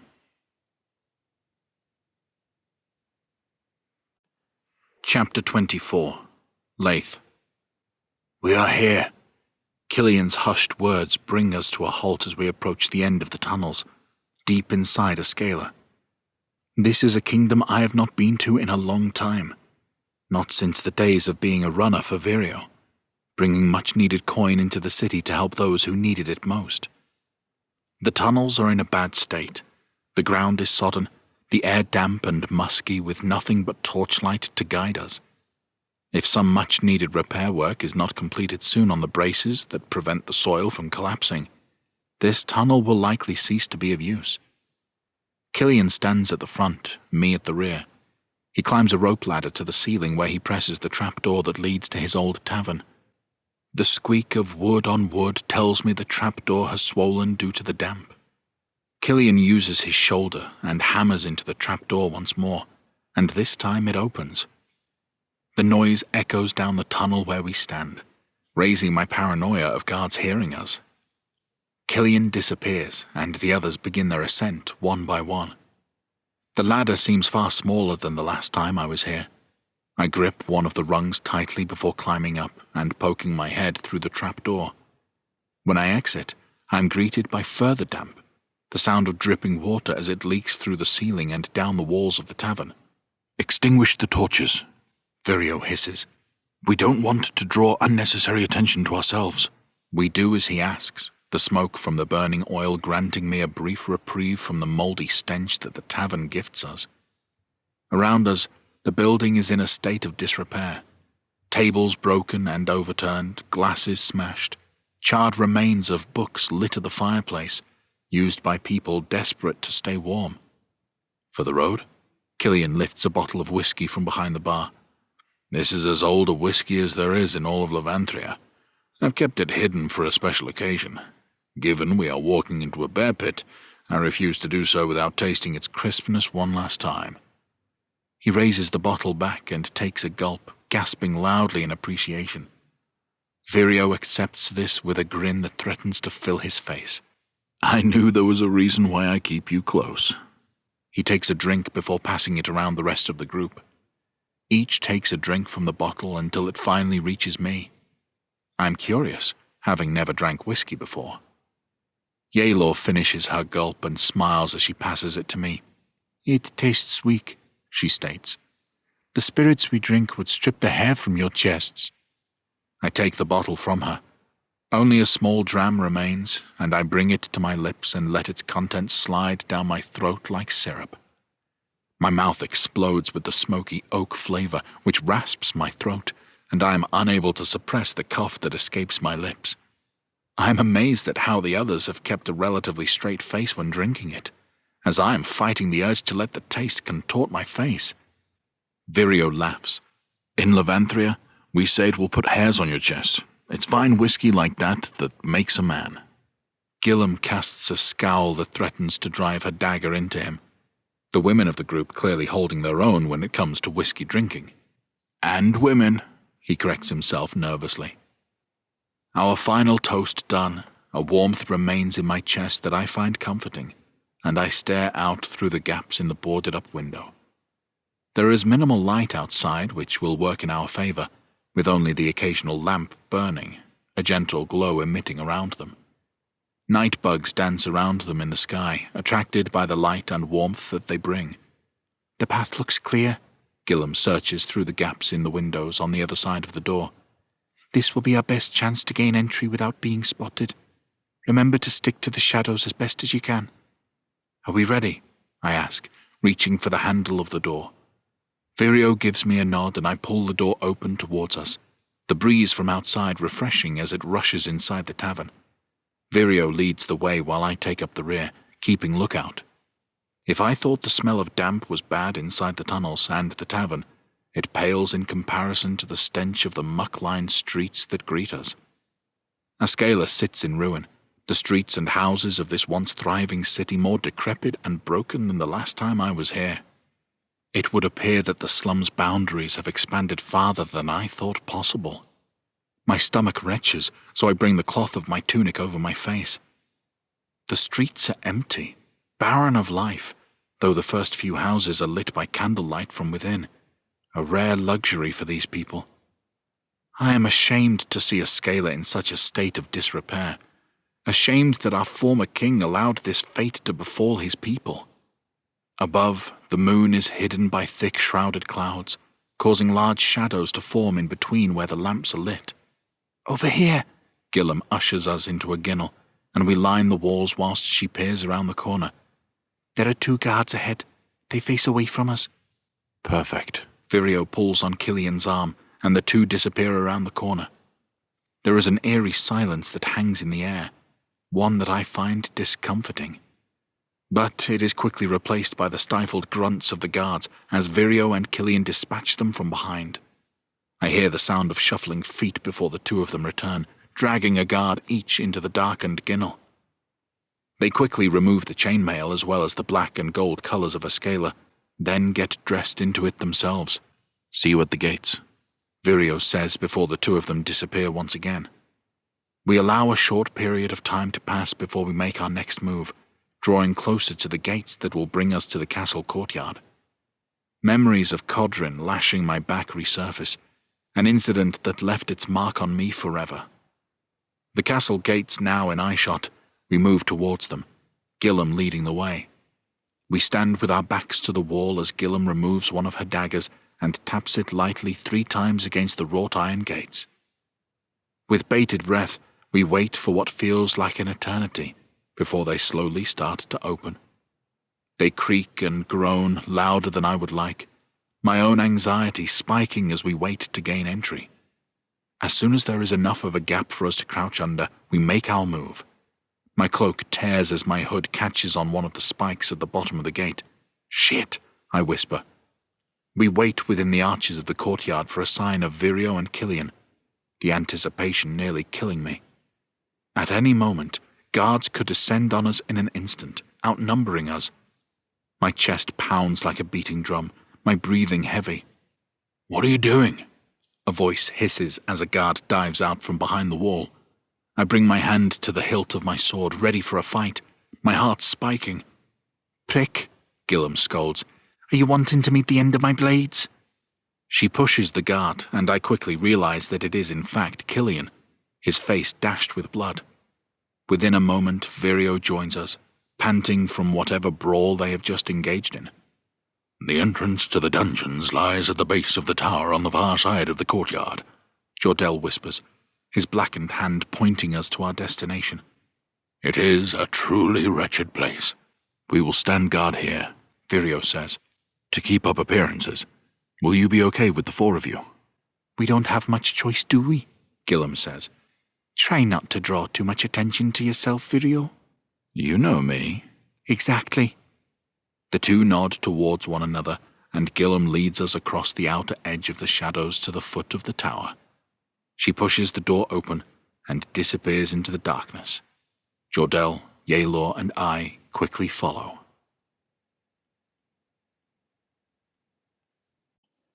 Chapter 25. Jordell. These pathetic lords and baronesses think they can stop me from taking control of Levanthria. I was promised to be queen by King Athos Almerian. I have the proof that I did his bidding. I have come too far, worked too hard to lose the throne at this stage. I will do whatever it takes. That is the difference between me and the others. Diary entry of Lady Morgana, 255 KR. The fact that I am in this deplorable place once again weighs heavily on me. On this night, I swear to the gods that one day this tower will fall. The torture that Morgana oversaw here whilst I was working for Jarab was unhinged and abhorrent. I dare not lend my thoughts to the levels of depravity that has fallen on those banished to these dungeons in the subsequent years since my escape. The smell is foul, forcing all four of us to gag and retch as we make our way down the sodden first corridor. Echoes of drops of water ring down the winding passageways as we descend the first flight of slippery stone steps. "What is that smell?" Laith asks.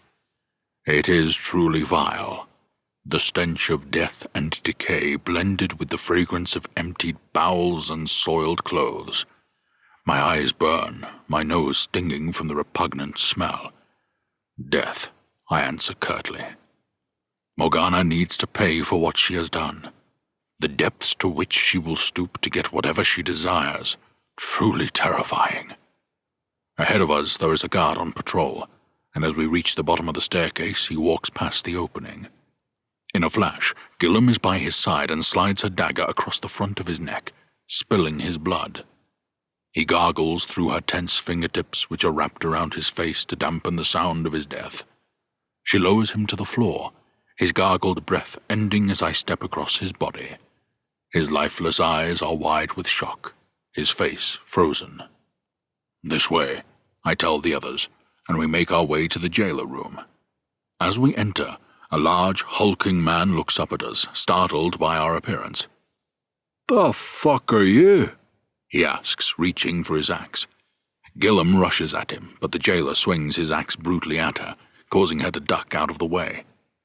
Yaelor drives her hatchets towards him, but the jailer swings the heel of the axe, butting her in the face and sending her clattering into Laith. The two of them slam against a wall as the jailer locks eyes on me. Raising his axe above his hulking frame, he bares his blackened teeth and rotting gums.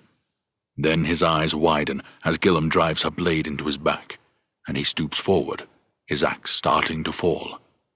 Laith and Yaelor both rush forward, Laith lowering the dead jailer and Yaelor grabbing the axe, preventing it from clattering to the ground. There is a silence for a moment as we listen down the corridors. If the guards heard the commotion, we would be able to hear them descending on us. Gillum rolls the jailer onto his back, his skin coated with a blackish-blue grime. "Just how long has he been down here?" she asks, patting him down. Given his pale skin and disheveled appearance, I would hazard a guess that the jailer very rarely left his position. After a moment, Gillum finds the keys attached to his belt. "Come on, let's go," she says, heading down the next corridor. There is a mixture of barred cells and full-fitting doors. With a click, Gillum starts to unlock each one, while Yaelor and Laith open the doors in her wake, searching for the Fae. How will we know they are Fae? Laith asks. Trust me, you will know, I tell him. As I follow Laith into one of the cells, I can't help but gasp with horror at the sight before us. A man lies dead, his skin as pale as ice, his eyes sunken deep into his face. His body is a bag of bones, his skin pressing down on him as his body has diminished as though he sinks into the ground. I swat the flies that buzz around the room and empty the contents of my stomach when I see the maggots crawling about the dead man's face. Monsters! They are monsters! Laith hisses. Left to this fate all because they can't pay taxes. No one deserves this fate. I kneel next to the body and utter a prayer for him. At least he will be at rest in the afterlife. Come, we must move quickly. The next cell contains 2 more bodies, and my heart retches. Why would they keep the bodies down here? Why would they not lay them to rest? Because she is evil, Laith spits. If this is what Morgana has allowed to happen to her own people, then she truly does walk down the path of evil. Yaelor looks just as shocked as Laith, her face paling. No amount of training or upbringing can prepare one for such horrors. These cells, the people are alive. Yaelor stands in front of a barred door. Inside are 3 women, their bodies frail and broken. Please, help us. One of them begs. She's missing a hand, another an eye. The 3rd woman seems to be in a better condition than the others. I am sorry for your turmoil. I truly am, I say as I take the woman's trembling hands in my own. Please help us. My sisters, they're too weak to exit without aid. I will help them, Yaelor offers. Come, I will lead you to the gates. There's too many, Gillum calls, leading a group of broken souls back to us. They shuffle behind her as if they are not of this earth, following blindly to their deaths for all they know. Thank you, a weary voice whispers as they pass. We can't let them leave alone. It will likely draw attention, Gillum points out. I will head to the gates with Yaelor. We will guide them to safety. She darts ahead and starts ushering the prisoners back up the stairs. We still need to find the Fae, Laith says. Does anyone know anything of the Fae? I don't know about the Fae, says one disheveled man, but there are things they do on the lower level to us. No sooner has he finished the words, the hollow echo of a scream reaches us from below. It sends a shiver of cold down my spine. Laith, we will continue our search. Gillum, Yaelor, we will meet you by the gates, I say.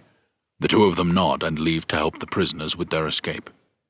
In the last cell, I find an elderly man who has been left behind, too frail to stand. He moves his hand in desperate reach of me, his bones cracking with the effort. Release me, his cracked voice wheezes. I beg you. I enter the cell and take hold of his cold hands in both of my own. For how long has this man suffered? For how long has he rotted away in this cell? There are few ways worse to die than starvation, and it is clear that this broken man's body has eaten every morsel of fat and muscle he once carried.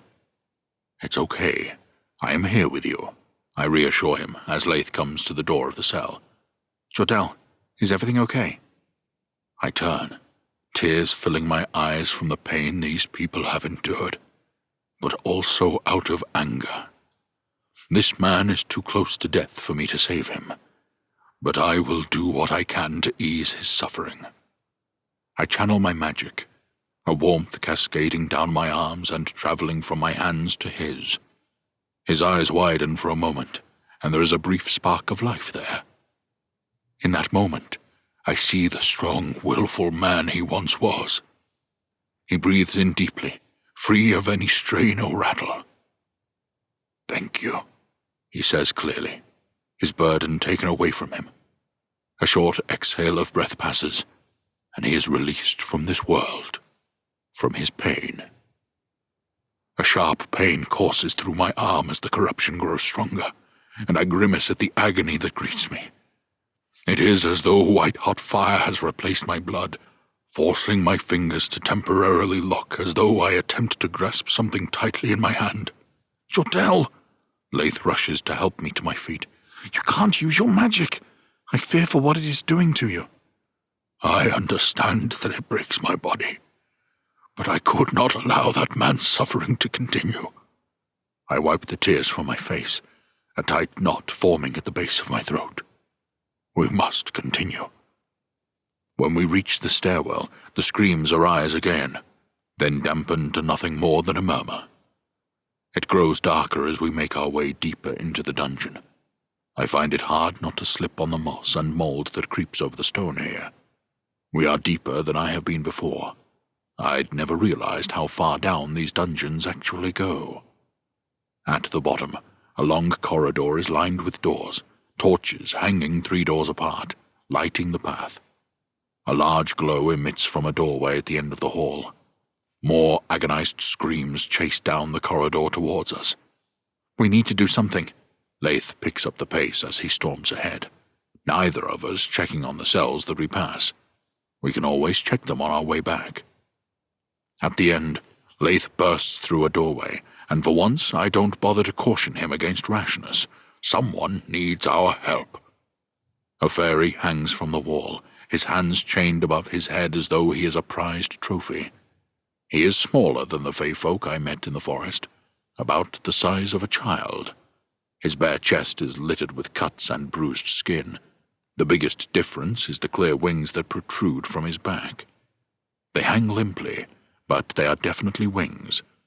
His head is bowed to his chest, and I fear for a moment that we are too late. Suddenly his chest heaves with labored breath. Another scream reaches us from the next room, and the fairy raises his head wearily. I raise a finger to my lips to ask the fairy to keep quiet as we step inside. At the far side of the darkened room, a robed mage stands with his back to us, his attention fixed onto something on the table in front of him.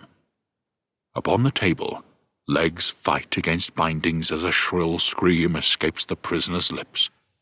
With a crack, the mage yanks on something, then raises it above him to inspect it in the light.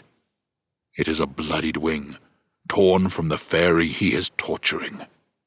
Laith removes his dagger and makes his move as the mage sets the torn wing down. He grabs hold of the mage and drives his blade into him forcefully, and I hope he feels every part of the cold steel as it enters him. My darkened thoughts shock me, but for what this mage has done in this tortured hellscape, he deserves this final moment. He fights back, swinging his elbow at Laith, but Laith stands firm and presses the blade even deeper, the mage's bones crunching from the force. As the mage slumps forward onto the table, he knocks over a vial. My breath freezes as I recognize the black substance inside. It smashes against the stone floor, and a blast of shock energy erupts with furious force. It sends me hurtling to the ground, the room engulfed in magic as if we were in the midst of a wild storm. Gusts of strong wind and compressed air swirl around us, cracks of forked lightning darting around every inch of the room. Then, as quickly as it started, it stops, leaving nothing but dust dancing in the air. What was that? Laith exclaims as he drags himself to his feet. He starts untying the bindings on the tortured fairy in front of him. I rush towards the fairy hanging from the wall and do the same. Whatever it was, they will have heard it. We need to get out of here, and fast. Chapter 26. Laith. The bindings on the fairy are tight, and her feet have turned purple from the pressure. Her face is bruised and swollen, her skin a pale yellowish orange. "Vereus, praise you," she stutters. I know not of the word she uses, but I lift her delicately in my arms, as she is too injured to walk. "We are here to help you," I tell her, wishing I could assist with the pain. The other fairy is slumped into Jordell's arms. "Are you able to walk?" Jordell asks him. "Yes." The fairy gasps as Jordell helps steady him. His skin is a darker tone than the woman's. "Thank you. I'm bite. This is Troya. We must help the others. I need to find my husband. Jordell takes the keys and shows them to the fairy. Then we need to move quickly. We do not have much time. Do you know anything of Aruya? The fairy shakes her head before Jordell gives me a nod. Then the two of them head out of the room and back down the corridor. Don't worry, I've got you, I tell my charge, carrying her from the room as we retrace our steps. Jordell and Pite start opening the cell doors in quick succession. Fae and fairies leave their prisons, iron restraints clasped tightly around their wrists. They appear famished and malnourished, their bodies just as broken as the humans we have already helped escape. I will take her to safety, then come back and help with the others, I tell Jordell. I push ahead and begin my ascent up the stairs, eager to get out of this wretched place as quickly as possible. By the time I reach the ground floor, my legs burn deeply from carrying the fairy at speed, but I am more determined than ever to get these people to safety. I cling on tightly to the fairy in my arms, her stifled breaths a constant reminder of how close to death she is. You are going to be okay, I tell her. But, in truth, it is myself that I am reassuring. I'm not going to let any of these souls pass on this night. These dungeons have taken enough. Morgana has taken enough. The entrance to the dungeon lies just ahead. Going somewhere? The broad, gruff voice stops me in my tracks. It is one I recognize in an instant, and I turn to find its owner. Lek, I stop in the doorway, staring into the torchlit room. Lek stands there, surrounded by guards. Beside him, I spot another familiar face. Codrin. To my horror, Gillum and Yaelor are kneeling on the ground in front of Lek and Codrin. Their faces bloodied, Gillum's hair matted with blood. Just where exactly do you think you're going with our fairies? Codrin asks, his pointed nose raised as though he is repulsed by me. They deserve better than this. You are monsters, I spit. Let these people go, they bring you no harm. Well, we can't have people sneaking in here in the dead of night taking what they want, can we? Lek sneers. We need to set an example. Make sure no one else feels as brave or stupid as you are. His eyes are bloodshot, the skin around them purple and blotched with small red veins crawling across his face. Why, Lek? Why would you do this?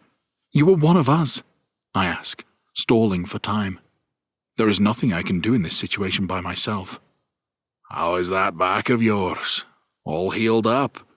He teases me, offering me a smug smile, but his face quickly darkens. I never asked to be dragged into that forest. Morgana freed me from my naive thought. She has gifted me all of Video's land and coin in return for my support.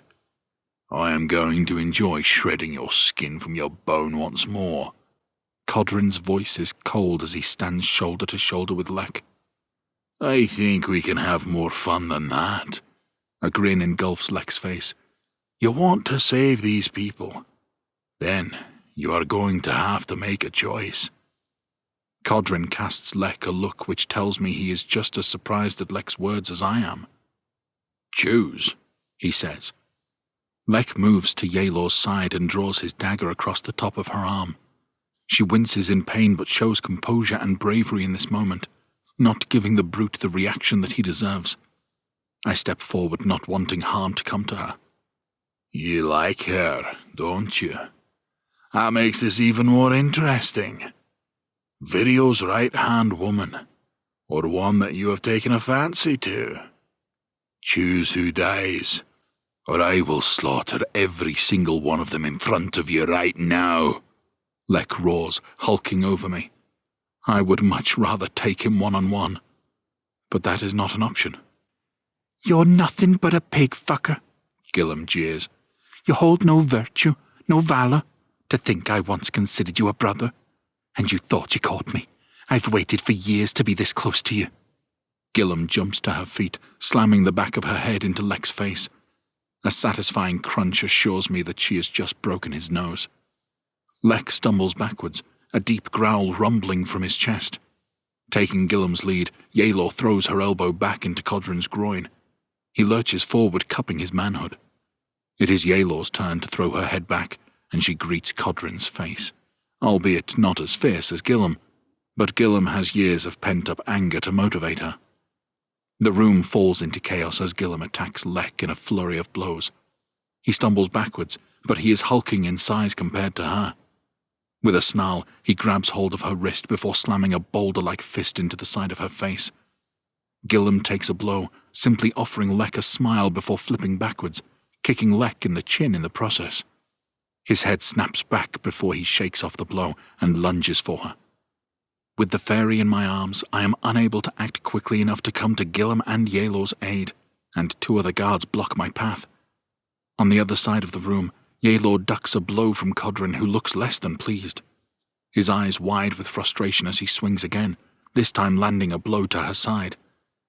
As Yelor leans into it, Codrin wastes no time gripping the side of her head and tossing her into the wall with a thud. Lek reaches for his great axe in his pursuit of Gillum, and Codrin removes his sword from his waist.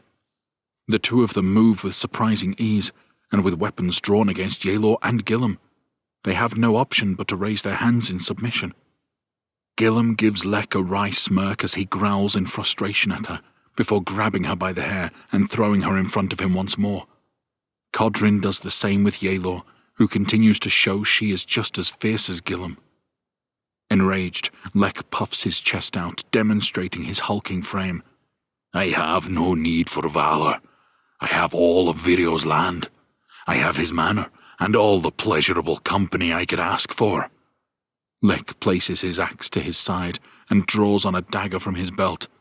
I said choose, he growls at me. Pick one. That's all you have to do, and I will let the rest of you leave. Codrin frowns at Lek in disapproval, but says nothing. Choose? I ask, shocked by what he asks of me. What is going on here? Jordell finally reaches me and catches a glimpse into the room at the horror that is unfolding. Take her, I tell him, passing the injured fairy to him. Get them out now! Laith, go! I roar, and he reluctantly heads to the door with the rest of the Fae folk. I am surprised to see neither Codrin nor Lek move. Morgana will not be pleased you have let them escape, Codrin says, his sword held against Yelor's shoulder. It will make capturing them again a little more fun. Lek barks back before returning his attention to me. Now, Laith, you have a choice to make. Pick one to die, and the rest live. Do nothing, and they will all die, as will you. I'm going to kill you, I tell him, as my chest heaves with the burden of what I am asked. I care for both. How am I able to pick one to live? My mind spins with thoughts of my options. There are simply too many of them for me to fight. It would certainly lead to all their deaths. My eyes throb and a strong headache pounds at my skull as though I have taken a blow to the head.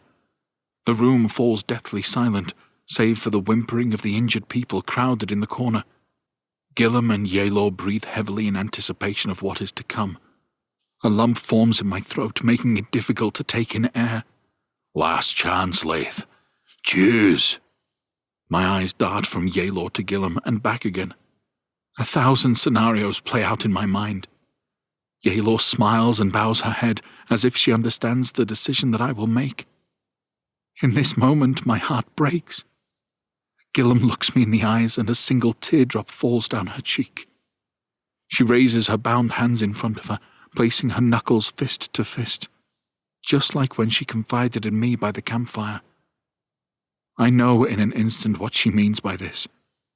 She is guiding me, making the choice for me. I'm sorry. I truly am. My voice trembles as I struggle to form words, my eyes welling as I look her in the face. I choose Gillum. Gillum bows her head as Yelor lifts hers up in surprise. Without hesitation, Lek raises his axe above his head and brings it down onto Gillum's shoulder, near splitting her in half.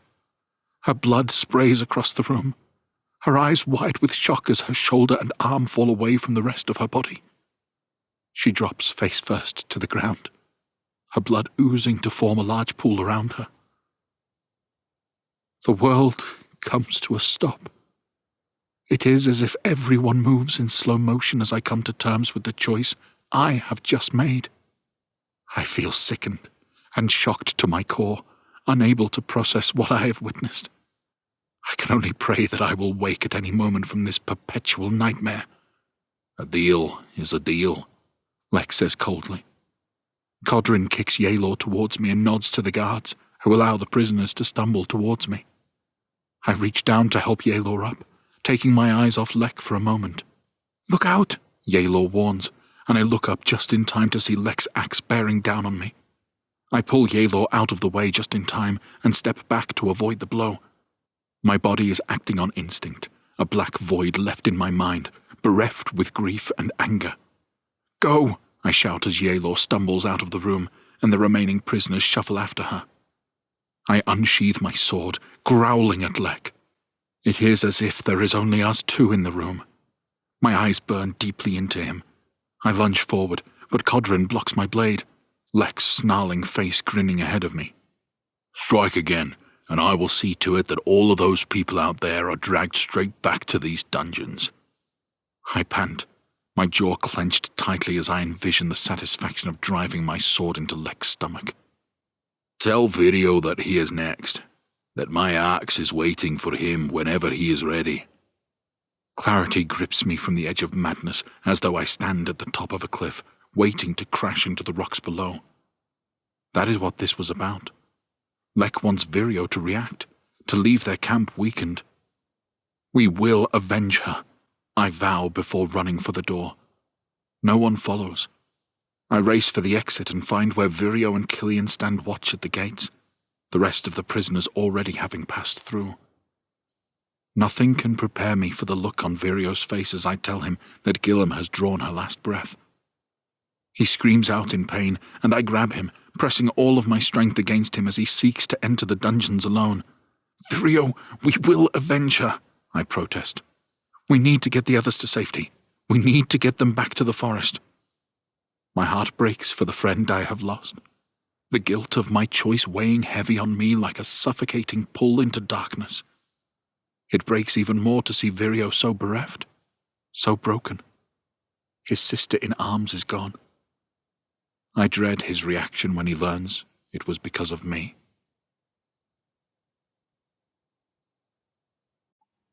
Chapter 27. Jordell. Orjan, I have word from a mutual friend of ours in Laith. He wishes to meet with you to discuss some matters. It is of great importance as he seeks clarity that I fear he will not move on from unless he hears it directly from yourself. Personally, I do not understand why you draw an alliance with Morgana, but Laith sees good in you. If you wish it also, please head to the outer edges of the Forest of Opiya. If you wait by the ravine to the east, our guards will escort you to meet the boy. I pray that you do not let him down and prove me right. Letter to Orjan from Gilliam, 255 KR. We trudge through the thick mud that coats the ground, the heavy rain lashing against us, matching the group's darkened spirit. It is a heavy loss of our own that we have faced, and no one has spoken a word on the way back to the Varusha. There are no smiles on our faces when we arrive back at the camp. Healers rush to tend to the weakened Fae and humans we have brought back with us from Askela. People cheer as though our mission has been a success. Little do they know the price it has cost. Virio drops from his horse and moves to the center of camp to speak.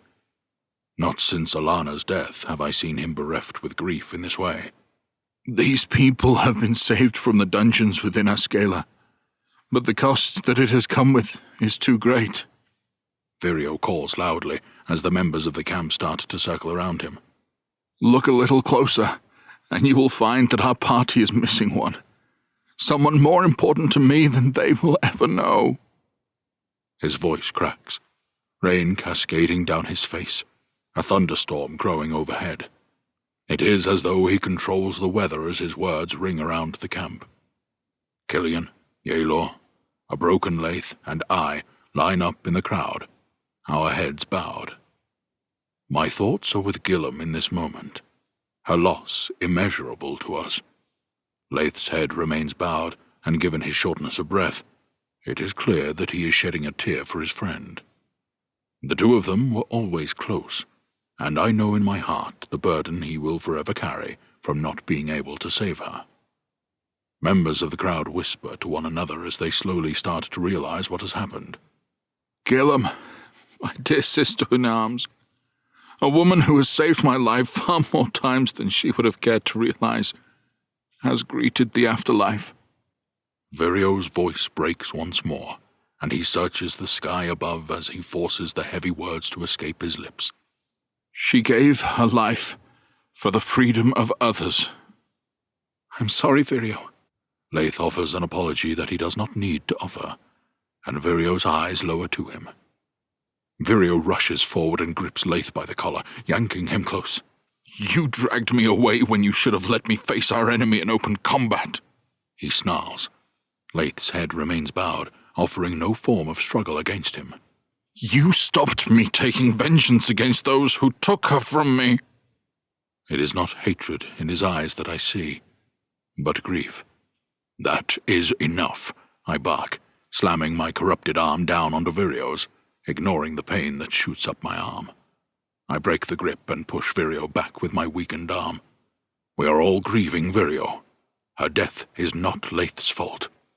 You have no right to take your grief out on Laith. He feels her loss too. It is, though, Laith says, his eyes still fixed on the ground. It is my fault she is dead. I have no idea what he means by his words. How can he be to blame for this? They made me choose between Gillam and Yaelor. If I didn't, then they were going to kill everyone. In a flash, Virio's face turns to rage, and he dives past me, lashing Laith's face with his fist. You chose her to die? Virio spits. All so you can lay with the Barbaraq you barely know? His words are twisted and dark, and I see a flash of the man Virio used to be. I do not like it. Virio, control yourself, I demand. Control myself? Because of him, Gillam is dead. I have lost the one person who I hold dearest in this world. Virio points angrily at Laith as I position myself in between the two, knowing that I will not allow him to strike Laith again. Think about the situation for one moment, I say. Think about the impossible situation that he was in. Virio, you need to grieve, we all do. Perhaps once you have a clear head, this will be an easier conversation to have, no matter how difficult it is. Yaelor's shoulders are drooped, her spirits broken, no doubt in the midst of guilt at being the one to survive. Something that I have seen soldiers return from war with. She turns to leave, making her way back to her tent. Virio's eyes trail after her. He is grief-ridden and not thinking clearly. I cannot allow him to make decisions and act on impulse in this state. I fear what he would do to Laith. I'm sorry, Virio. I wish I could go back, Laith says. I wish I could save her. She was my friend too. It is all my fault. His sobs take control of him. I hate seeing him this way. He has never had to deal with a loss of this magnitude. I can't begin to imagine the guilt he is placing on himself, even though the situation was far from his control. Virio steps forward as if he is ready to strike, but I puff up my chest and outstretch my arms to show him that I will not let him pass. He starts to draw his arm back, but hesitates, his jaw clenched tightly, fighting his own wave of tears. At least we have rescued the Fae, he snaps, his tone darkened with anger. No matter what the cost to me. I understand his frustrations. After all, he did not wish to enter Askela in the first place. I can only hope with time that he will see sense and reason, and that Gillam's sacrifice will ease tensions with the Fae. Otherwise, all this would have been for nothing. To hell with them, Virio spits. To hell with all of this. Come, Virio. Killian steps forward and ushers Virio away from the campfire. We will rest before organizing a ceremony for our fallen sister. He offers a bow towards me as he leaves, and I nod in appreciation for him redirecting Virio away from Laith. I have no doubt he will come to regret the way he has responded. He just needs time to process. I turn to face Laith and plant both of my hands on his shoulders as he continues to sob. It is not your fault, Laith. It is. I made the decision. I sent her to the afterlife.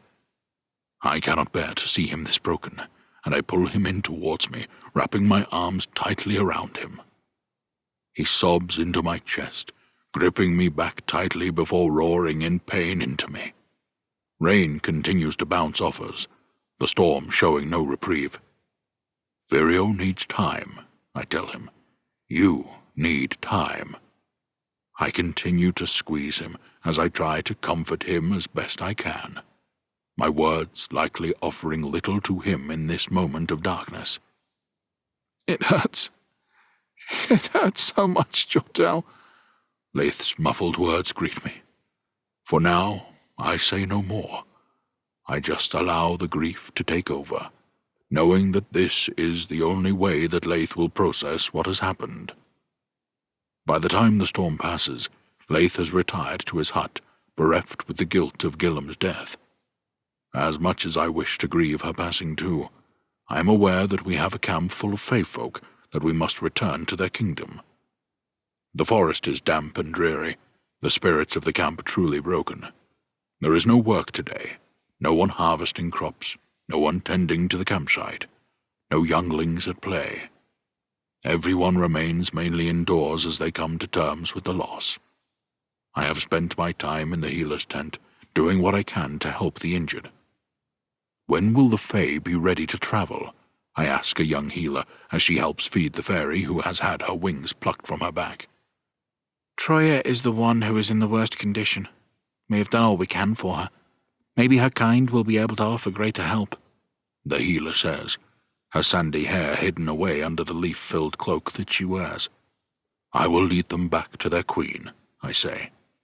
The rest of the fae are spread around the healer's tent, some in makeshift beds, others standing in conversation with their kind. I turn to the fae I'd unchained in the dungeons. Pite, it is good to see you are recovering well. He looks at the lifeless body of one fairy who has been covered with a sheet to preserve their dignity. My husband did not make it. His body was too broken. I am truly sorry for your loss. It is not your doing, he answers. At least I will be able to give him a burial. Are your people ready to travel? I think so, he says, looking around the room. Troya is the only one unable to walk, her injuries being the worst. I have never known a fairy to survive their wings being stripped from them. She is strong, however, and hopefully our own healers will be able to help her. Ready your people. We head back to your kingdom. I leave the healer's tent and make my way back to my own to collect my effects. Once the Fae Queen has her people returned, hopefully she will call an end to the conflict and help me with finding this blasted sword. If I learned anything in the dungeons of Askela, it is that stopping this great war, stopping Morgana, is even more imperative than I'd ever imagined.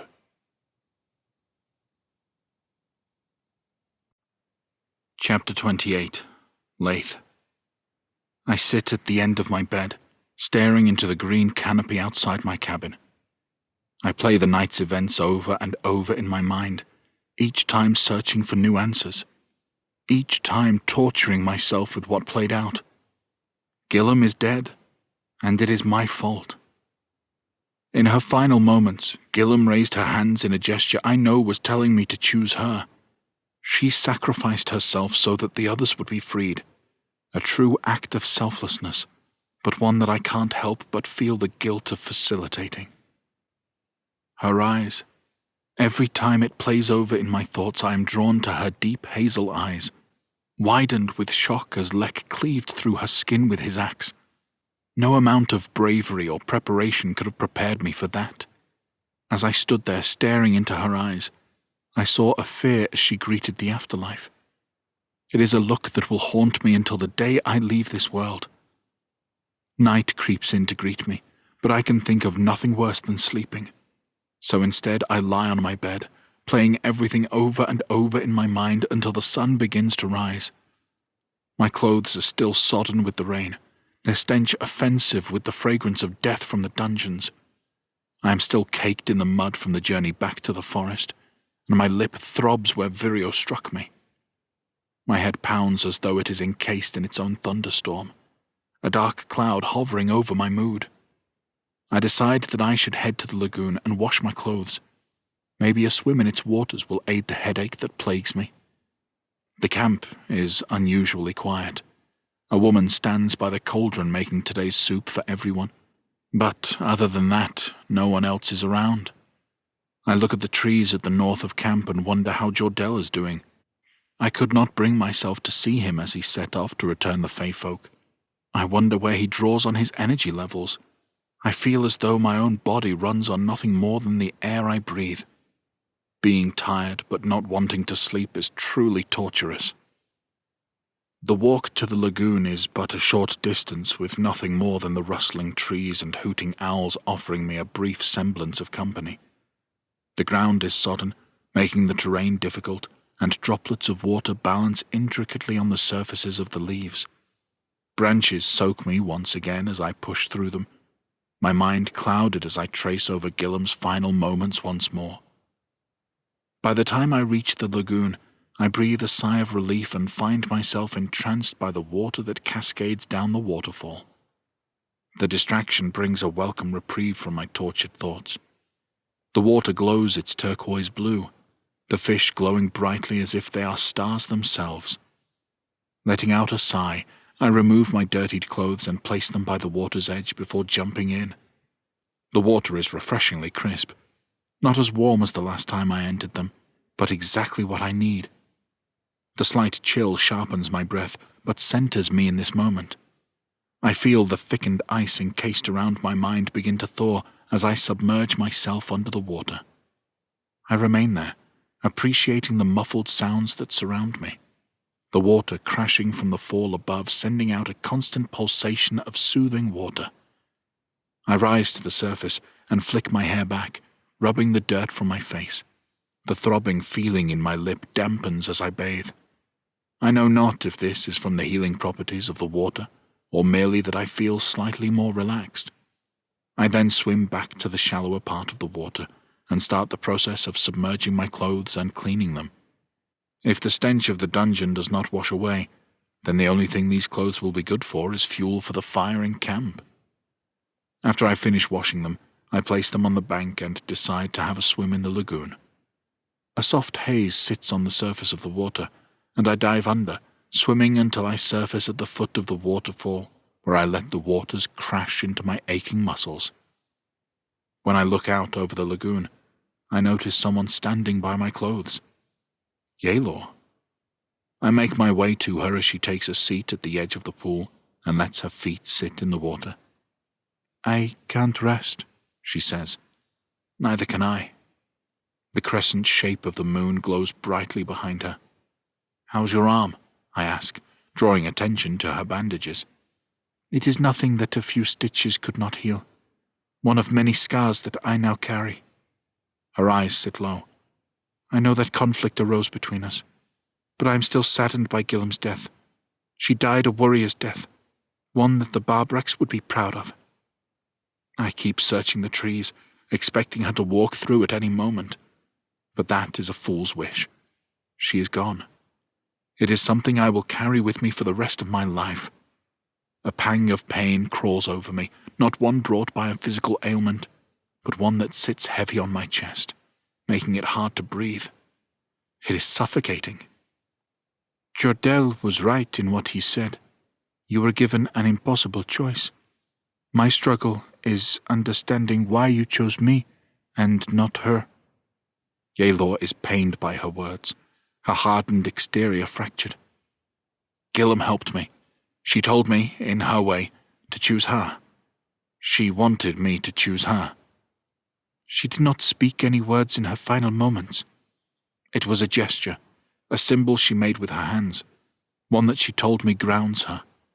I knew in that moment what she asked of me." "Thank you," she says, and a tear runs down her face, dripping into the lagoon. "I do not deserve your thanks," I say, and this is a true belief that I hold. "This is twice now that you have saved me from the brink of death. Yelor removes her feet from the waters and stands above me. The crisp air sits upon her skin as though she glows as brightly as the moon above. She reaches for the back of her top and undoes the clasp, letting it fall to the ground before lowering her pants. Something feels different. She looks deeply into my eyes as she removes her clothing, and my chest starts to pound against my ribs. I am transfixed, my own eyes not shifting from her gaze, not even tempted to look at her naked form. She steps forward, lowering herself into the water. The coldness seems to catch her breath as she moves towards where I stand in the water. I don't know what to think or do. I think I know what is about to happen, but given how I have reacted previously, I cannot be sure. Stop overthinking, I scold myself, and I allow myself to be consumed in the moment. A deep longing courses through me, a pressure from the top of my head all the way down to my groin. It is as though sparks of lightning fork through my veins as my senses are heightened. The rippled water reaches me, tickling my chest. Yelor stops in front of me, our breaths searching for one another. We are surrounded by a thickening mist, as though the temperature in the water is raised by our presence. Yelor raises her hand and delicately brushes her fingers across the top of my scarred shoulder, my body shuddering at the gentle touch as she lowers her hand down to my abdomen. It is as though she wields sparks, my skin tingling far beyond where she touches, and I groan slightly. Yelor raises her head and looks me deep within my eyes again, and I cannot restrain myself any further. I lower my face to hers and greet her lips with my own, her mouth warm and comforting. She raises herself in the water and wraps her legs around me. I grab hold of her with both my hands and hold her in place as we passionately kiss one another. She pulls away from me and charms me with a smile. This is a moment I wish we could stay in for eternity. Then she lowers herself down onto me, and we groan together in delight. We start rocking back and forth in the water, gentle and slow, gathering pace. Yelor presses her body as close to mine as she can, and I feel her heart beat wildly against my chest. Water ripples around us as we steal each other's breath, my head feeling as though it will explode at any moment, awash with sensations I have never experienced before. Our bodies intertwined. I use my arms to raise and lower her, each time a louder groan escaping her lips. This only serves to invigorate me as we speed up, the rocking motion causing waves around us. Yelor presses her head into my neck, and I feel her teeth bite down onto my shoulder as I squeeze her hips tightly. She tightens her hips and draws me in even closer to her, something I didn't think was possible, and with a groan we both release at the same time. My chest thunders as we race to catch our breath. Yelor lightly presses her forehead against mine, and I hold her steady in this moment. Just for a little while, I forget the nightmare that the day has brought. Chapter 29. Jordell. We have proposed a meeting between the lords and baronesses to see if we can reach an agreement by way of nominating who should ascend the throne. I have a feeling that this process could take some time to organize. Reluctantly, I think we need to also invite the Great Temple. Letter to the Court of Byron, Courageous Vex, 255 Kr. My body grows tired, frail and weak from the journey, but I push through in order to lead these people to safety. The ache in my arm has become unbearable, my skin hot to the touch as though I am gripped by a fever. The air is thick and muggy. I thought it would clear once the storm passed, but it has only gotten worse as we have gotten closer to the Fey Kingdom. To my joy, I finally recognize the outskirts of their civilization as the walkways arrive into sight. We have barely stopped since we left Virio's camp, but I am in dire need of a rest as I come to the conclusion that I am getting too old for this. My spirits are lifted when the sound of a horn bellows from above, birds fleeing from their trees to flutter in strange patterns before flying off in a different direction in disapproval. The horn blows again, and for the first time I see the Fey folk that I escort smile. It is a welcome distraction from my pain, and in that fleeting moment, the empathy I feel for what they have been through makes me feel as though it is all worthwhile. Then my mind traces to Gillum, and guilt overcomes me. These people are here ready to be reunited because of her. The Fey folk speed up their walk, some even moving at a steady jog, speaking to each other in Fey tongue as they point and laugh, preparing to be reunited with their loved ones. Seeing their smiles and joys warming, and with that my own internal conflict ignites once again. What I wouldn't give to have a simple day where nothing significant was to happen, where I could sit idly and read through my spellbook, or any other book for that matter, simply for the joy of it. A chorus of cheers rings around us as the Fey people greet our arrival, ecstatic at our return as we walk through the large wooden gates that lead into the courtyard. A couple of Fey higher up wave frantically from the trees, and it takes me a moment to realize it is me they wave at. It is me they offer their smiles to. A far cry from my first experience with them when I was greeted with nothing but wild snarls and strikes to the head. Queen Zariah greets us at the entranceway to the Fey Kingdom. "Ready our healers," she commands without delay. Her face is a conflicted picture of sorrow, worry, and joy. She embraces her people as they kneel before her. I follow suit, feeling it best to remain in keeping with their etiquette, which appears not too dissimilar to our own. "Where is Aruya?" the Queen asks. "Where is my daughter?" It is Pite who steps forward to speak. "When they captured us, she fought valiantly to protect us." Beside him, a kneeling Fey warrior carries Troya in his arms. "I have not seen her since we were taken. When they captured us, they tortured us. The things they do in that dungeon are far darker than I thought humans capable of." Pite's voice cracks as he relives his trauma. "They have stripped Troya of her wings. They took Cray and placed him in some kind of flame-filled chamber, rendering him into nothing but ash. Then they used his ashes to create dust, and with it, they cast Cray's magic." Queen Zariah inspects the elixir I brought her. "Tell me, is this what it looked like?" she asks. Pite nods, shaken. "Where did you get that? That is what they used to put Cray's ashes in."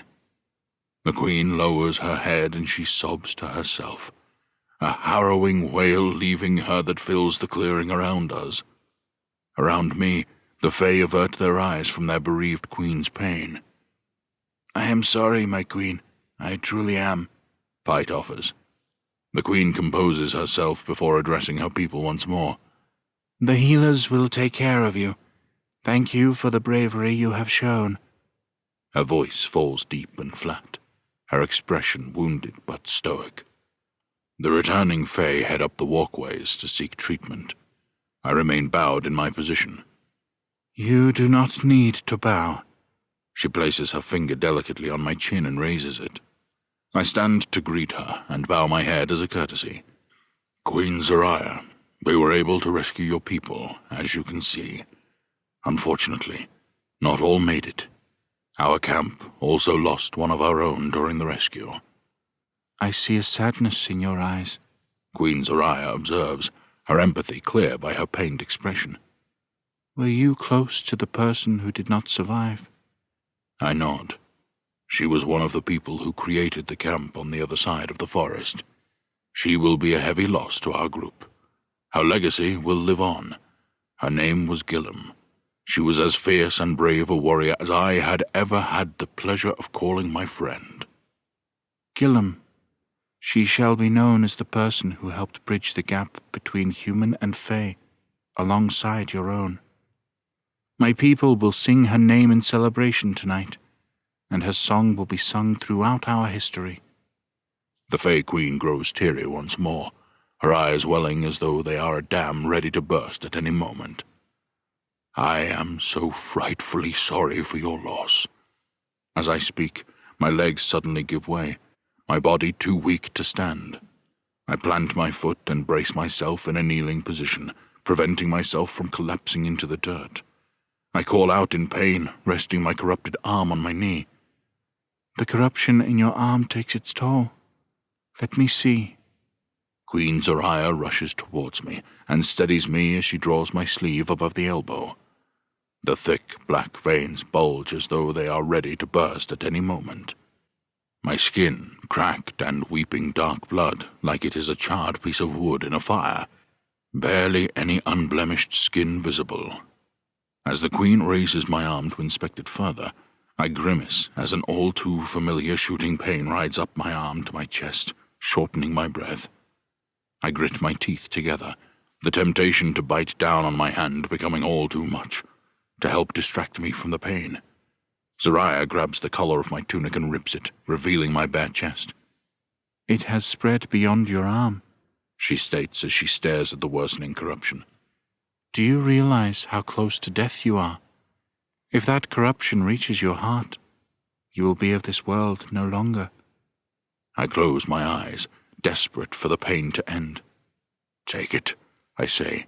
I see no further option. Take my arm. The Queen mutters to herself as if she disapproves of me, letting my arm get like this. Panic overcomes me as a searing pain engulfs my chest. The corruption seems to be spreading at an accelerated pace towards my heart. Please, I stutter. Take it. Make it stop. It will make no difference, she says, her voice full of empathy. I am afraid the corruption is too far gone. Your magic has broken your body. You should be thankful it is not your mind. Soon, it seems, I won't have a mind either. The realization of my own peril dawns on me. The corruption draws towards my heart, and when it reaches it, my life will end. Oh, I say, deflated and accepting of my fate. If this is how the gods will it, at least Laith has grown into a fine young man. He'll be okay. I can rest knowing I have done my job with him, and he will continue the work that I have started. You have faith in your gods, even when you are this close to death. Zoraya studies me. I said removing your arm would not stop the corruption. I did not say I couldn't stop it. Zoraya wraps my cracked, blackened hand with her own. The coldness of her soft, delicate hands feels soothing against my skin. What are you doing? I ask. Zoraya simply looks at me sternly before focusing on my hand once more. Her hands start to glow a gentle blue as a warmth pulsates from her hands into my own. The glow travels up her arms until her entire body starts pulsating with the same gentle glow of her magic, her skin looking as though it is shining. It is as if she is a goddess, her power transcendent just like her beauty. I sense her pulsating magic tracking about my body. It does not bring me comfort. It is agonizing, and I let out a roar of pain, struggling to keep still. She holds my arm steady with surprising strength, pulling her other hand away. Her fingers contort as her focus remains on the cracked skin across the back of my hand, the point where the corruption started. It is as though her magic latches onto the corruption that engulfs me, like a rope around a wild horse's neck. There is a precise moment where the strange feeling snags into my hand, and my wrist cracks loudly from the connection. Zoraya manipulates her fingers in the air as if pulling on an invisible string as she draws on her magic. I notice the strain on her face from the power from which she draws. With a flick of her wrist, the corruption starts to draw from my hand, exiting from the open wound on the back of it. It takes all my self-will to stop myself from passing out from the pain. Zoraya continues to draw on the corruption as it pulls into a liquid ball contained by her magic. It swirls in the air as if trying to escape the magic that encases it, aggressively pushing away from Zoraya, but being dragged back into place by an unknown force. As I look at my arm, my bulging veins collapse into place, and the blackened skin draws back down to my hand as it is dragged from my body. It feels as though fire is under my skin, like the corruption clings to my insides, gnawing at every part of me in desperation to remain. The blackened ball of corruption is tinged with my blood, my chest feeling as though it is ready to implode on itself. My head feels faint, a wave of heat washing over me.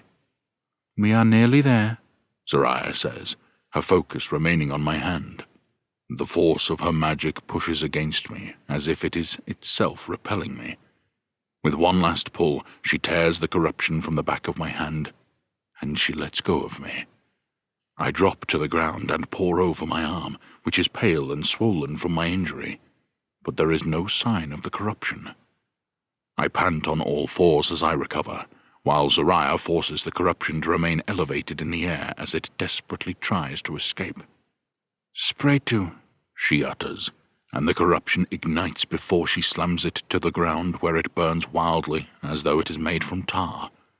A high-pitched squeal resonates, threatening to pierce my eardrum before it burns motionless on the ground. The Fey Queen gathers herself for a moment, mopping the sweat from her head with her sleeve.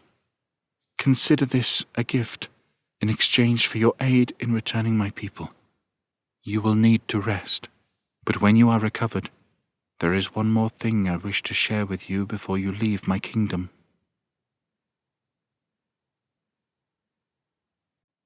Chapter 30. Laith.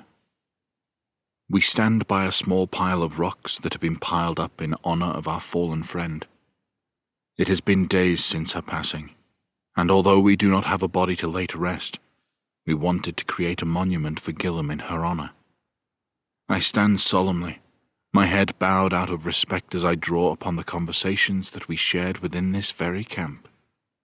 Her loss is something that I wonder if I will ever recover from, my thirst for revenge becoming harder to ignore with each passing day. Yaelor stands by my side. She has been distant since our encounter at the lagoon, but I have not chased her about this, or sought another meeting with her, not wishing to offend her or presume that she is mine to take whenever I so choose. She stands with her hands behind her back, her hair piled high on her head, quiet on her thoughts. She does not show any emotion, unlike the rest of the camp residents that come to pay their respects, their moods sullen and their faces blotched with tears. We stand together to remember Gillam, a torch protruding from the head of her grave. Its flames dance with the wind. Virio walks past, his hood raised, his face hidden as he moves to the stones before turning to face us. Once there, he bows his head and lowers his hood, standing quietly as he collects his own thoughts. He clears his throat before starting to speak. "We are here today to gather in mourning for our dear friend, my sister, Gillam." He pauses, his voice cracking as he speaks. He adjusts himself before starting again. "We are here to pay our respects for Gillam, and to celebrate the life that she lived, the life that she gave, so that others could live theirs. An act more noble than most will achieve in their lifetime. Gillam was a person of force, a person so direct with her words that they could carve through stone." Virio tilts his head to look at the small stone tower that we have created in her honor, and casts it a smile. "She was also fierce, commanding, and loyal. Her counsel has helped us shape this very community. True, we have done things in our past that we would not be proud of, but we have also seen battle together in the name of our fallen king. She has saved me not just on the battlefield, but from the demons that plagued my mind long before we laid the foundations for our camp here. For that, I will be eternally grateful." Virio fights against his emotions, sniffing back and wiping his face clear of the tears that line his cheeks. "Funnily enough, and believe it or not, we were betrothed to one another by our parents when we were young, something which we both stringently opposed. It was only when her parents passed that we were able to contest this. As she put it, she would rather bathe in horse shit than marry me. He laughs to himself and is joined in laughter by Killian and a few others within the crowd. She threatened to kill me when I first dragged us here, newly exiled. I was sure to keep one eye open at night, for Gillam was one that when she made a promise, she rarely broke it. This one, however, I was glad she did, as it enabled me to become stronger and watch with pride as I saw the forest we now call home soften her. Virio's voice grows thick and grizzled as he continues his speech, something I give him credit for, as I myself would struggle to form the words. She would stick a knife in from the shadows if she could hear me talking like this. Virio looks up at the sky and takes a long, deep breath. Gillam, you are at peace. Know that I long for the day that we can be reunited. I will not rest until Lek pays for his actions. This is my vow to you, my sister. With this, Virio removes a single white rose from his cloak and kneels by the stone tower, placing it at its base. I love you. He closes his eyes and bows his head once more, and we observe a moment's silence until he finally stands. When he steps back, the rest of the camp takes it in turns to place their own roses by her grave. Yellow, blue, red, white, orange. It is as though a rainbow has been laid in her honor. I stare down at the red rose clasped in my hand, and it reminds me of the red cloak she always wore. I rub my thumb up and down the stem, barely noticing that a thorn pierces my skin, causing a pinprick of blood. I step forward, a large knot in my throat, a heavy weight in my stomach as my eyes sting. I kneel and place the rose on top of the others. I am sorry, Gillam. In my life, I will help avenge you. I make the blood vow before stepping away from the grave. I am awash with emotions, anger, hurt, grief, sorrow, agony. It is too much for me to process. My chest heaves and I feel as though I could vomit at any moment. A hand grabs hold of me, preventing me from escaping as others leave the graveside. It is Virio, his face shallow and gaunt as if he has barely slept. I brace myself for conflict, but after a brief moment, this does not happen. I needed to speak to you to apologize for how I acted when we returned from Askela. He starts, the look of shame drowning him like a river that has burst its banks. The way I blamed you, the way I lashed out, it is something that does not sit well with me. You have done no wrong in this situation, and I was wrong to take out my anger on you. You don't need to apologize, I say.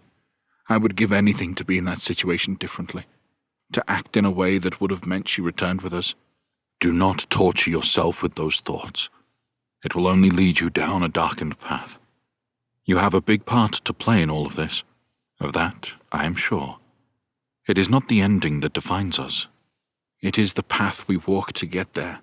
I repeat, a familiar theme resonating with me that Gillam once shared. The memory of our conversation at this very point draws a smile from me.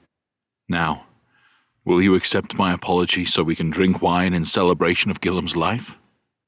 The thought of getting drunk and celebrating feels wrong, but also right at the same time.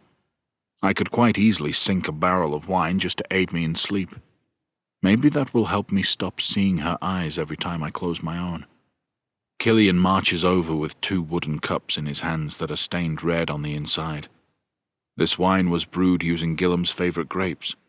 I feel it fitting that we toast her life with it. Virio passes one of the cups to me, then raises his in the air and smiles. To Gillam, I say, and we clink our cups together before downing the contents in one go. It is as strong a wine as I have ever tasted. Punchy, too. A perfect combination to remember my dear friend by. As we make our way back towards camp, I think about the conversation we had by the fire just a few nights prior, and I can only hope that she has found peace at last. Where's Virio? A voice calls. One of the villagers approaches, a spear in his hands. There is a man on the outer edge of the forest, if you can call him that, he adds. He has asked after you, Laith. My heart skips at the mention of my name. Who is it? Virio asks. I'm sure of the answer before it leaves the man's lips. He says his name is Oran.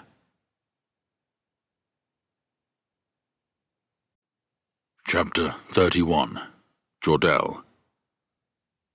The Guild of Magi offer to help those who possess the ability to wield magic to control their power, to embrace it.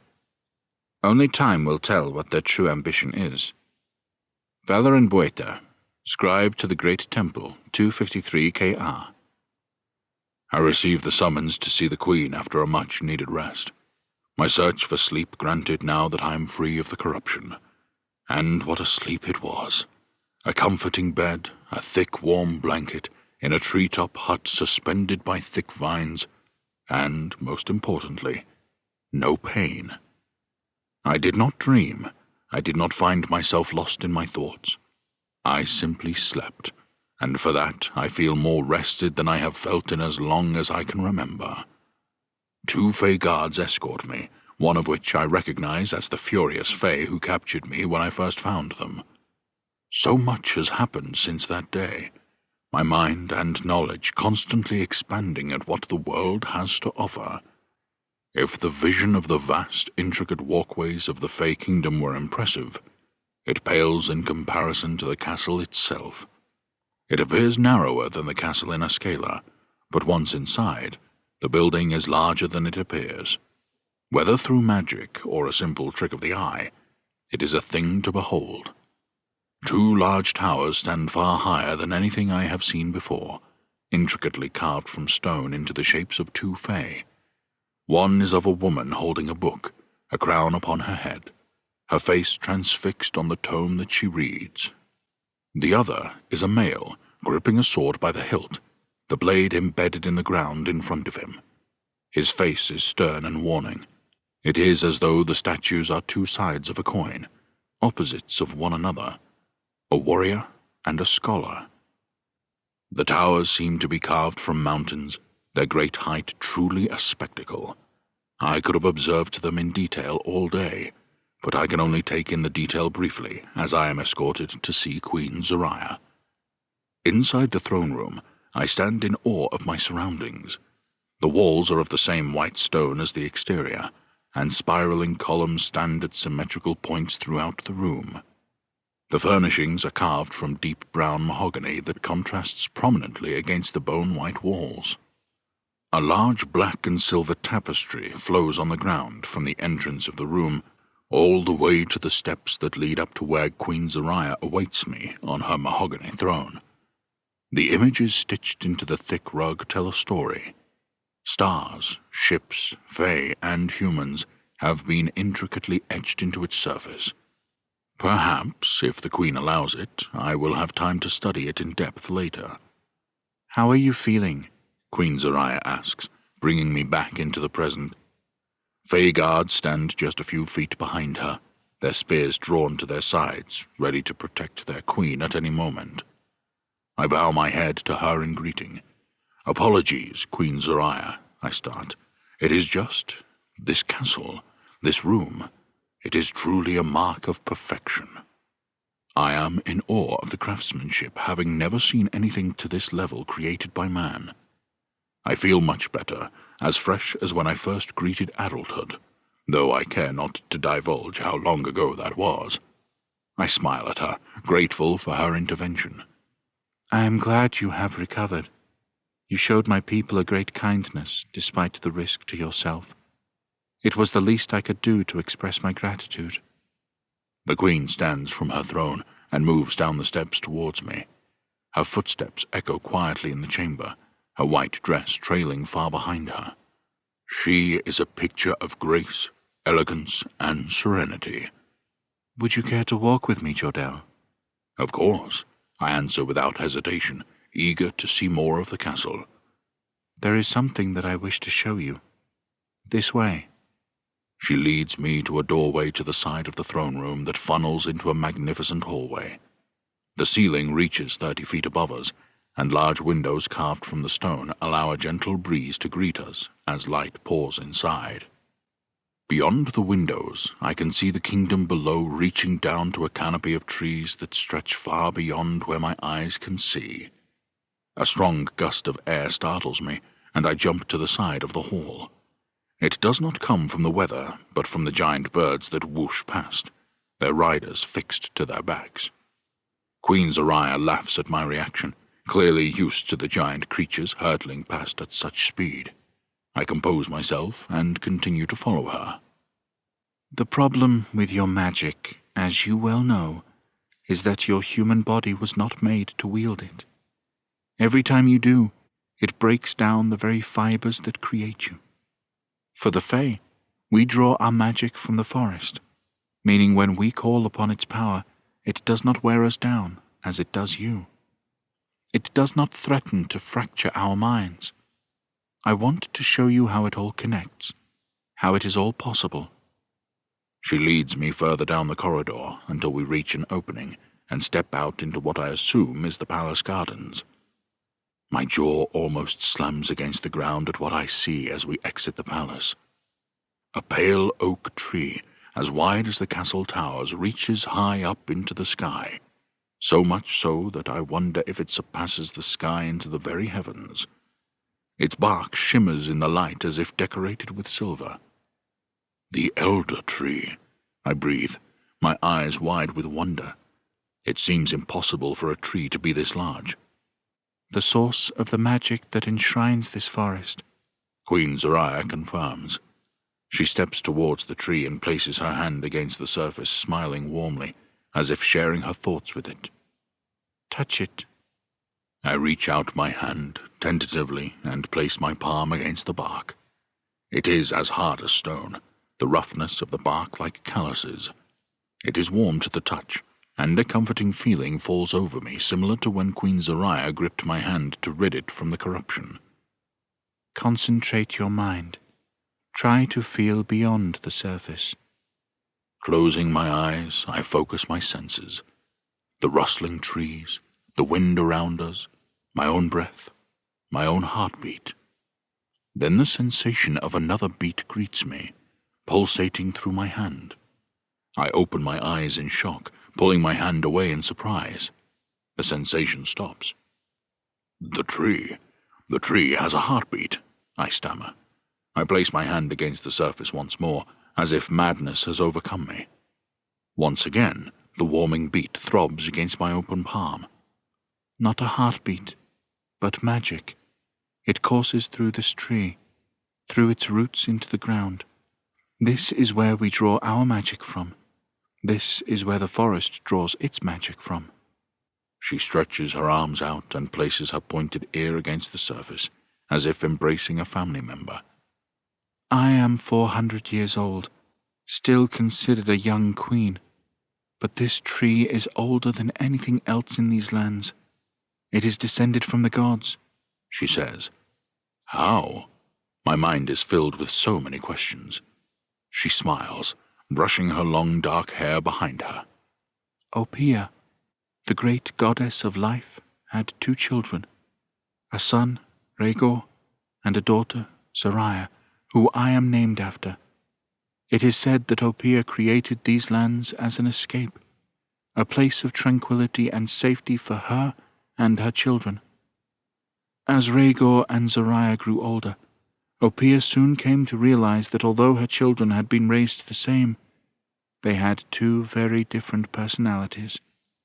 Zariah, full of love and a longing to learn, and Rhaegor, full of a thirst for power, unquenchable by staying within the forest. Zariah begins to pace with her hands clasped behind her back. Rhaegor frequently ventured out of these lands, much to Opiya's displeasure. It is said that Rhaegor hated his mother for bringing him here. Over time, Rhaegor influenced man, and through his manipulation, great wars raged, not just throughout Levanthria, but to the wider reaches of the world. The only person who could reach Rhaegor, the only one he considered his equal, was his sister. Opiya begged Zariah to help stop Rhaegor before he destroyed the world as they knew it. Zariah reached out to Rhaegor and asked for him to return home after not seeing him for hundreds of years. Seeing no other way to stop her son, Opiya encased him in stone, but not without its consequence. For Rhaegor had sensed that it might be a trap he was walking into, and as such, he bound his power to a blade he had carried since his father's passing. Zoraya did not know of Opiya's trap, and although she protested against their mother, Rhaegor was incensed, his heart broken at the perceived betrayal by his loving sister. As his body stiffened and his skin turned to stone, Zoraya embraced him one final time. In his final act, Rhaegor did the unthinkable and used his sword to strike down his sister. Broken and dismayed by what Rhaegor had become, Opiya dragged the sword from her son's hardening hands and drove it deep into his chest as her magic took control of him. It was too late for Zoraya.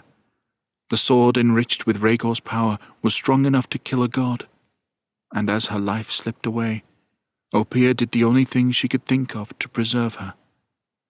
Zoraya became one with the land, and as her body perished, this very tree grew from her remains, rich with her magic. Her life continues through her magic within this very tree, and from that tree a forest grew, and from that forest everything that you see today. I stare up at the tree in silence, grappling with the weight of her words. There is something I must tell you, I say, something that I now believe is linked to the story you have just told me. Go on. I shared a vision with a powerful sorceress, one that foretold a great war between men. I have seen men start wars with one another throughout my life. It does not concern the Fae. That is not all. I saw magic unlike anything ever witnessed in our world before. Magic wielded by a sword that was embedded in stone.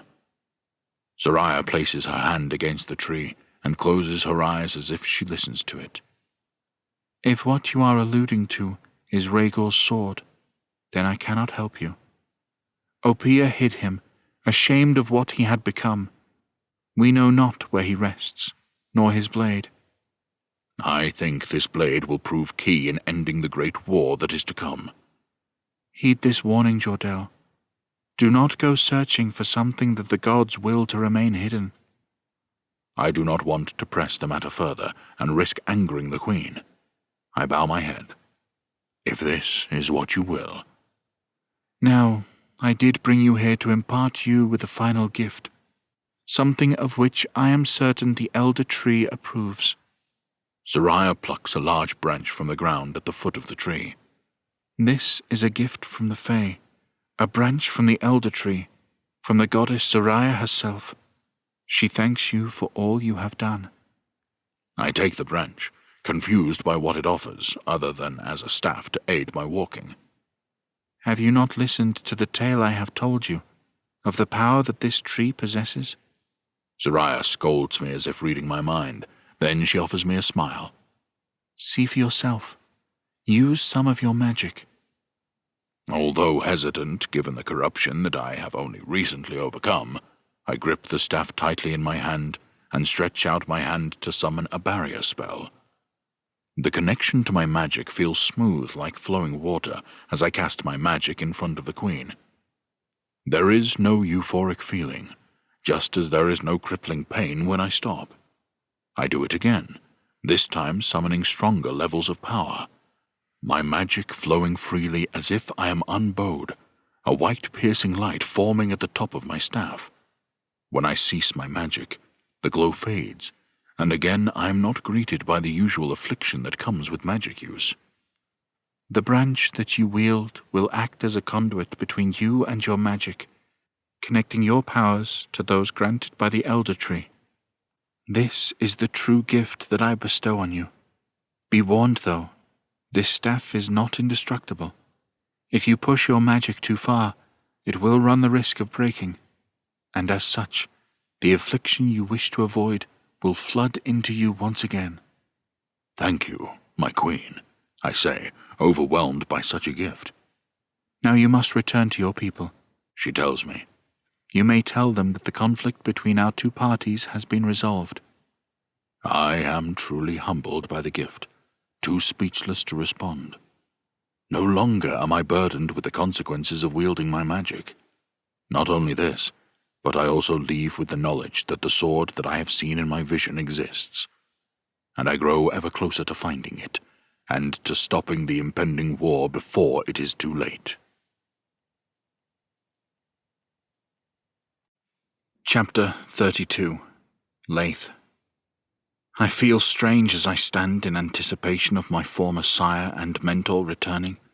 The anticipation brings me a wave of mixed emotion from anxiety right through to excitement. I find myself unable to keep still as I stand beside Virio at the edge of camp, waiting for Oran to arrive. "Are you okay?" Virio asks. "I think so. I just don't know how to feel." "Be warned," Virio says. "His response towards me will be understandably less favorable." My hands fidget by my side, and I find myself toying with the fabric of my tunic. I opt to take a hold of each hand in front of me to hold them steady before my nerves get the better of me. Killian and Yaelor stand behind us, the rest of the camp instructed to remain in the tents and huts.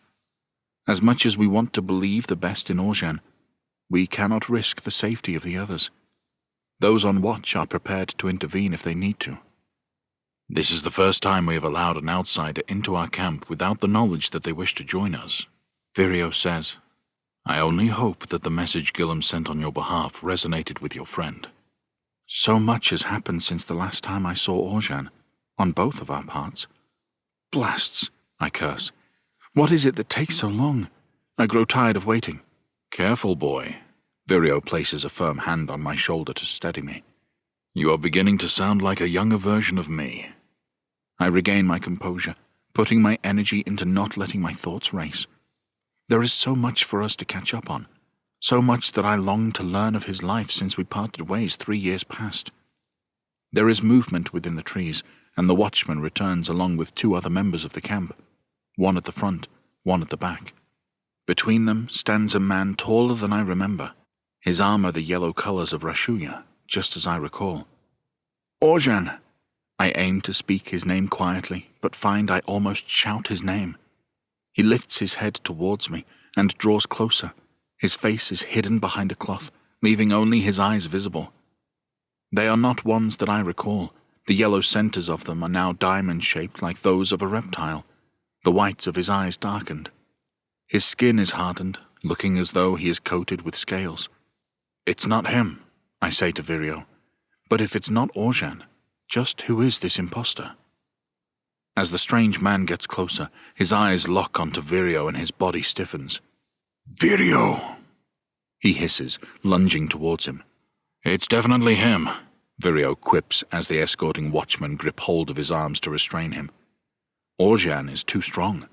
He drags them with him as he advances on Virio, their feet sliding through the mud that they desperately aim to anchor to. "Scum!" he hisses again, his voice a combination of anger and pain. "All of this is because of you. I am like this because of you," he roars. He has no weapon, which I assume he was forced to leave before entering the forest. There is hatred in his eyes, oblivious to his surroundings, oblivious to me. I step in front of Oran, slamming my hands against his chest and pushing him back with everything I have.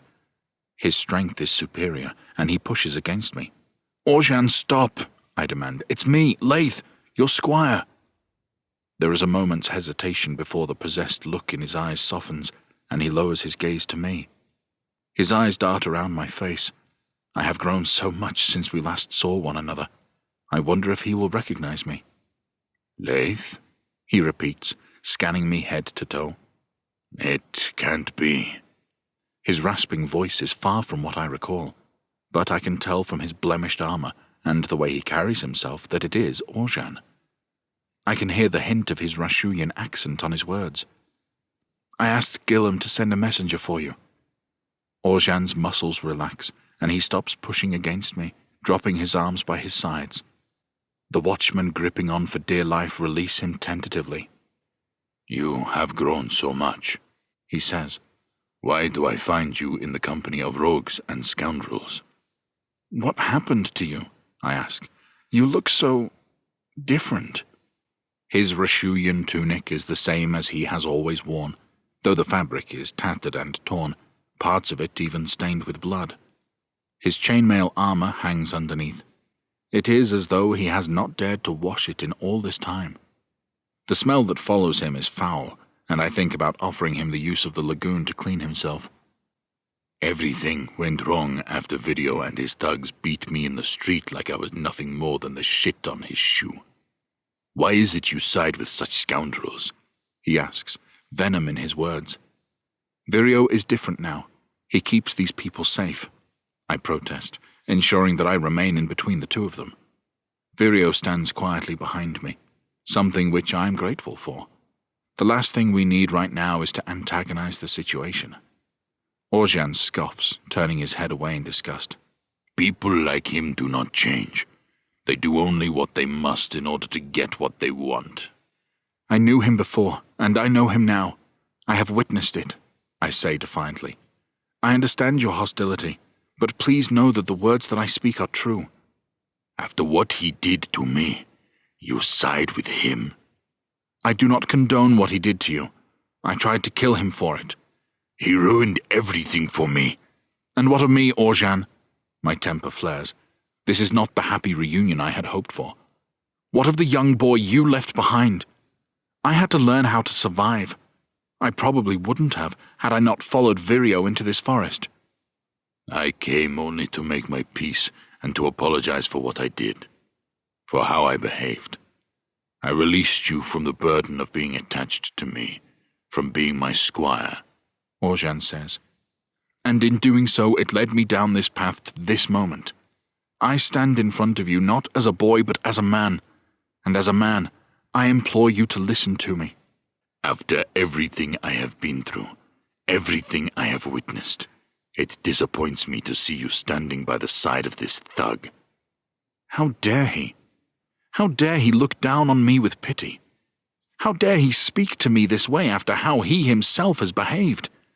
I find my mood of anxiety and excitement at being reunited quickly turning to one of anger and frustration. How can you speak of disappointment when I hear stories of your involvement with Morgana? Is it true, Oran? I have spent years helping search for a sword that can bring about an end to all of this death and destruction that she brings, one that can end a war before it even starts. Words pour from my mouth as years of lost conversation fall from me like a waterfall.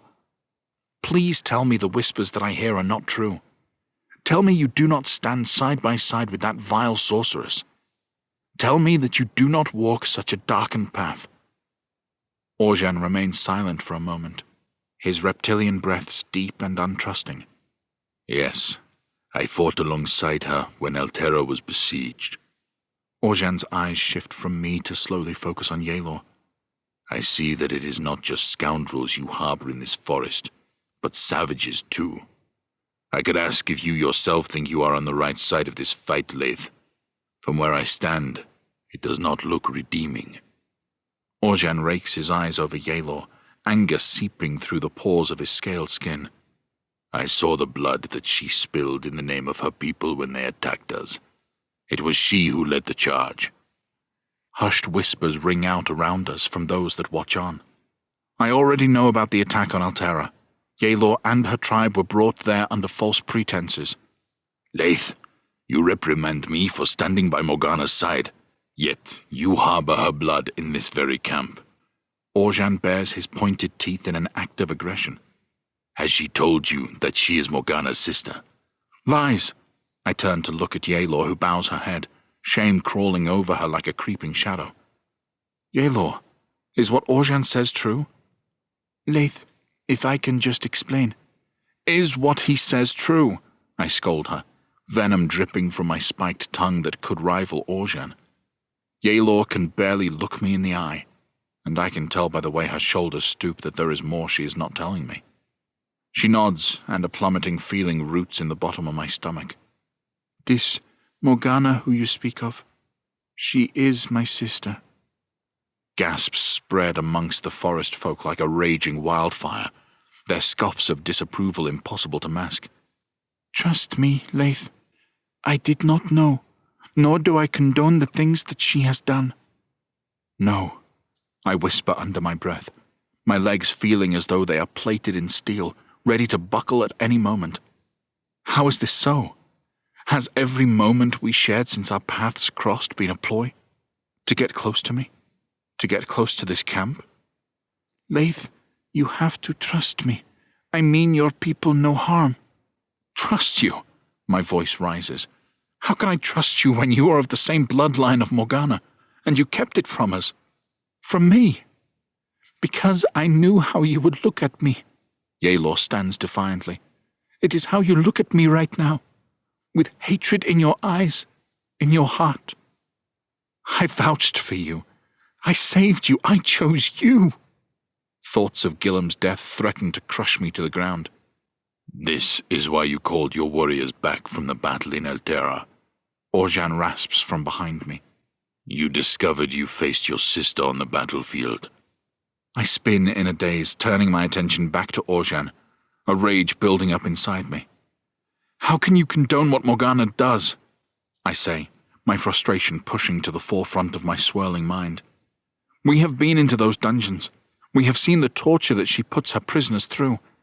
People who she deems crooks and criminals, all so she can experiment and improve her power. There is a fire inside me, and my blood burns. I can only speak of the actions I am able to know as true. I witnessed Morgana fighting for her people. I witnessed her put her life on the line to stop Elterra from falling. Yet, I find you here with Virio, a man wanted by the crown, and a Barbaraq invader who has recently assaulted the city I now find myself steward of. Is that what this is about? I ask. All of this? Siding with Morgana so you can have a veiled version of honor restored to your name? I cannot believe what has become of the person I once called a mentor. I do what I must to protect the people of Elterra. I will do what I must to uphold justice. You must see that Morgana is evil, I bellow. She is manipulating you, she must be. I can't see any other reason for why he would side with such a monster. I see more clearly now than I have ever, Laith. Perhaps it is you who is blind to your surroundings. I think it is time that I leave. The guards look on aimlessly, unsure what to do. Virio breaks his silence. You are free to leave, Orjan. Just know that I am sorry for how I behaved.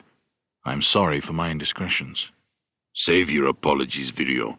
If our paths are to cross again, I will gladly be the one to send you to the afterlife. With this, Orjan turns and heads out of the camp to leave the forest. I watch in disbelief as he disappears out of sight. Yaelor's warnings were true. Orjan sides with Morgana, and as such that makes him our enemy. My enemy. Should we stop him? I ask Virio, unsure of what to do. He has not wronged this camp, and all I see are words. He is driven by his anger towards me. Hopefully, in time, he will come to realize the alliance he has forged is a mistake, and when he does, we will be here waiting for him. There is an air of diplomacy from Virio that surprises me, knowing that he was never a fan of Orjan himself. Do you think he will see sense? I ask. We can only hope. I pray that when this day arrives, it is not too late to save his soul. I turn to Yaelor while the rest of the camp watches on, whispering to one another, their judging eyes saying everything that their words do not. Laith, may I speak to you in private? Yaelor asks. I think you have said enough, I glower, unable to even look at her. Betrayal eats at my core like vultures tearing away at a carcass. I gave myself to her. I let her into my heart and now find it fracturing like a broken mirror. Has everything she said to me been a lie? Laith, I am not on her side, Yaelor protests. I have seen the horrors of her dungeon, and I know she needs to be stopped. I am on your side. When I do not respond, Yaelor spins and walks away towards her hut. The forest folk continue to tut and whisper. Virio places a gentle hand on my shoulder, looking me in the eyes. I can only speak for what I have seen, but I think Yaelor is being honest with you. Don't let your anger ruin what you two have built. It's a little late for that, I say, shrugging my shoulder free and heading away from the camp. It seems that the people I trust the most tend to stab me in the back. Chapter 33. Jordell. Oran brings word of Laith. I do not want to tempt fate by crossing paths with him. Not when I have foreseen he is the bringer of my death. I have sent Lek with a message. If Laith surrenders, I will offer mercy. If they do not, I have instructed Lek to destroy them all. I have even let him take my fairy-infused potions to aid him, although I may have remained tight-lipped on the consequences of using them. Using magic naturally has grave consequences on the body, so imagine the havoc it rages on someone who uses it unnaturally. Diary entry of Morgana, 255 KR. With my new staff in my possession, I feel invigorated. It is as though the removal of the corruption has turned back the time on my aging body. My journey back to camp has passed quickly, as I feel as though I am moving quicker through the terrain. When I arrive back, I see Virio conversing with Killian at a table. Their faces tell me their conversation is serious, and I can only imagine what has happened in my absence. "What is it that brings such a worry to your face?" I ask, interrupting the conversation between the two of them. "We have had a visitor," Virio tells me. "One that Laith had sent a message to, and though I understand why he reached out, I fear the danger he has inadvertently placed this camp in." I know in an instant who it is that he sent for. "Laith sent word to Oran?" I ask tentatively. "You knew of this?" "How would I have known? I have barely been in Verusha of late," I reply sternly. "I wish Laith would have spoken to me about this before sending word so I could have talked it through with him. I fear that the meeting did not go how Laith had hoped. Oran sees us as the villains. His hatred for me was apparent. His disappointment in Laith was clear. Heated words were exchanged, but Oran made it abundantly clear that he sides with Morgana." "Morgana is a master of manipulation. Are you sure that Oran fully sides with her?" "Laith told him the things that she has done, of your quest to end this great war before it has even started. He begged Oran to see sense, but he did not," Killian adds, taking a drink from his wooden cup. I take a seat at the table with them, resting my new staff against its side. I rub my fingers against my temple to soothe the headache that is forming. This is not good. Oran is a man who prides himself on honor. Rashuyan honor is known for its fierceness. I have no doubt that Oran will do whatever he must, if he believes it to be honorable. "Like apprehending a band of wanted criminals?" Virio asks. "This is what I fear most, that Verusha, all that we have built over these years, is no longer safe. The problem is, we still do not know what Morgana's end goal is. What is it that she searches for? What she hopes to attain other than the throne?" "I know her. She has always had a thirst for knowledge and power. I fear that the pieces in the puzzle that lead to the war are beginning to form a picture. There are still gaps, however, meaning that although we are sure she will make a play for the crown, we do not know what comes next, what she seeks to do with her power. What do we do now? There are simply too many for us to up and leave. Where would we go?" "We could send word to the Fae," I answer. "Queen Zariah has promised that they will spill no more blood on their lands, that the conflict between us and them is ended. Although I fear asking them to house us may be a step too far, there are lots of Fae who do not wish to have humans living within the forest. The Queen still needs to keep her people happy and safe, and this is but a new relationship that is forming." "How long will that take, though, Jordell? Each time you leave, you are gone for days on end." Killian is right in his concern. "What if they attack the camp whilst you are gone?" "I feel that the bond between myself and Queen Zariah is strengthened by us rescuing her people. Perhaps she will return that deed back to us if they see that we are under attack. Is this what you think will happen, Virio? Do you feel an attack is imminent?" I saw the look in Oran's eyes. I fear he will head straight to Morgana and tell her of our location. I fear that it is only a matter of time before they reach our camp. "Virio! Virio!" A voice draws an end to our conversation. A scrawny woman races through the center of the camp towards us on horseback. Her face is reddened, her thick hair seeming to have captured leaves like a trap. She pants heavily as she steadies her horse in front of us.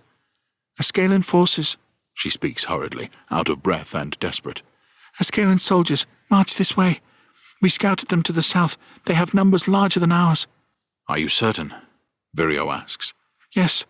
I give us 2 days at best. Thank you. Vireo says, we need to prepare everyone for what may come. Morgana wouldn't march on the forest just to apprehend a few wanted criminals. Morgana must be in search of the sword, I say, the realization dawning on me. I have every faith that the Fae will lend us their aid. I cannot see them allowing the sword to fall into her hands. By the gods, I hope you are right, Killian says, worry etched into every deep wrinkle that adorns his weary face. The villagers that had been going about their daily lives tending to wood, the crops, harvest, cleaning, had come to stop when the scout arrived. With eyes on us, Vireo stands on the table. Can I have everyone's attention? He calls out loudly. People around us stop what they are doing in their tracks and begin to convene around us. We must prepare for an attack on our homes. There are hushed words between the villagers as they discuss the news. As it stands, we have few options.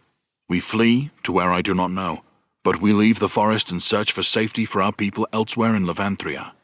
But this is our home, a man calls, his face dirty from his day's work. We have built this from nothing, a woman yells, clutching the hands of 2 children. This is our home now. We won't let them take it away from us.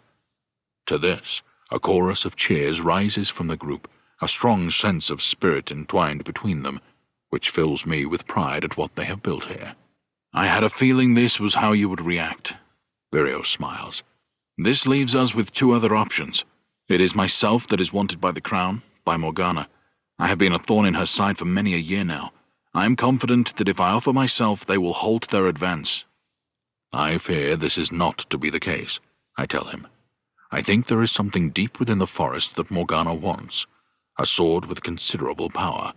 A weapon that I believe, if she were able to get her hands on, would truly make her unstoppable.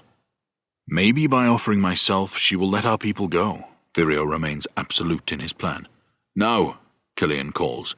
I will not allow that to happen. If you offer yourself in surrender, then so do I. And I. Me too. You are not sacrificing yourself, Vireo. Voices call one at a time, shouting out over one another, all of them with the same tone, with the same message. These people will not allow Vireo to sacrifice himself. If that is how you will it, then we stay and we fight. Vireo would be forgiven for feeling overwhelmed by the situation. But I am amazed to see him come into his own, to speak with his people, to only take action or make decision once they have decided as a group. We have been fortifying Varusha in case of such occasions. We have points where those that are too young or too frail to fight can hide until all this is done, Killian says. So, that is it then. Those that want to fight and defend our land are welcome to do so. Those who wish to leave for Levanthria, I suggest you make haste and gather as much distance as you can in the time that we have. There is a raucous cheer amongst the villagers, and Vireo leaps from the table onto the ground. The fight that is about to come to our doorstep is not one we must face for Askela or Levanthria. It is for us, and for as long as I live, that is something I swear I will always fight for. The cheers continue, Vireo's words resonating with me. I can only hope that we will be able to defend ourselves against the attack. Through the swelling group in front of us, Laith emerges, his eyes carrying a look of guilt. It is I who caused this situation, he says. Had I not sent the message to Oran, he would not have known this camp's whereabouts. I was not prepared to see the hatred that he carries in his heart for Vireo, the shame he showed for myself. Trouble yourself no longer, Laith. What is done is done. These people are prepared to fight for their new home, and I intend to help them. Do they have your sword? That goes without saying, Jordell. I will do whatever I can to protect them, whether that costs me my own life.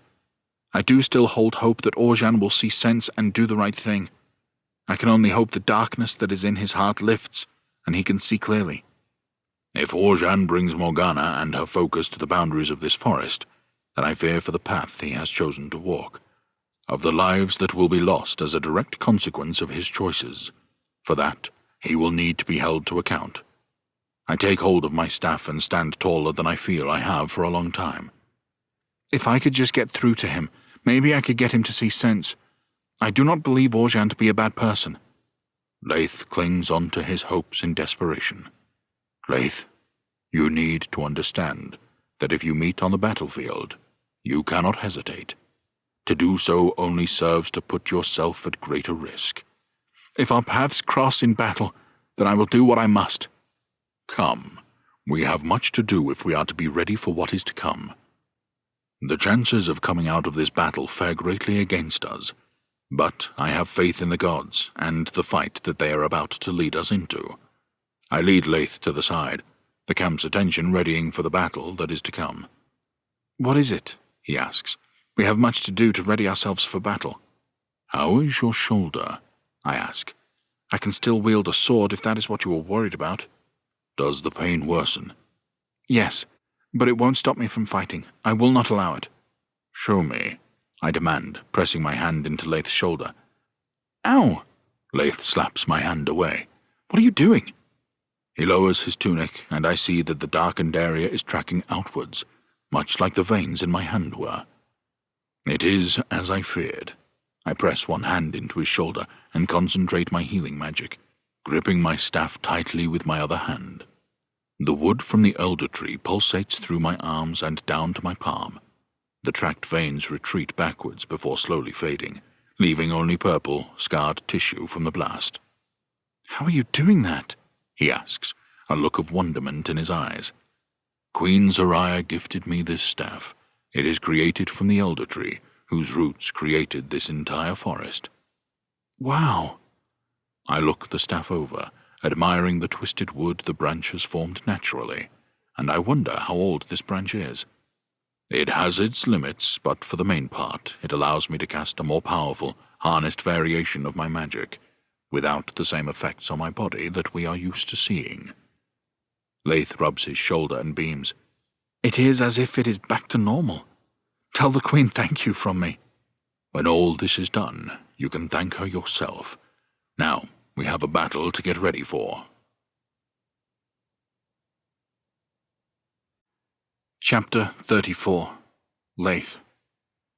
You could cut the tension with a knife. The battle lines are drawn, and an eerie silence befalls us in the forest. Everyone is in position, exactly where we need them to be. The young and older folk well hidden in safety. Even if we fall here today, at least they will survive. Yaelor, Virio, Jordell, Killian, and I remain in the main camp, waiting in tense apprehension for our enemies to arrive. A knot forms tightly in my stomach, my hand gripped to the hilt of my blade which remains bound to my waist. There is no turning back now, Virio says. We have done all that we can. I am proud to fight beside you, Virio. It has been an honor, Killian tells him. Virio grins. Less of that talk. We will continue to fight side by side when all of this is done, and then we are going to drink ourselves into oblivion. I will toast to that, Killian roars with laughter. Now, where are those bastards? Do you feel ready for what is about to come? Jordell asks me, a rare look of worry in his aged eyes. As ready as I can be, I reply.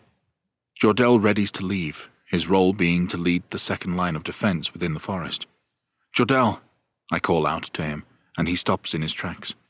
You have done much for me over these years. I hope to show you today just what I have learned from you. You are a brave man, Laith. I have no doubt that you will play a big part in what is to come if we are to be victorious. That I am certain of. Thank you. I look at him from beneath my brow. I have never told you how thankful I am for your guidance. I have grown under your watch, and all that I am is down to traveling with you. I never knew who my father was, and I guess what I'm trying to say is... That is a conversation for another time, Jordell says, a wry smile forming at the side of his mouth. I have much that I will say to you when all this is done. Just know that I am proud of the man you have become. We are not saying our goodbyes now. I will see you after. Jordell waves us off and disappears into the trees, and the apprehension of what is to come settles over me like the creeping cold of night frost. No sooner does he leave do I feel the draw of the forest, the silence making it feel more haunted, more secluded than I have ever known it to be. Morning light pierces through above. Well, well, well, The broad voice is unmistakable, and anger rushes over me in a way that I was not expecting. Lek, I spit. No sooner do I mutter his wretched name does the beast emerge from the trees, his green tunic embellished with the symbol of a bear with 2 axes above it. His eyes are wide like a starving man that is about to devour a feast. He may as well lick his lips in anticipation. He appears that ravenous. He is surrounded by Askela guards bearing the familiar black and gold tunics and armor. As soon as I see him, bile rises to the back of my throat, and I am consumed by a swell of emotions like a rising tide. You fucking coward! Vireo draws his bow and takes aim at him. If it was not for the fact that I want to savor your death, your body would be laced with arrows. Ah, Vireo, Lek glowers. Lower your bow, you fool. It is not you that we have come for. His gaze darts from Vireo to fix on me, his eyes more feral than I have ever seen them. There is no need for you all to die on this day, he announces. I have come with an offer from Morgana, one that I think you would be foolish not to hear. He stands confidently before us, his great axe still strapped to his back. Speak, Vireo barks, his arms tense with the arrow he has drawn in his bow. Morgana was visited by Oran. My heart drops at the mention of his name. My worst fears realized. Oran has betrayed us. What of it? I call, my hand gripped tightly to the hilt of my blade. See, Morgana has had us scouring all of Levanthria looking for you, Laith. The question is, just what is it that she seeks? Lek raises a giant hand to his thick beard and ruffles it as though thinking, his stony eyes remaining fixated on me. My mind races. What could Morgana want with me? Laith? What role does he have in this? Vireo asks, his fingers twitching as if he is ready to release his bow at any moment. Tell me what she wants with him. Do you think that is something she would share with me? Morgana does not share her plans, but what she offers is certainly interesting. Give me the boy, and this bloodshed need not happen.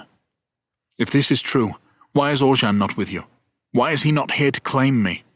I demand as my frustration flows like lava cascading down a mountain hill. I draw my sword and point it towards our enemy. Answer me! When Oran came to us, he was angry, even angrier than when he first saw me standing by Morgana's side. His hatred for myself and Vireo is incomparable. He offered to bring Vireo to her, and all he asked was that a man named Laith was not harmed. He sneers, still rooted to the spot. That was when things got interesting. You see, Morgana is not interested in you, and even less so in this camp, Vireo. But I saw the blood drain from her skin when she realized you were so close. He nods towards me. So that's it. You want to trade? I fire back. I come with you and these people go free? Nearly right. She demands you be executed on this day. Allow this to happen, and no more blood needs to be shed on this day. It's a shame Oran didn't agree with the plan. If it will stop blood from being shed on this day, then I give myself freely, I answer, resheathing my sword and stepping forward. Laith, no, Yelor calls after me. You can't allow your life to be taken in this way. Something is not right with all of this. Why would Morgana be fixated on you? Vireo draws his bow further, his aim still steady on Lek. Regardless of Yelor's family ties, this does not change anything, he says. I agree with Yelor. If Morgana is after you, if she wants you near her, there is a reason for this that we do not yet understand, and I do not draw any comfort from that. Vireo's jaw is clenched tightly, but he remains in full control of his anger. We will not allow Laith to sacrifice his life. In these lands, we would lay down our lives to protect each other. The fact that Morgana wishes him dead has shown a weakness, one that we did not know before. She fears him. Lek roars with laughter. I was hoping you would say that. He reaches for his great axe, heaving it over his hulking frame. The edges of the axe are stained with blood, and he callously brings it up to his face and sniffs it deeply. Still smells of Gillum, he sneers. Before he has a chance to do anything else, Vireo releases his own battle roar and his arrow. It buries itself deep into Lek's shoulder, causing him to stagger back. He snaps the arrow that protrudes from his flesh, as if it caused him barely any harm, then raises his axe wildly into the air. Attack! Black and gold colors emerge from the trees, their numbers many, but they are unable to create a formation because of the trees. This is why we chose this point to wait for them. It was part of our plan. I greet the first soldier, drawing my sword across his stomach, his blood the first to be spilled. As much as I wish to allow Morgana to have her way and my life taken, I agree with Virio. There is much more at play here. Another soldier draws close, but he is dispatched by an arrow that slams into his face. "Back here, Laith!" Killian yells. Yaelor stands with them, her hatchets in front of her. Killian and Virio rain down arrows at the soldiers scurrying through the trees, their numbers growing with every passing moment. We dive for cover behind a hut as their own bowmen send across a wave of arrows that decorates the trees around us. "What now?" Killian asks. "Wait for our moment," Virio grins, and I am confused as to what has caught him in such good spirits. He raises his hands to form around his mouth and howls into the trees as though he is possessed by some creature. He continues to howl loudly until we are greeted with even louder howls. In a moment, wild wolf-airs descend on the soldiers, large blurs of fur of varying colors piling into our attackers. The cries of snarls and growls are replaced with the terrified screams of the men and women they tear from limb to limb. Blood soaks the dirt and the leaves as the wolf-airs show no mercy to those who encroach on the forest. "Hold firm!" Lek screams above the chaos. With a mighty swing, he slams his axe into a wolf-air that feasts on a soldier in front of him. It yelps as it falls, panting heavily before Lek swings his great axe once more, drawing a final breath from our defender. "Go! We need to fall back whilst they are distracted," Virio commands. He and Killian step from behind the hut and provide us cover under a flurry of arrows. We set off into the trees, but not without parting gift. Virio whistles and the wolf-airs stop their assault, disappearing back into the trees where they pounced from. I swing my sword, hacking at a rope that we have bound around the trees. Yaelor does the same on the other side of Killian and Virio. A thunderous rumble erupts around us as the earth beneath us begins to shake. It catches me by surprise, and I almost lose my footing, but Killian grabs me by the scruff of my neck just in time. Trunks of felled trees roll down the hill that we climb, tearing up the earth as it forms a deadly trap for those below. Screams of agonized pain reach us as arrows continue to spray in our direction. We continue up the hill to the next stage of our defense. I hope Jordell is ready for what is about to follow us. Chapter 35. Jordell. For 12 days and 11 nights the lords and baronesses of Levanthria argued and negotiated terms between themselves, offering one another certain lands and titles if they were to be nominated to ascend the throne. On the 12th day, Lady Morgana attended. Without invite and with the briefest of displays of power, 2 lords and 1 baroness lost their lives. By the end of the meeting, the rest of the parties present agreed that it would be Lady Morgana who would be nominated to become Queen Consort. This decision will have grave consequences for the Great Temple, given that the envoy who attended as a representative was the first to perish by her hands.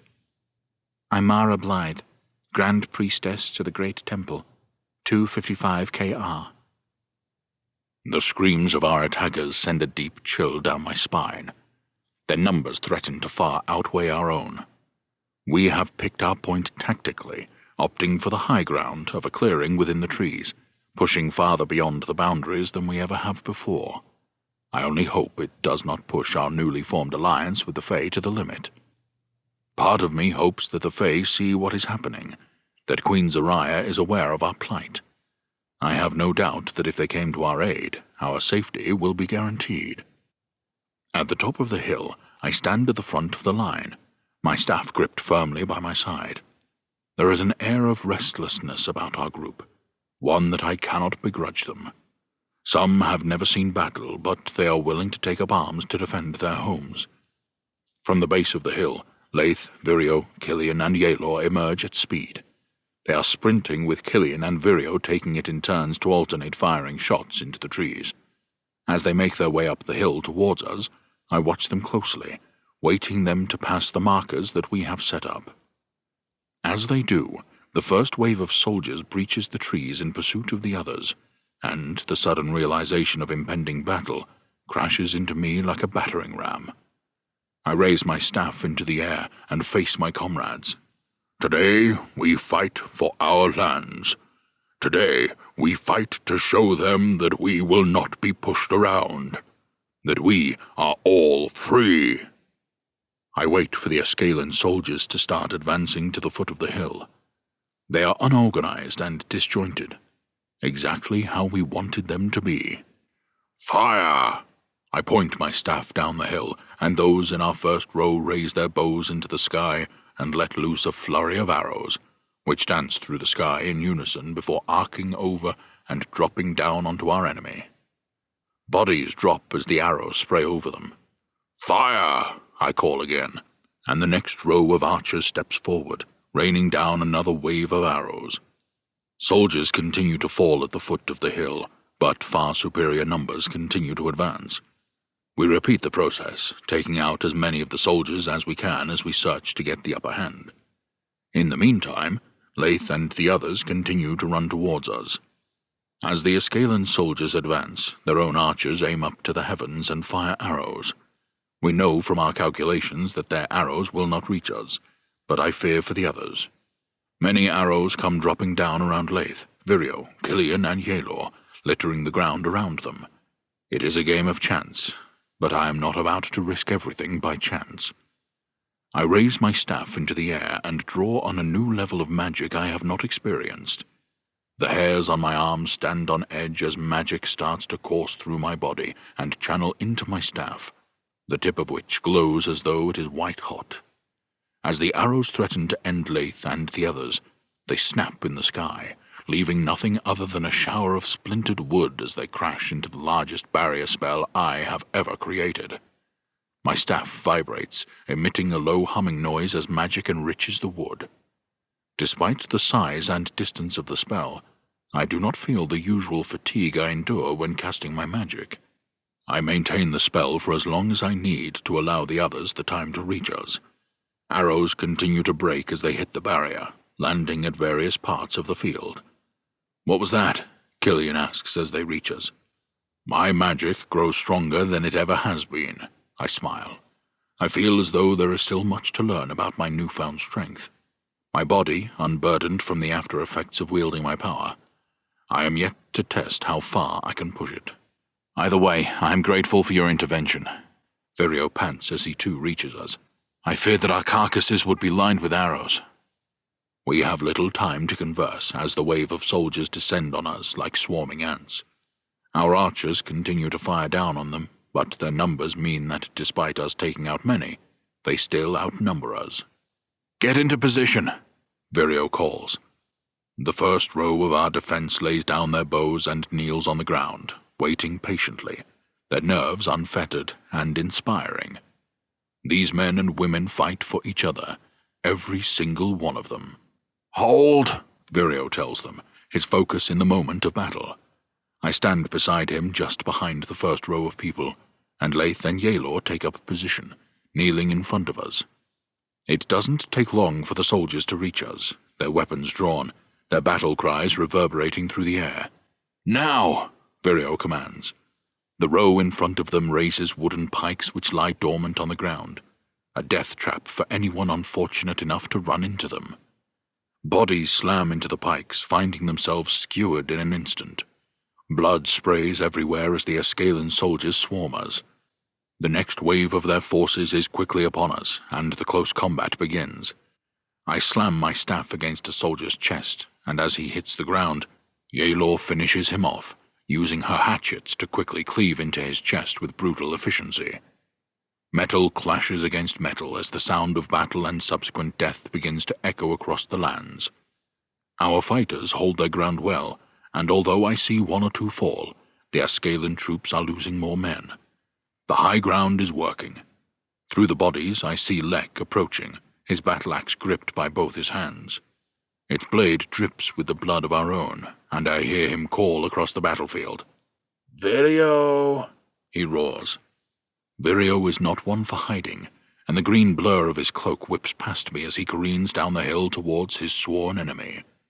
A soldier swings his sword at him, but I channel my magic and fire a blast of energy into his chest, which knocks him to the ground with a thud.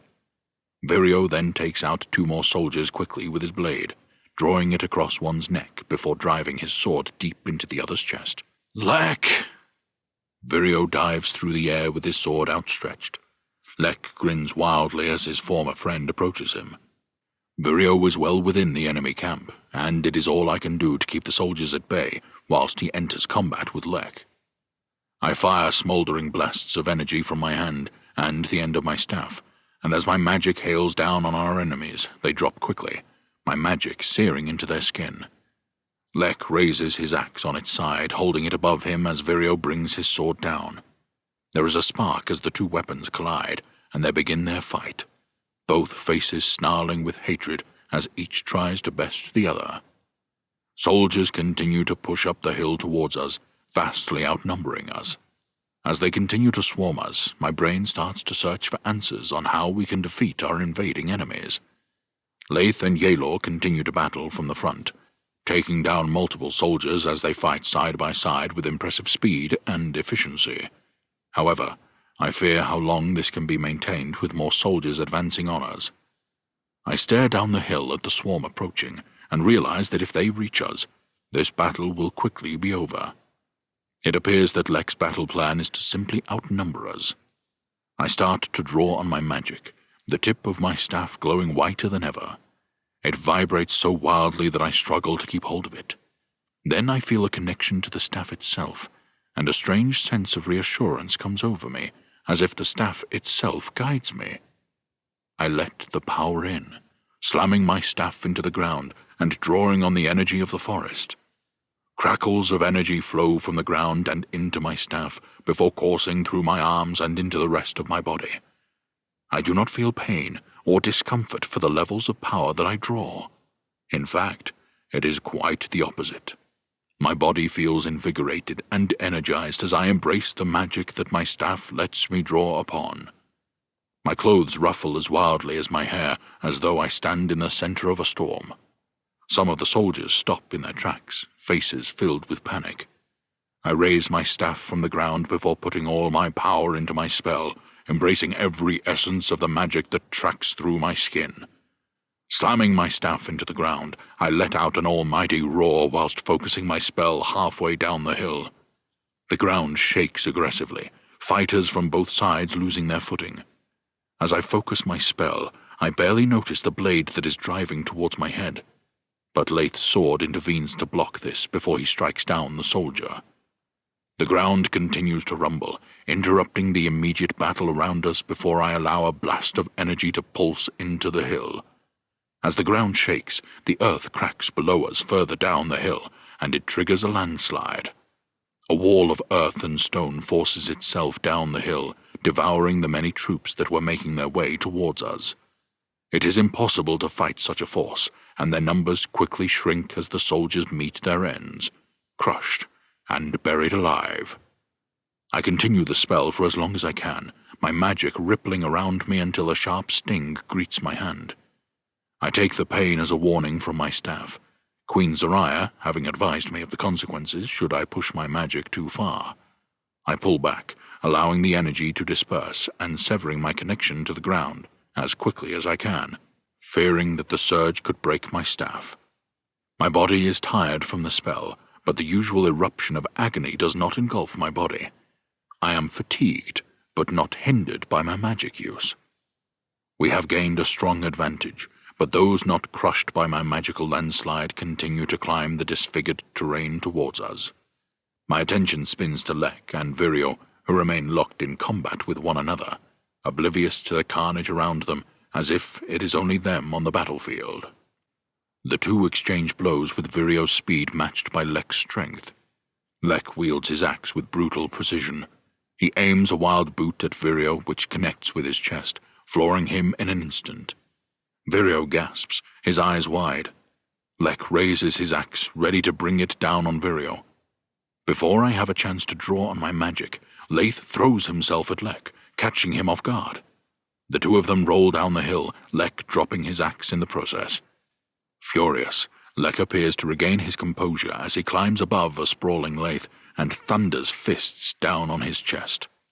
I fire a blast of energy into Lek's back, forcing him from Laith. He stares us down, his face bloody, his body heaving for air.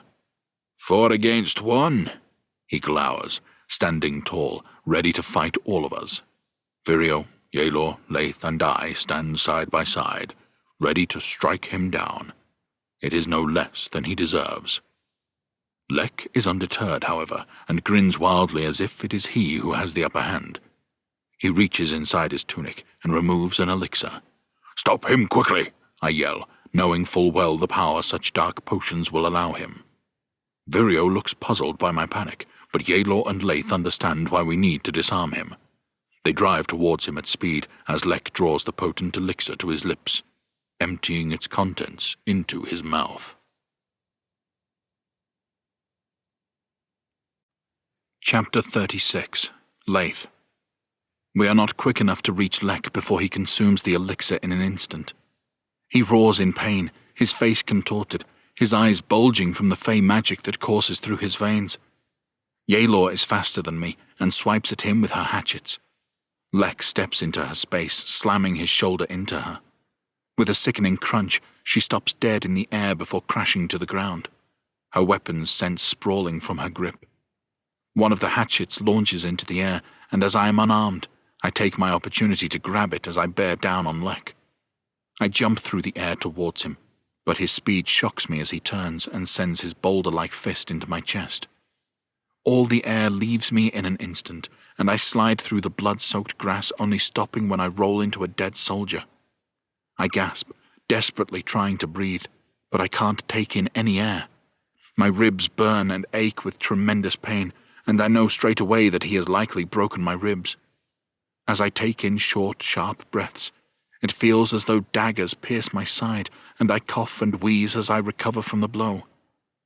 In a flash, Lek has taken out 2 more men, the elixir he drank seemingly increasing his speed and strength. His veins protrude as he stands roaring in anger and pain, allowing the elixir to consume him, a magic force whipping up the air around him. I desperately try to claw at the ground to allow myself to stand and fight alongside Vireo and Jordell, but the pain in my ribs causes my arms to buckle. "Vireo!" Lek yells, his energy growing even stronger. His muscles seem to grow before us, his bones cracking with the strain the magic puts on his body. Vireo quickly removes his bow and fires an arrow at Lek, but he moves at such speed that the arrow misses. Lek snarls and starts covering ground at an alarming rate as he charges towards Vireo. Vireo quickly fires what looks to be his last arrow, and as Lek reaches him, it embeds into his shoulder. Lek barely notices this as he swings his fist at Vireo, who uses his arms to brace the blow. With a snap, Vireo howls as his left arm breaks from the force of the blow. Had that blow connected with his head or body, it would have surely ended him. I move towards them as quickly as I can. Lek grabs hold of Vireo's collar and heaves him up from the ground, drawing him towards his snarling face. His eyes are wide and bulging as Lek slams his head into Vireo's nose, tossing him to the ground like a rag doll. Vireo lies in a crumpled heap, unconscious from the attack, his face covered in blood and his arms sitting at an unnatural angle. With a whack, Jordell's staff bounces off of the back of Lek's head. This only seems to anger him more. Lek turns and stands taller than ever before, his hulking frame dwarfing that of Jordell. Jordell does not show any signs of intimidation as he fires his magic into Lek's chest, but Lek remains unmoved. A strange noise rings in my ears, like metal resonating at a high pitch. The noise causes me to wince, stopping me in my tracks, and I feel a deep pressure within my head. Is this a consequence of my blow? Am I concussed? I draw my hand to my face, and it turns red as crimson blood drips from my nose. The noise getting louder, and I call out in pain, panicked and confused. "Laith," a voice hisses, unknown to me, Has the blow driven me to madness? I can help you. I can help you end this. The voice calls to me, causing me to search the immediate area around me to find the source. Keep looking. The voice is charming, yet tainted with pain. My eyes dart around until I see a stone protruding from the ground that Jordell turned over with his magic. There, the voice calls. Head to the stone. Confused, I drag myself from the ground. I can help you, Laith. You can end all of this. Jordell continues to pepper Lek with magic, whilst keeping his distance as best as he can. Jordell's mobility and speed surprise me, as I have never seen him move in such a way. He holds his own for now against Lek, but my fear for how long he can maintain this pushes to the forefront of my mind. Move, Laith, unless you want to see those you hold closest perish. There is a rushed urgency to the voice that calls over to me. Move to the stone. I stagger forward as directed, navigating the rocky, uneven terrain underfoot. Hurry, the voice cries in a frustrated tone. I reach the stone, a section of which protrudes from the ground, confused as to how this stone will help me with the fight. I stare blankly at the stone. This is madness, I utter to myself. Quickly. The voice is more aggressive this time, desperate. Ignoring the pain in my side, I drop to my knees and start shoveling away the dirt with my hands as fast as I can. After only a few moments, my fingers hit against what I assume to be the bottom half of the stone. That is, until the glint of gold catches the light. That's it. That is what you are searching for. I claw out the rubble as fast as I can, one eye on Jordell and Lek. Faster. A sense of anticipation and excitement on the voice. As I remove the dirt, I am surprised to see the hilt of a sword protruding from the stone, a red jewel encrusted into the base of the hilt. Grab the sword. It can help you defeat your enemies. The voice vows. I grab hold of the hilt and pull on the blade, but it remains embedded in the stone, unmoving. Concentrate. I can help you with this. I pull on the sword again, but the blade seems to weigh more than the rock itself. I raise my head to see Jordell dodging Lek's attempts to strike him. Although Jordell is wielding magic far stronger than I have ever seen from him, Lek is faster and stronger from the elixir. Jordell raises his staff to create a barrier spell, but Lek breaks this and grips hold of Jordell with one hand before striking him with the other. Jordell's head snaps back, and Lek throws him to the ground. "Jordell!" I cry, setting off to help him. Our numbers decline, as do the guards that we fight, combat still raging on between our two forces. Blood soaks into the green terrain where we fight, blemishing this once tranquil area, forever tainted by our war. Stop. You will only succeed with this sword. Release me. I don't process the words fully. Dread overcoming me, I pull on the sword, desperately hoping that this is not simply madness that consumes me. I feel slight movement that grants me hope. As it moves, I feel a surge of energy rise through my arms from the hilt of the blade. It is like nothing I have ever felt before, the euphoric sensation exploding into my body, into my mind. I continue to pull on the hilt with a newfound will to remove it, to protect Jordell and the others from this monster. Yes, that's it, the voice hisses, excited by my actions. I put everything I have into pulling on the blade. With a final heave, it glides out from within the stone, and I stagger backwards. I have no idea where this blade came from, but my confidence grows, and I feel stronger and rejuvenated as if I have not been fighting at all. I wield the sword just in time as Lek now moves towards a heavily dazed Jordell, his great axe gripped in one hand. He raises it, ready to kill him. I launch myself towards him, surprised by my own speed. As Lek brings his axe downward, I thrust the sword up to protect Jordell. Despite Lek's far superior strength, his weapon remains in the air as I draw on my strength to block the attack. His eyes widen in shock at the intervention, confused by how I can hold my own against his hulking frame. I grit my teeth and push back against him, forcing some distance between us. Lek roars in anger and swings at me again with a berserker-style rage, but I stop him again, blocking the attack before pushing him back once more. How do you do this? He roars, swinging his axe continuously towards me, the speed of which is impressive. Each blow I find I block with ease, barely straining, barely affected by the impact. Each failed strike only serves to increase Lex's rage, his muscles bulging to the point where it looks like his skin will tear. "Let me guide you." The voice enters my mind, this time accompanied by a stinging pain in the center of my forehead. "I can help you end this. Let me in." The power of the blade flows through me, and my confidence increases in an instant. A surge of energy flowing around me and the blade that I wield. "Is that all you have, Lek?" I tease. "I'm disappointed." Ahead of me, Killian and a group of our fighters fend off the dwindling numbers of the Askela guards, the sight of which only fuels my confidence. Lek's face seems to implode on itself. "You will pay for what you did to Gillum." I offer him a sly smirk. "How does it feel to be bested by a boy?" "Bested?" he rages. "You know nothing of the magic you face." Lek places his hand into his tunic and removes another vial of black elixir.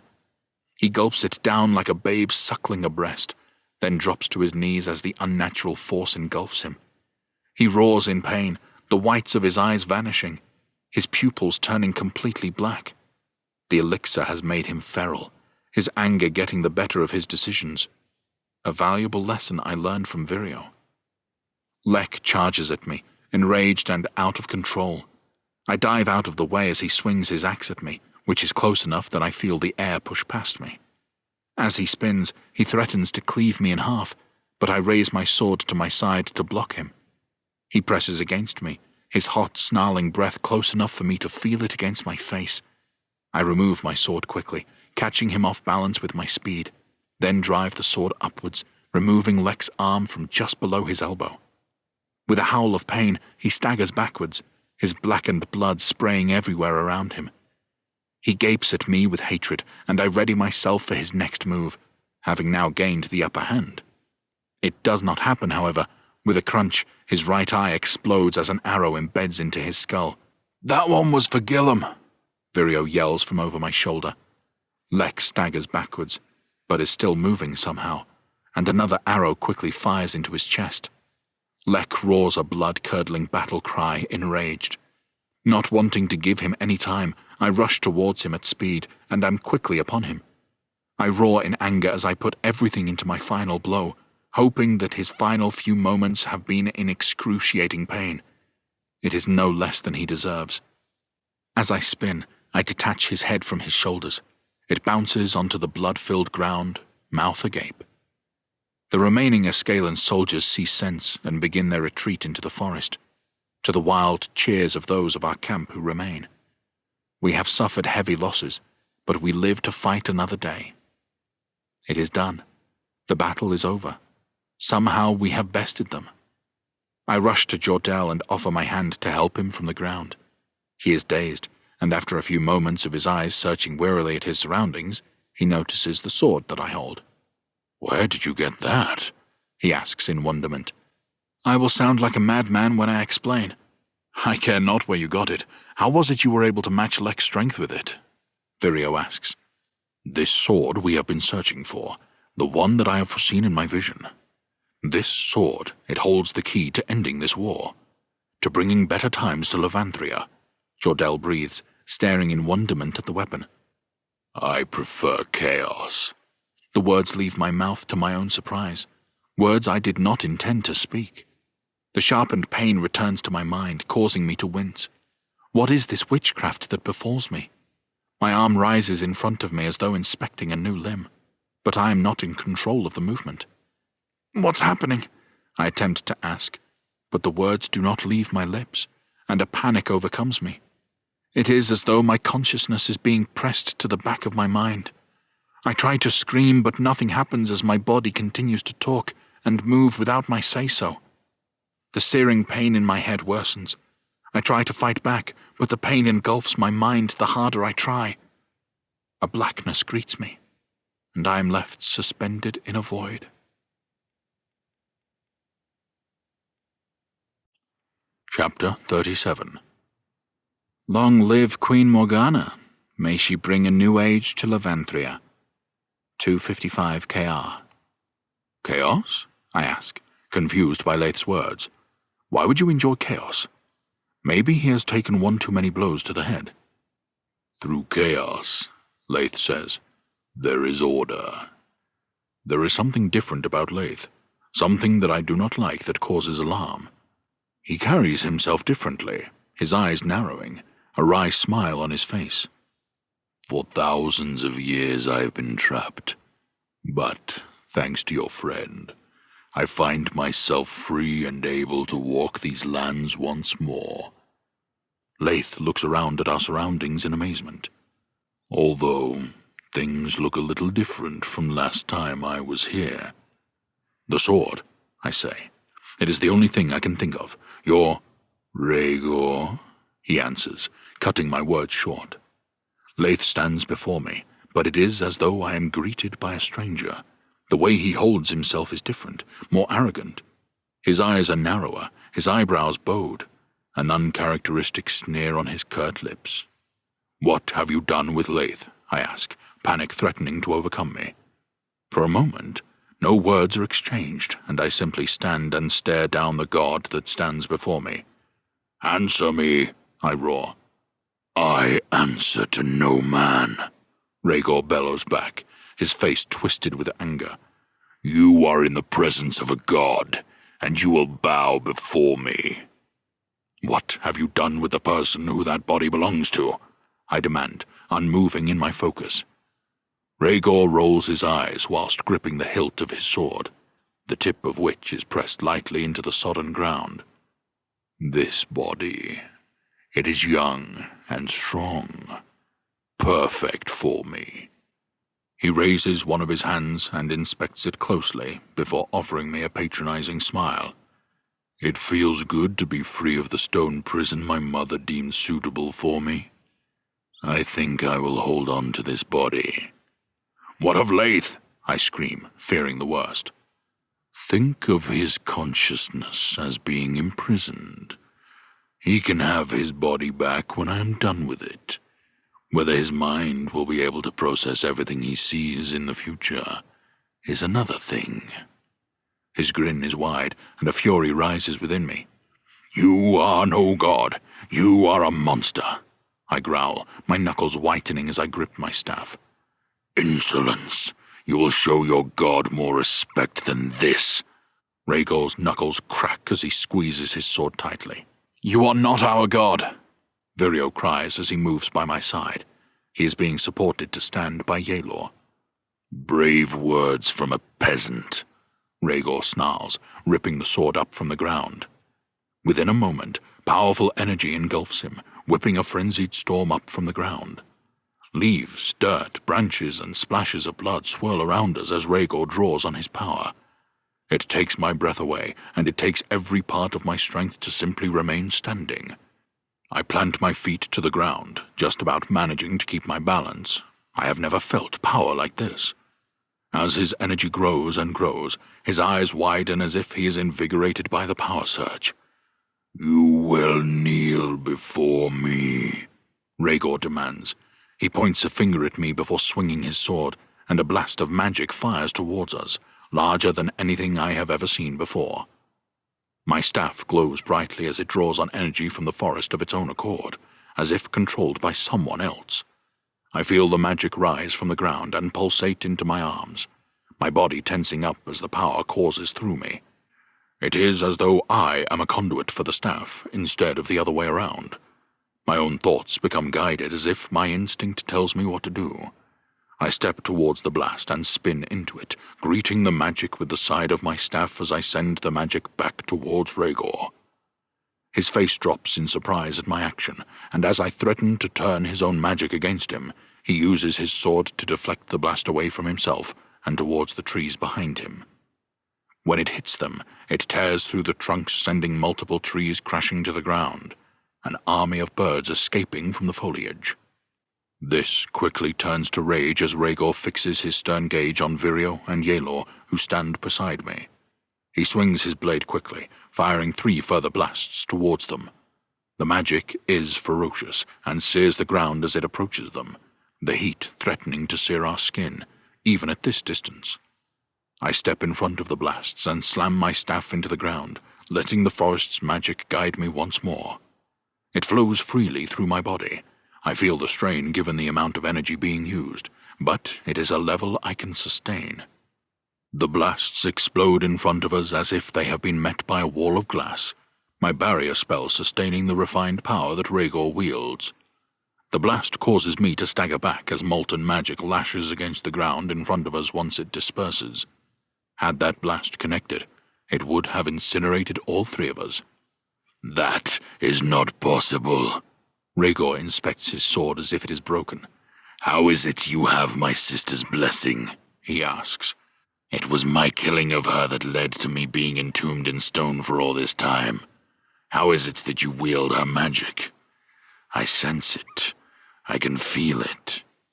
He takes an over-exaggerated inhale of air through his nose. "I can smell her power. This place reeks of it." His eyes light up as they are drawn to the staff that I wield, my own artifact. "How does it feel to wield the power of a god?" he asks. I have never thought about it this way. "I do not have time for this." Rhaegor raises his head and calls out as if talking to the whispering winds that swirl towards the trees. "Sister, you have chosen your champion. It will be interesting to see how all of this plays out." Rhaegor smiles at me, then raises his sword and slams it into the ground. With a flash, he is gone, his whereabouts unknown. No, it can't be. This is not what the vision showed me. I feel numb.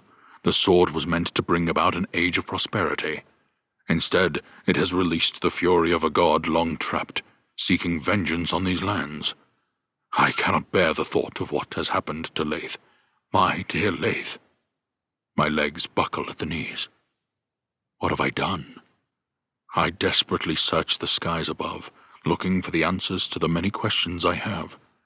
Why have you twisted my visions to bring us to this point? I scream at the gods who clearly toy with me.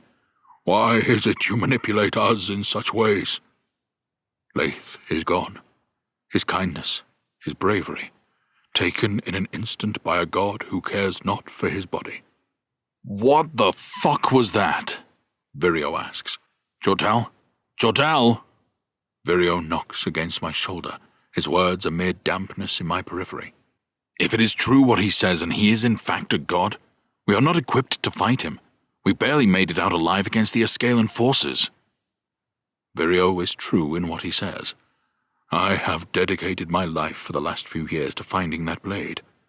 I was so sure that it would end the great war that is to come. But instead, it seems to be the trigger. All that we have done, everything we have been through, we were just playing right into the hands of fate.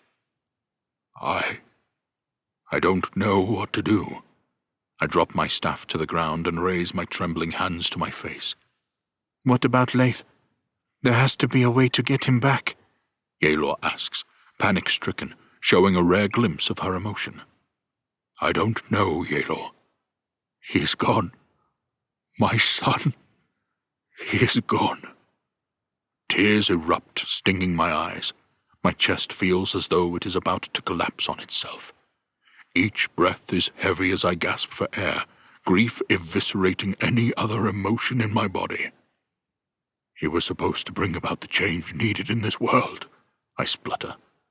And for the first time, I am bereft of any ideas. I have no answers. How does one go to war with a god? This has been A Stone of Destiny and Despair, the Levanthria Series Book 4. Written by A.P. Beswick. Narrated by Aaron Smith.